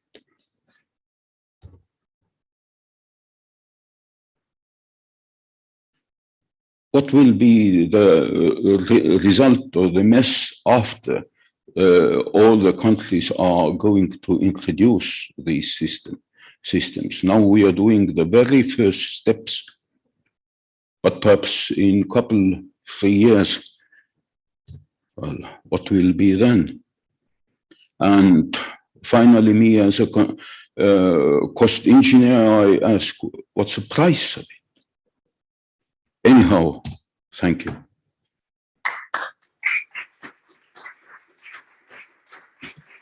Thank you, Nadia, thank you for bringing to the discussion this very interesting engineering view of the current Wawel that we are all living and facing. This is a very important issue. There are different levels of communication, and we need to address them in a separate way and not under just one umbrella in order to be able to fulfill our goals. Thank you very much. Thank you. Thank you. So our next speaker is our friend João Pocal Martins, again with Professor Soeiro, but I'm not sure that he will like to present this paper.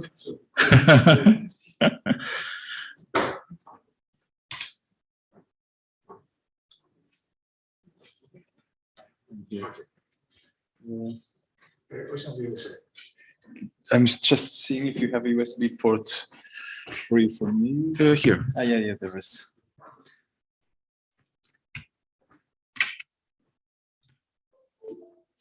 Okay.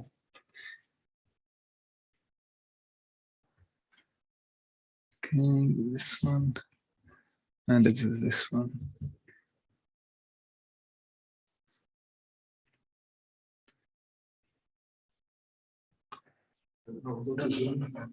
Okay. Oh, yeah, go ahead. You want this? Okay. It's zeros back and forth, and here's the point.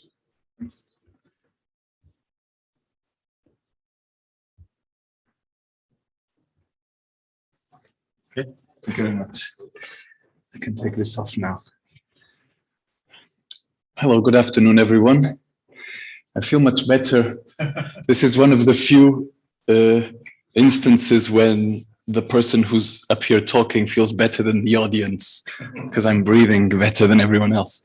Well, I'm going to talk a bit about digital construction, which is the field that I study in and the main field for me for teaching. And I'm going to bring in some of the challenges for our civil engineering students. This paper is by Professor Alfred Sueiro and myself. And here we go. So I'm sorry that the fonts are a bit off. These are the fonts I had on my computer. And so I apologize for some of these inaccurate formatting issues. Well, I saw that you had a PDF as well. I can try the PDF. Yeah, it might be better. Let's see. Let's do that.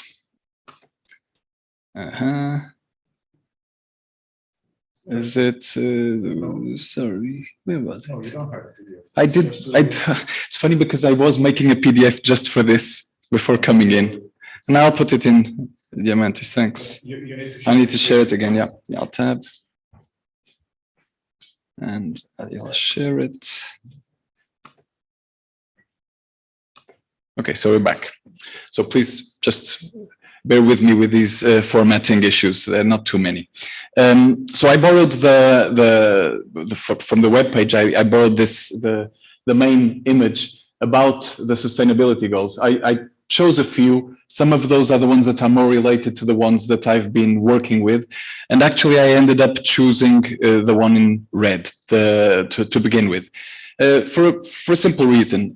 When we work inside fields such as digital construction, it is often easy to forget if the data fits our perception that these things might be actually useful. And so when we're discussing stuff like productivity, the answer is unfortunately no. I mean, we cannot claim in an evidence-based situation that our productivity has improved significantly or at all in the past few years as we have been invested in new technology. So I selected some statistics from the UK for two reasons. First, because they have long-lasting statistics. And second, because the UK is one of the pioneering countries in the adoption of digital technologies. And so I was hoping that there might be an effect towards the end of this series. Unfortunately, there is no effect, or at least no positive effect.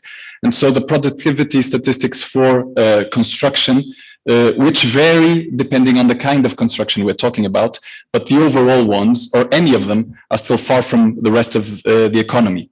And this is despite the increased investments that have been made in technology. And so you can see over there at the bottom, we have been spending a lot more on software and hardware in the last 20 years, and still the productivity results do not improve. And so I will quote an MIT economist, Robert Solow, there at the bottom, that said in 1987 that you can see the computer age everywhere but in the productivity statistics.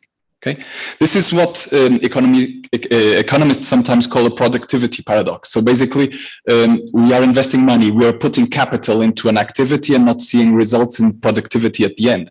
And so a couple of years later, another economist, this time from Stanford, addressed this issue.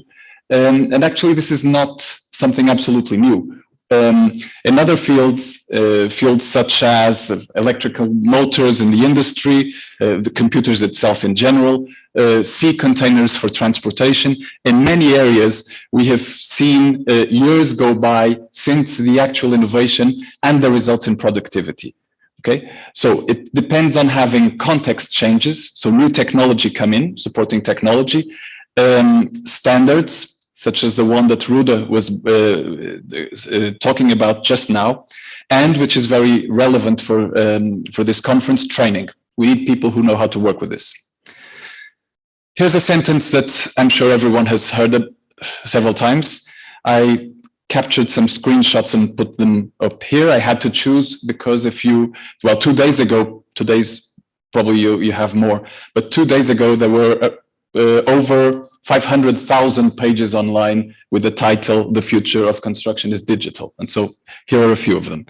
But actually, so is the future of everything else. if you look online, there are almost over 3 billion examples of reasons why the future of things is digital and has been for a while. And so this is so much the case that digitalization even enters fields that are unthinkable or were until recently, like this. And here is, in the field of spirituality, you have a Bluetooth tracker that tracks your prayers. And so here's an idea for everyone's Christmas shopping list, if you are so inclined. So if digitalization has been around for a while, and this is one of the topics I'd like to move into now, why all of a sudden are we treating it as a very new, very promising topic inside construction? Well, just a couple of slides on this. One of them is this focus that civil engineers have, and architects also, on design activities and in drafting activities in particular. And so this drawing is showing us more or less the kind of activity that's first addressed by people who invest in digital technologies. And indeed, one of the first examples that you can find of digital technologies in construction is literally a digital drawing desk. And so here it is. And so basically the rulers will move automatically, and then it has to be the designer with a pencil or a pen that still draws it anyway. And so this is an example. So this is of course not new, but 3D representation is not new either. So this is from the 60s. And so of course graphics have come a long way after this. This is their wireframe graphics. But over half a century ago, we were already having 3D representations of our buildings and constructions. And so this is not something new either. Even BIM, which I am a fan of, that's why I do most of my research, it has a long history, starting from in Hungarian companies, right? So that ended up being ArchiCAD and so on. And so we have had some of the seeds of BIM being sown 40 years ago or something like that. So again, we are talking about technology that is not 2 or 3 years old. Laser scanning, so terrestrial laser scanning, which is very much in fashion nowadays. This is an example from some of our students in a bus station in Porto. And so, and the BIM model that's being developed after that on the other side, on the right side. It is a new technology, very promising. There's a lot to do, of course, here. But again, this is technology that is over half a century old, and we have been applying it in construction since 2000 at least. And 2000 might seem recent. I mean, I have clothes that are older than 2000, but most of our students, or many of them, were not even born by then. And so they will call this something like a quarter of a century instead. So this diagram was developed by McKinsey, and it's quite well known. And it has a collection of some of the technologies that they feel will shape the future of construction, the digital future of construction. Actually, I've added some of the, this is my own adding, after that, I've added some of the technologies, of names of technologies that fit into some of those blue areas around the circle. And most of them, as I have tried to show, have already existed for a long time. And so why are we, again, discussing the future of technology based on legacy examples that have been around for over 20 years? The thing is, there are several new points here. One of the new points, which is very relevant and sometimes overlooked, is the standards. The fact that we could make models for representation, and then for simulation, and then for a number of other things, did not mean that we could move these models around, model it once, and use it for several different purposes. So we need standards for that, and we have some, and we are developing many as well. So for information, we need standards to know how to buy, how to contract these kinds of models, and we have some information management processes that are now standard by ISO as well. And in many countries, not in my own, but in many other countries, we have regulations that have the effect of law, which make the use of these technologies mandatory in a certain way. And so first, standards make all of these technologies work well together. And so the total sum is more than the sum of the parts. A second one, which again is important for this conference, is the little blue circle in the middle, which is our students. So we will have a new generation of people who are educated and who start working in this digital environment. So they do not need to make the translation in their own mind from traditional approaches to these new digital approaches. And this is something that's very relevant. If we talk to some of our students about some of the ideas that that sometimes we think are very new about BIM, some of them, more than once, this has happened to me when I was teaching them, they just, how else would you do it? And of course, it's sometimes almost humiliating for the teacher to be told that, but it's true. Sometimes we have to make the translation in our own minds from previous ages. So just to finish this off, let me just go into a couple of slides about our own experience about teaching digital construction. And in this case, I'll focus more about the use of BIM, which is a backbone for these digital construction initiatives. And this is in my own country. So we have the bachelor's and we have the master's. So 3 degrees bachelor's plus 2 masters in our country. And I have found in the country, in Portugal, BIM is only covered as a dedicated course in the master's stage. So I didn't find any courses with dedicated degrees during the bachelor stage. They can mention that in the syllabus, but there are no dedicated courses on that. So teachers, these are optional courses, all of them. And so many of the students will graduate from university without learning any new BIM skills. And this is worrying because in many countries, this is mandatory. And the tendency is for the technology to become mandatory in other places as well. We are witnessing this trend. And finally, the fact that our students are only picking up this kind of technology towards the end of their process means that they spend most of their time learning very operational skills, where to click, how to draw a wall, instead of learning how to process, to manage their processes. So this is, you can't see it, and if you could, it's not that interesting, but just to show you, this is our own webpage for my university. So we have a course on this issue in the first year of the master's degree, so second semester, first year. In Lisbon, the same thing, first year, second semester. In Coimbra, first year, master's, second semester, exactly the same. In Minho, first year, first semester, that's the only change. So basically, it's a national trend to keep everything to the master's degree and to have that in the first year of their master's. Just one slide before my conclusions. When we teach students about BIM, we have to consider that we have several different professional roles that they can occupy after graduation. There are 3 main categories of roles. One of them is the operational roles, so people who will actually build the model. So this has some relationship, but with traditional drafting skills. But of course, you need some more information-related skills as well. You have development, which is closely related to programming skills, and then we have project management skills. So we have to address all of these. And as you can imagine, there are completely different approaches towards teaching people how to do each of these squares over here. And so if we're leaving these issues to the very final stage of their education, they will be stuck on the first blue square. And so we will spend all of our classes asking how do we progress on to draw a plan or an elevation or whatever. So I won't read through the conclusions, and well, my formatting is off anyway. And so I'll just look at the ones that are highlighted here in the bottom. And I promise to share a properly formatted version after this.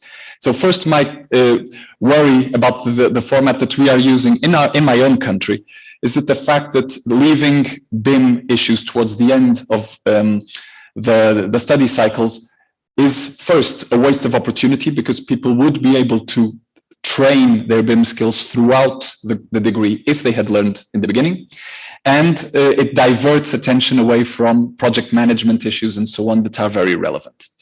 I'll just go through this because I know I'm close to the end. So I'll just finish off showing you some of the pictures from some of my students from last year. These are undergraduate students. And thank you very much. Here are our emails. Thank you.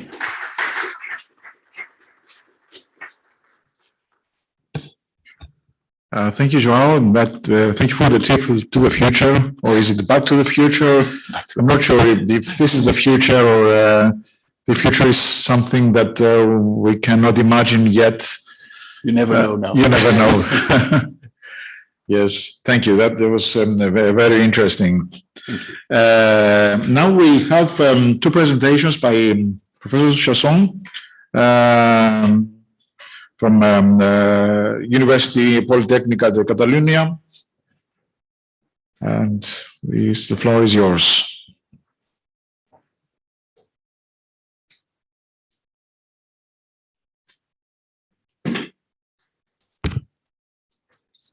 Okay.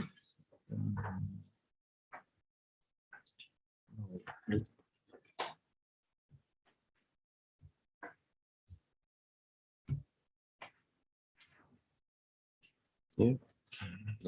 No, just a minute. Where is it?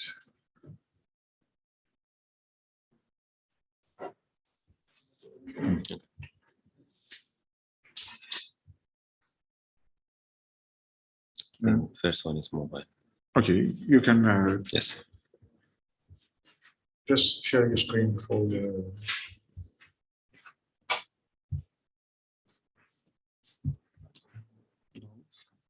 Yes.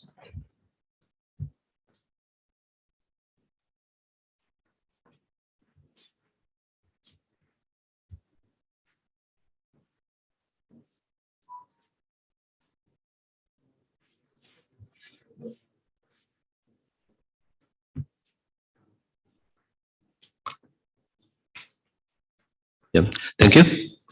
Okay, thank you, Mr. Chairman. No, that's fine. Thank you, Mr. Chairman.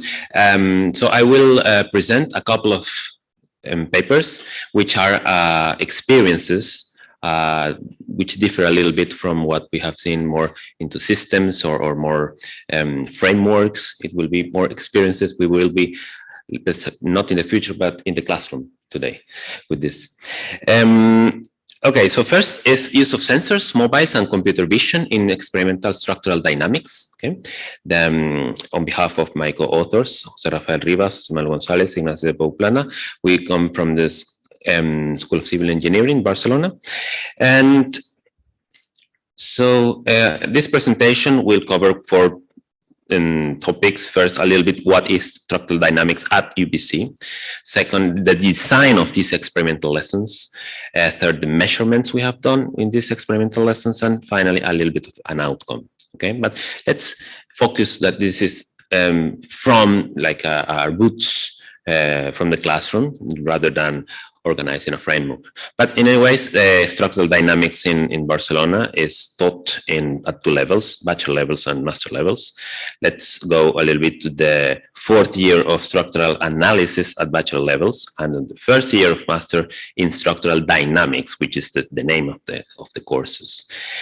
For the first, we have 16% of lectures of structural analysis are into dynamics, whereas for the latter, 100% are structural dynamics, of course, and it's about something like 30 hours lectures. Okay, so the aim is to reinforce basic concepts of structural dynamics taught in theoretical lessons, and more specifically, to introduce structural identification to students and to introduce the use of sensors to students. Well, we can say that the first is to both cases, bachelor and master, and the second more for master. Okay, so it increases in design of these lessons, increase increases in complexity from 1 degree of freedom to multi degrees of freedom, and it increases also in complexity with free vibrations, oscillatory motion, and arbitrary pulses. So the design of the class experimental lesson is the following. For the free vibrations, we design a set of different, easy to develop exercises: pendulum, springs, frames, inverted pendula, cantilevers. For oscillatory motion, since we need to generate these harmonics, it is a little bit more complex, so more reduced number of activities. And for the n degree of freedom design, which is a little building at our laboratory, this is of course one single case, not many because of the complexity, but in this case we cover also free vibrations, oscillatory motion, and arbitrary pulses. So some examples, some samples or images of those elements designed for the classroom. Also some videos here of students teaching or learning. So it just to illustrate that it's simple cases and simple elements for those lessons. Another one here. This is a slow motion video, you can notice. So the word computer vision is also present. And free vibrations, of course, once it cuts. So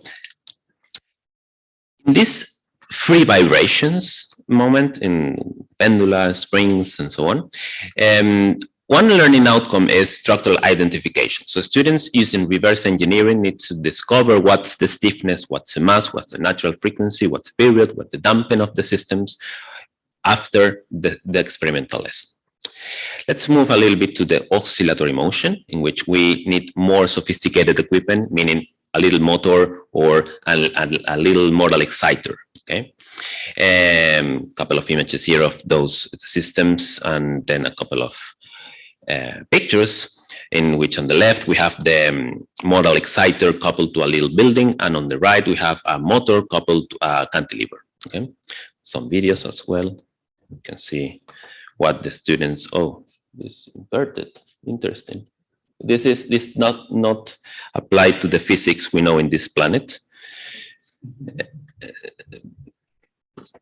Little imagination, so also motor, so simple systems, but still meaningful for the students.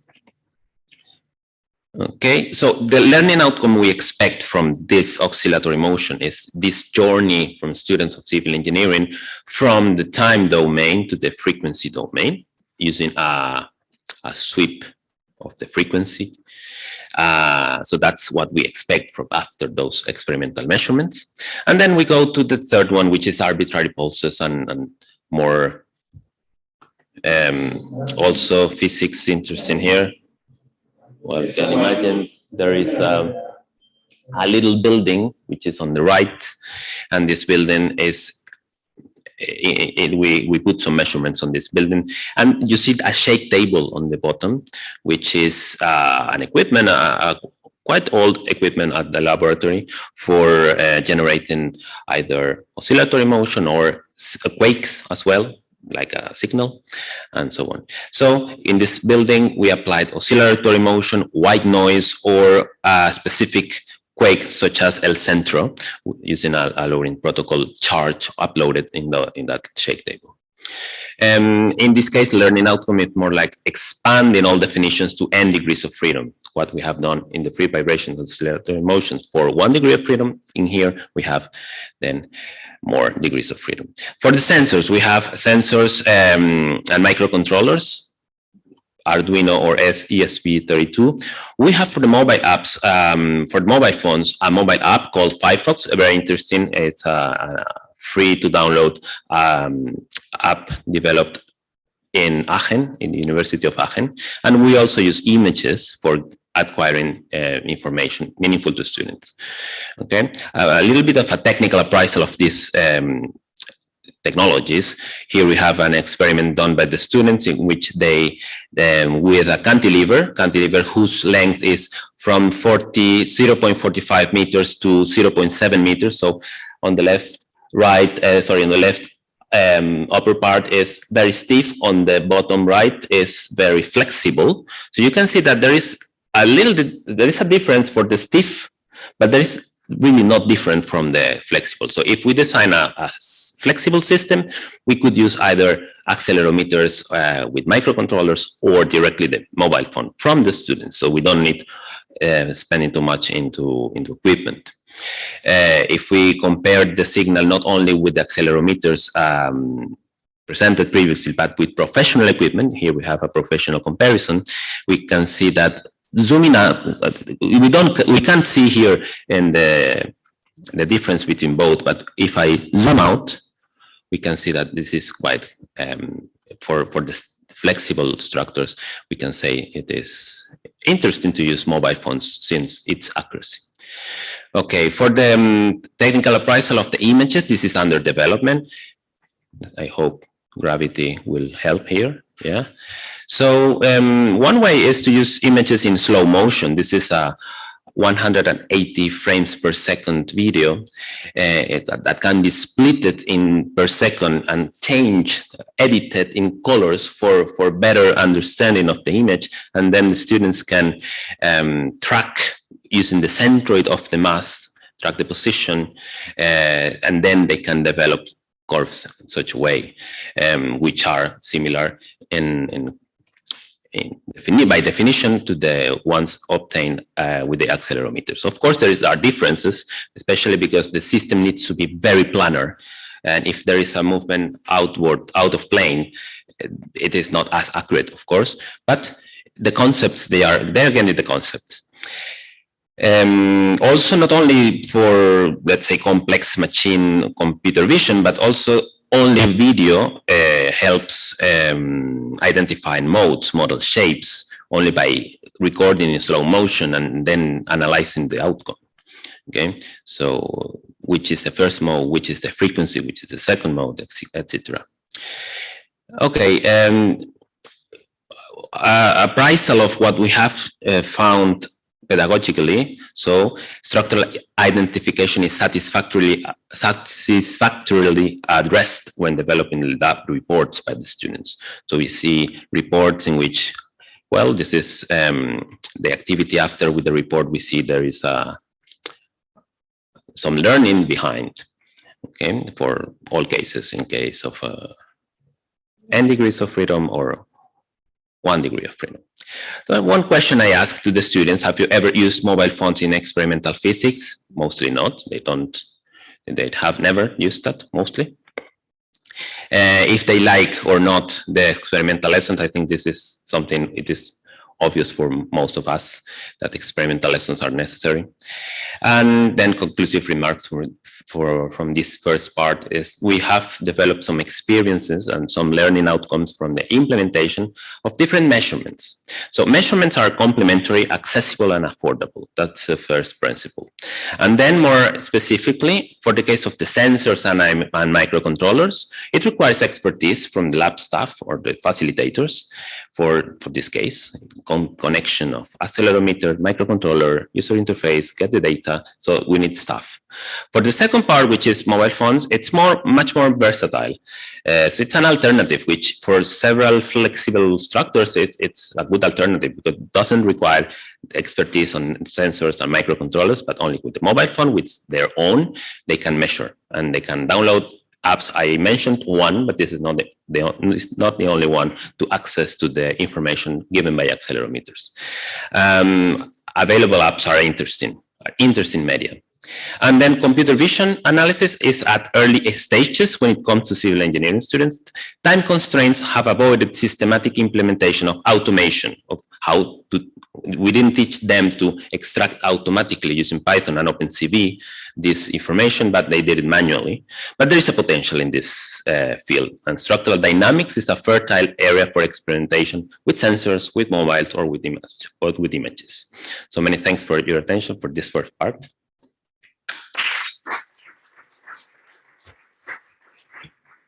Thank you very much. That's a very interesting approach, a very interesting concept, because we need measurements and we need to teach students how to measure correctly. We are based, civil engineering is based on data and measurements. So it's a very good approach to teach the students how to make good measurements. Thank you. So the floor remains yours for the next presentation. But I guess I need to share the other screen, right?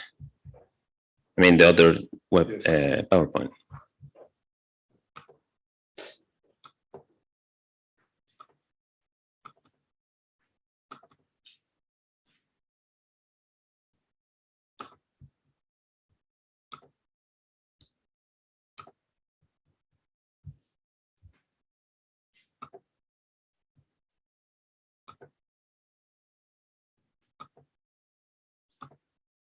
Okay, so let's move a little bit backwards in the degree of civil engineering to the first years to calculus, and this is also on behalf of my co-authors, the main author of this particular paper, which is Madame Rosa Stella, and its name of the presentation is Interactive Programming Activities for First Year Students of Calculus in Civil Engineering.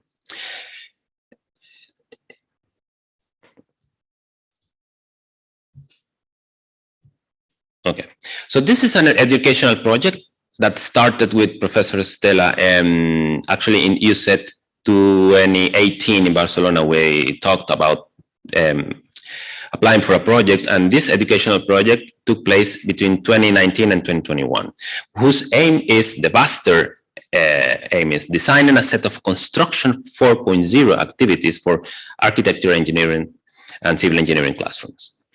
The methodology for this project was using STEAM, okay? From maths to STEAM. STEAM is the acronym of science, technology, engineering, arts, and mathematics. You may have heard about it.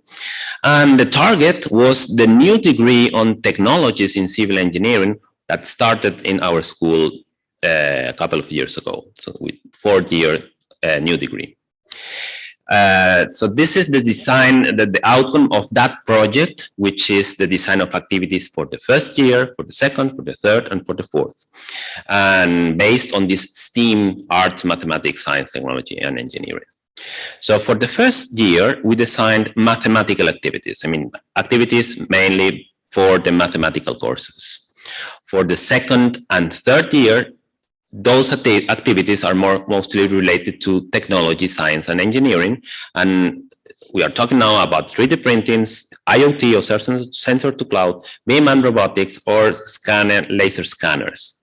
And finally, for the fourth year, it is the design of a new course on digital twins and augmented realities, which is including then science, technology, engineering, arts, and mathematics.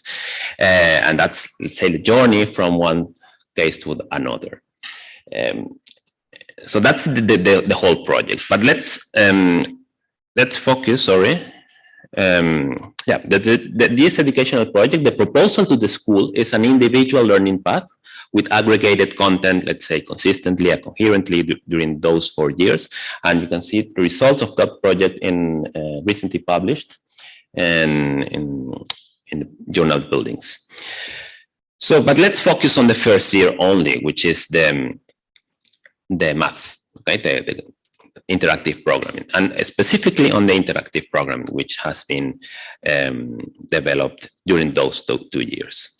So the aim here for this particular one is to introduce interactive programming to first-year students, more specifically to develop playful and aesthetically appealing applications with mathematical concepts, and to establish basic concept of time and space, which are, of course, necessary in interactive programming for this learning path of the second and on the third and the fourth year. Tools, we chose processing, which is a flexible software sketchbook and a language for learning how to code within the context of visual arts. This is also an open source and very well referenced platform for development. Okay, so we chose that for the mathematical interactive programming.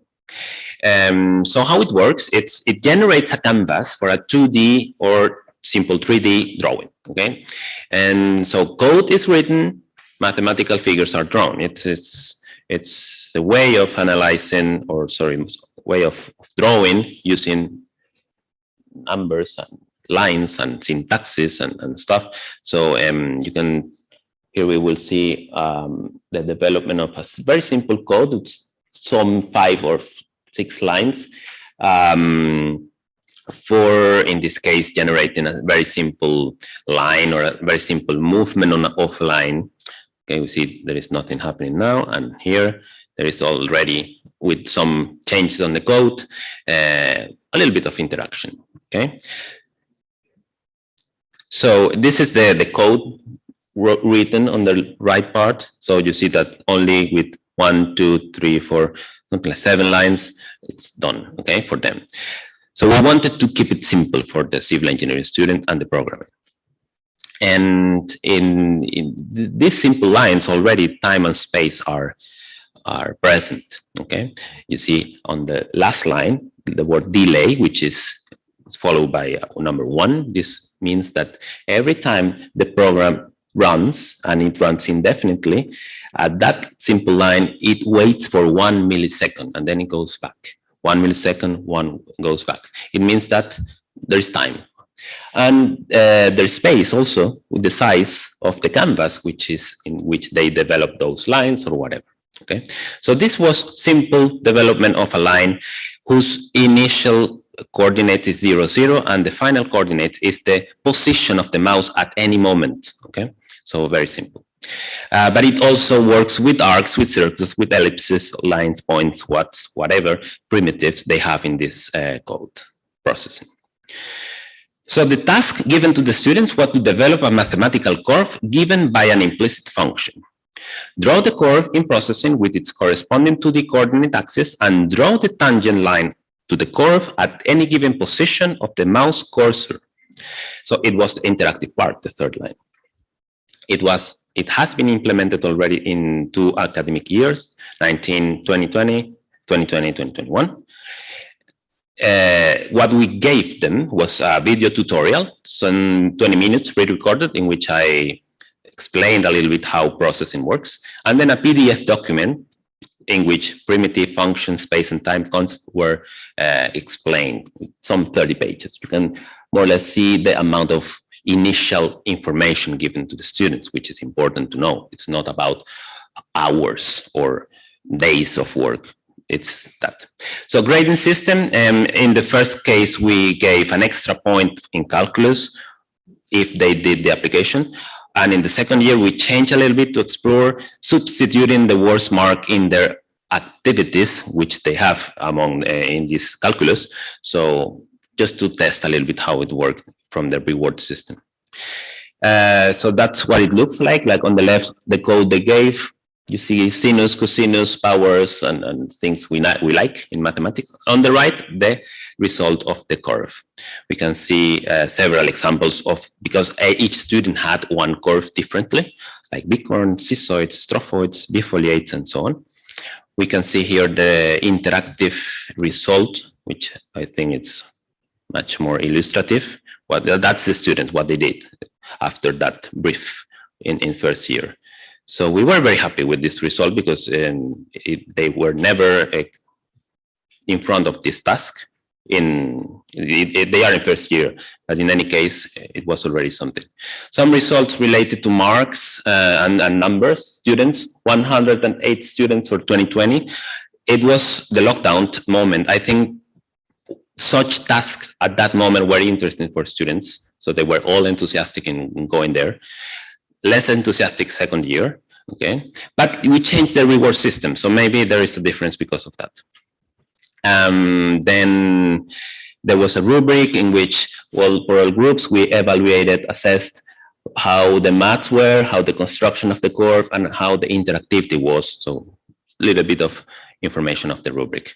Second is more under development. It will follow the same trend, but we are assessing the possibility of including also computational geometry in a 3D space using Grasshopper, which of course it's much more complex, but it will complete those workshops I mentioned at the beginning, for the first, for the second, for the third, and for the fourth year. So it has been prepared for smaller groups, not like 100 students, like in the first case. So, to conclude, in this paper, some experiences and learning outcomes from the implementation of interactive programming at first year of calculus are presented. Methodology STEAM-rich, but this STEAM-rich, let's see it from a broader perspective for the whole project, not only for the calculus. In the calculus, we will then see more the mathematics and the art. Participants provided successful exercises in which interactive curves with adequate use of time and space were implemented. So we were happy because of this good usage of time and space. And in future editions, similar projects, including other computational geometry tools like Grasshopper, will be prepared in a similar way. So I finish my presentation by differentiating our beautiful coast here and the curve. And thank you very much.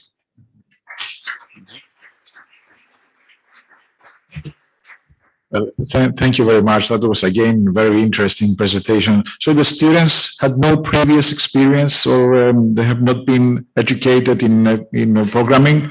Not in our school, because they just came. Yes. Maybe in their high school, but it is uneven. You know that it may happen or not, we don't know. Yes, yes, that's very, very nice and very promising. Yeah. Thank you. Thank you very much. The last presentation for today is, it's a great pleasure to have finally with us Professor Berkowski. He had an adventurous travel, but he's with us, and we are all happy about it.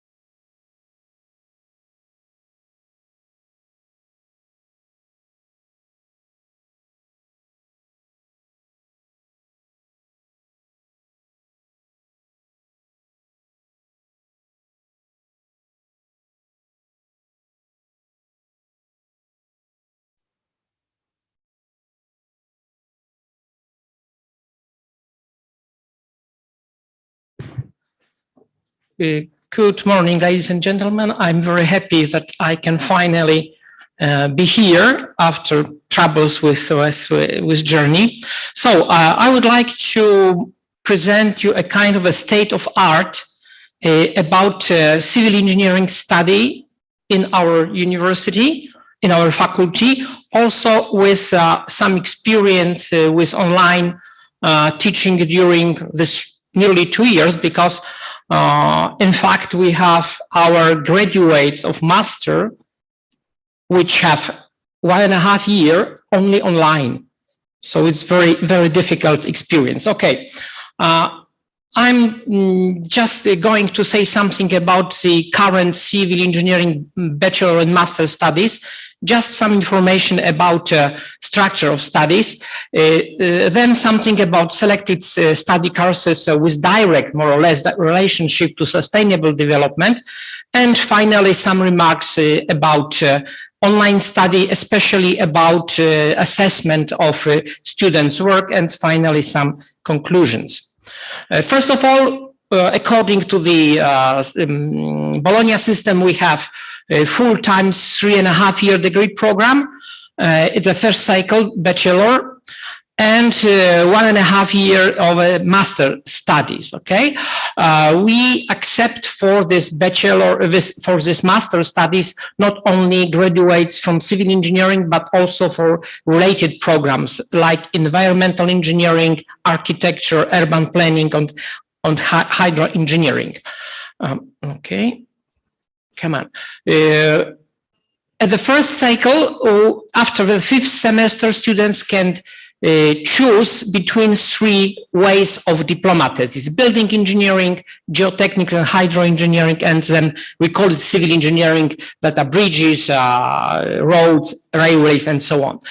Now, the second cycle master program is much more specific and is divided in the following specialization: structural engineering, building technology and management, hydrotechnical and special building, underground structures and urban engineering, roads and airports, railway transport infrastructure, bridge engineering, theory of construction, which is mostly dedicated to the best students, which, for example, who want to then attend the 3rd cycle of studies, and finally two new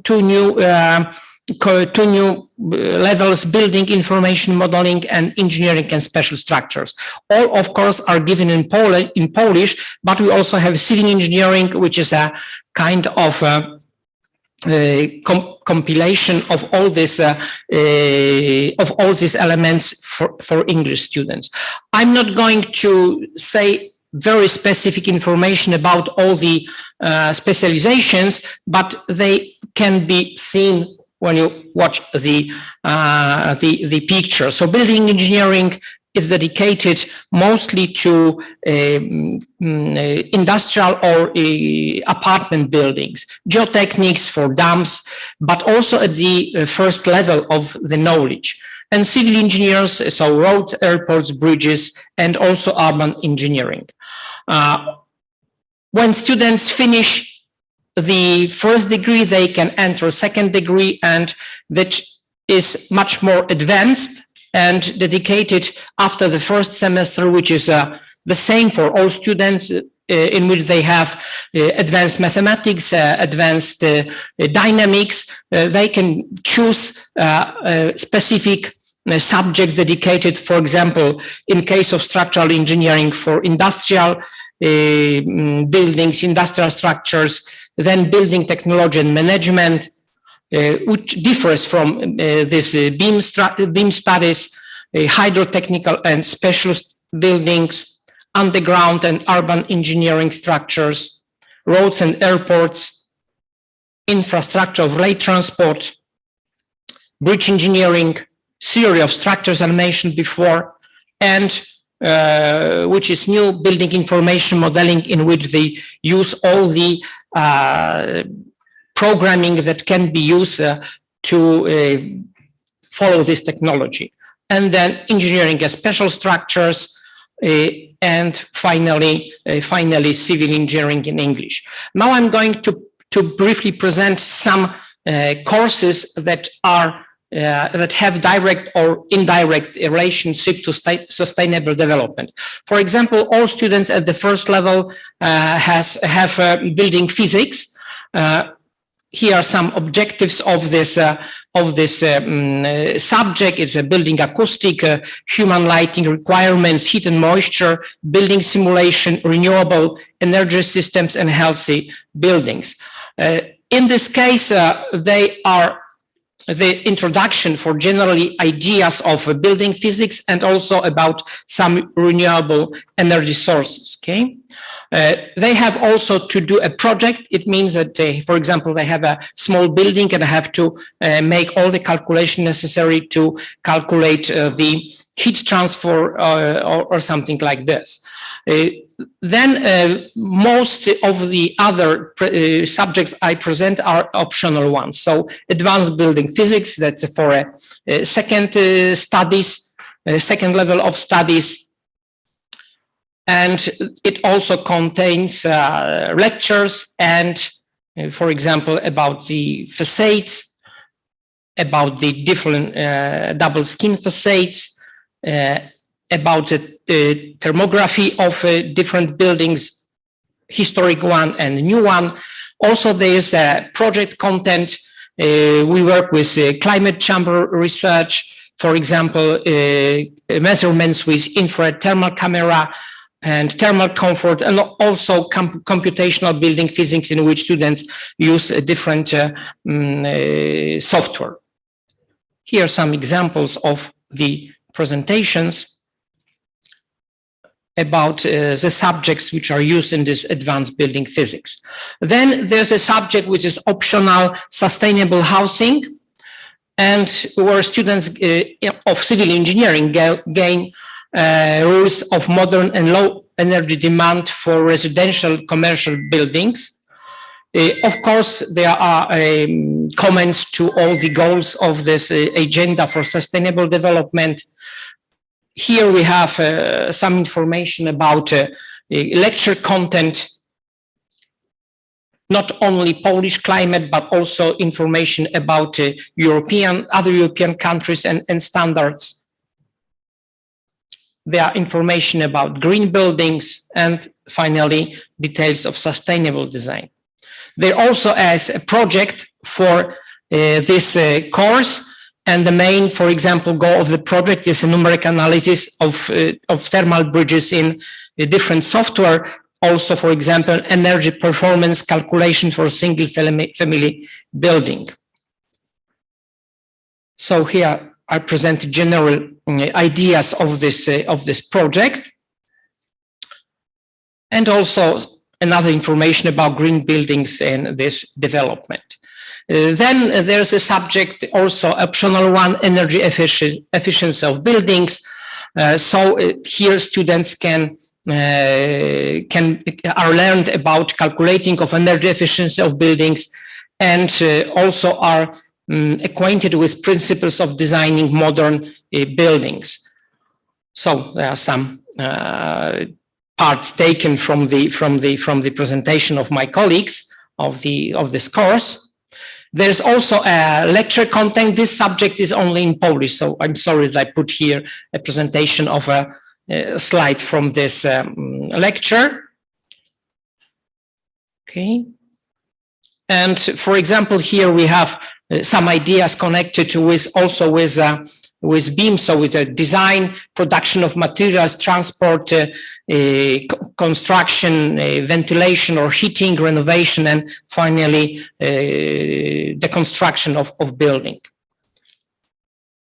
Okay, I must say that all the subjects which are optional, okay, are also followed in the first semester. It's a subject called human environment, or something very close to this, that gives to students the general information about the environment in which we live. So weather and changes in climate and human perception of these changes in climate or temperature within houses. Okay, so it was some remarks about the content of sustainable development.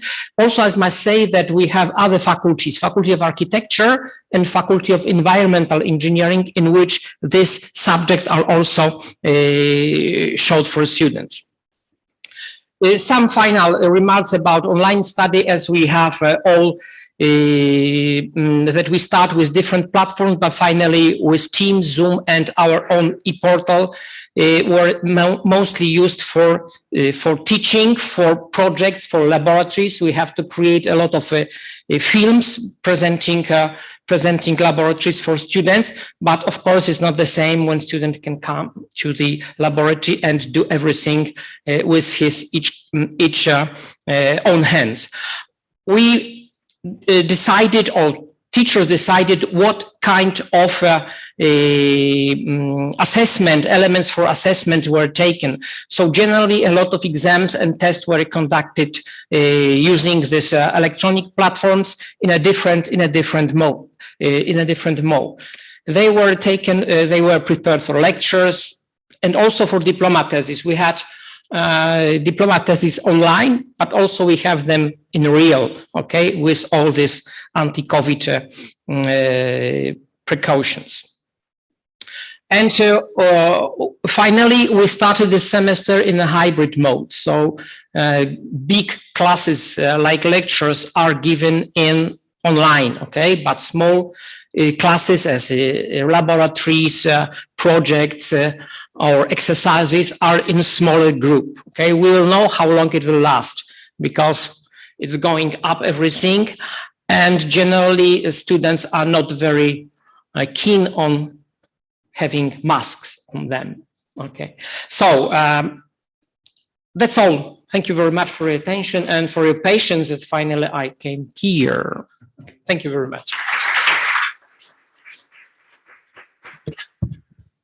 Thank you very much, Professor Berkowski. Thank you for sharing with us all this very interesting information. This seemed to be very interesting programs. Both the bachelor's and the master's programs are very interesting. We all went through a very difficult period in the last year and a half, but it's nice to have examples of good practices that we managed even under these very difficult and unforeseen circumstances to provide the education we need to provide to our students, and hope that this will be the end of it. Okay, I haven't prepared, but we also made inquiries among students and among teachers about the gaining of outcomes. So, you know, it was very difficult, but generally students, what was the most important that the presence of students during classes was much higher with online than when it was in reality. Yes, I think we observed that as well. I think that could be the case everywhere. Okay, yes. Thank you very much. Thank you very much. Thank you very much. So this was the last presentation of our conference, and before closing, I would like to ask the President and the Vice President of UC, the President and the Secretary General of ISF, if they would like to come to the podium and discuss the final conclusions of the conference. And okay, and until they come, I would like to take the opportunity to thank my colleagues and the team that supported this very difficult effort of hosting this conference for the last months. And it's Diamandis Karagatsanis and Haris Stavridis that were here, who provided the technical support today. But a lot of work before that, and of course, Elena Fotopoulou and Aphrodite Papageorgiou, whom you met at the hall outside. It was a very difficult and very strange effort because we didn't know in what position we would be today. But I hope you enjoyed the conference and everything went smooth and well as anticipated. Thank you.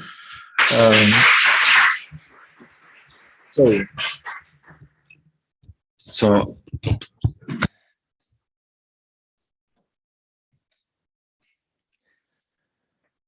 thank you very much, Nikos, for giving me again the opportunity to talk to the audience and to the people who is attending online.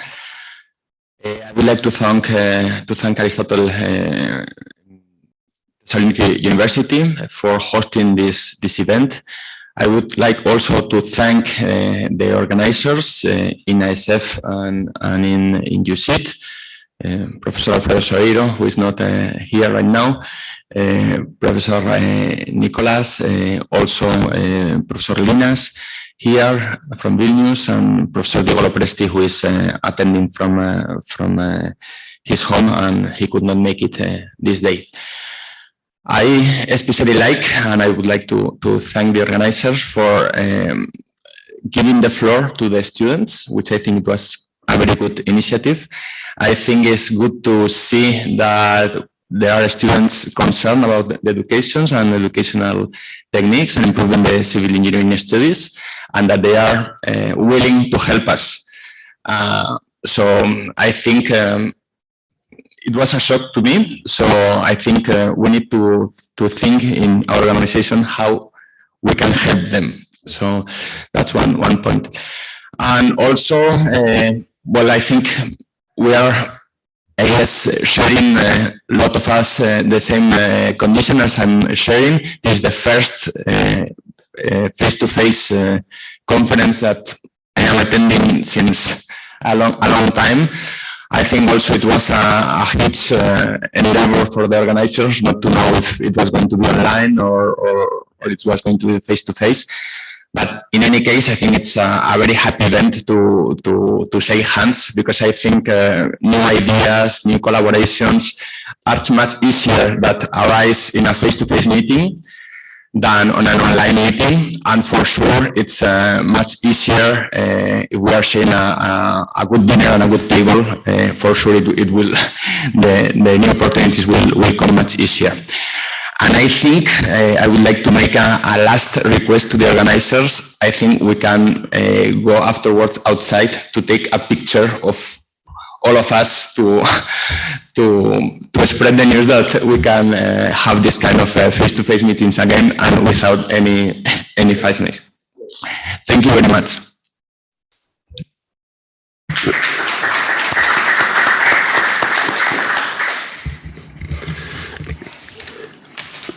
First of all, I would like to say that our conference was quite successful. Thank you for the organization. I thank to your people that helped us very much. Second idea is that new ideas and new plans for the future arrived, and you have the responsibility of going on with this kind of symposiums. My third word is for the colleagues present here.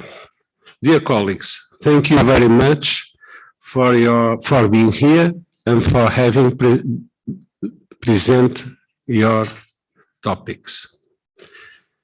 It's very important that we go on working together towards a major importance, a public acceptance, and the visibility of our dear civil engineering.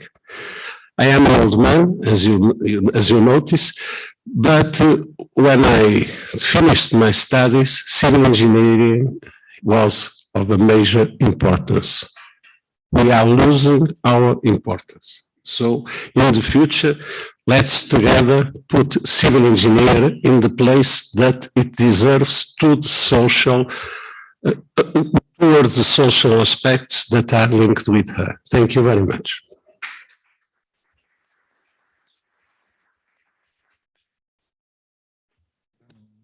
So I would like to also thank everyone for being here with us today, for traveling not always easily to come to Thessaloniki.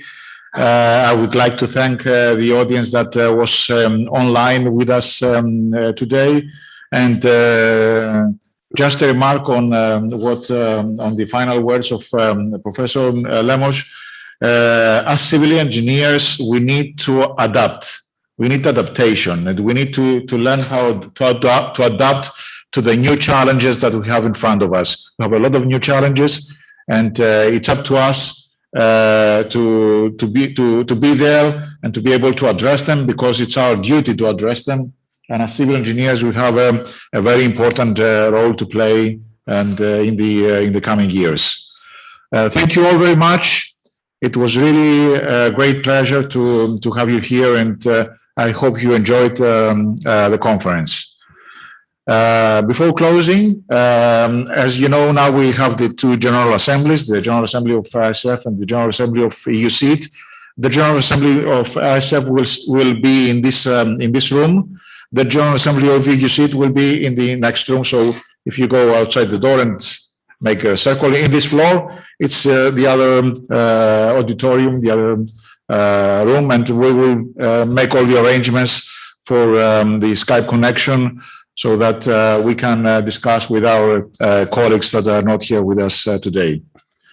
After that, I remind you that we are going to dinner tonight at 8 o'clock. I'm not sure if you, in my last email, I sent you the webpage of the restaurant, but I'm not sure if you all know where it is. Maybe I can find it on, I'm not sure. Let me see if we have internet connection, I can show it on the map.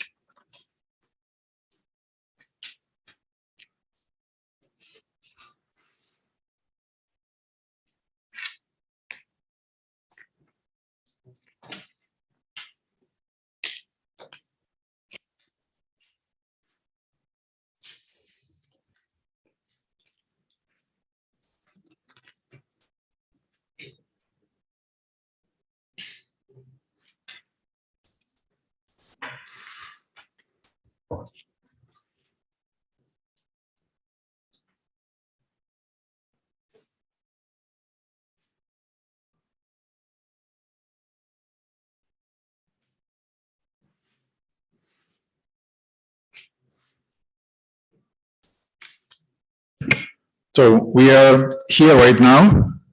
This is the Aristotle. This is the conference center that we are right now, and the restaurant is this vicinity is opposite to the port. It's called in Greek Rodi Kemeli, which means pomegranate and honey. The address is Egypt 5. It's Egypt 5.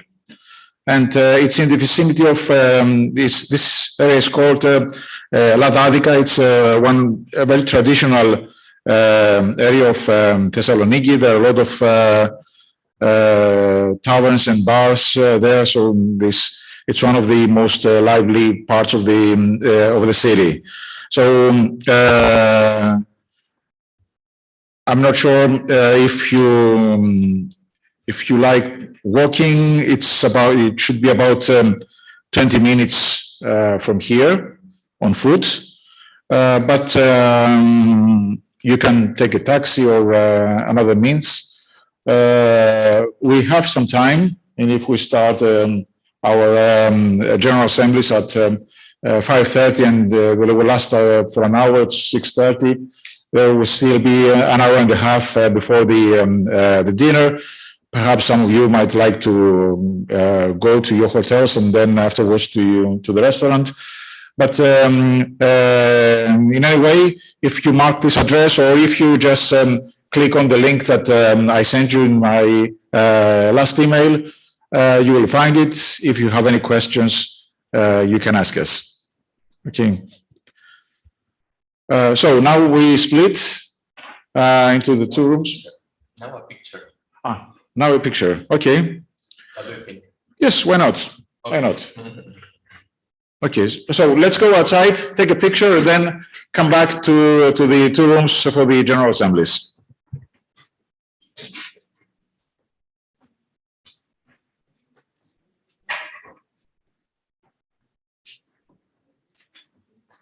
I will go later. I have to prepare the documents for the General Assembly, but I'll join you.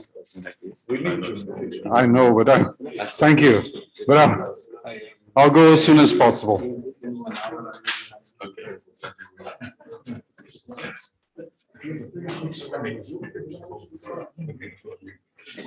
Just in case.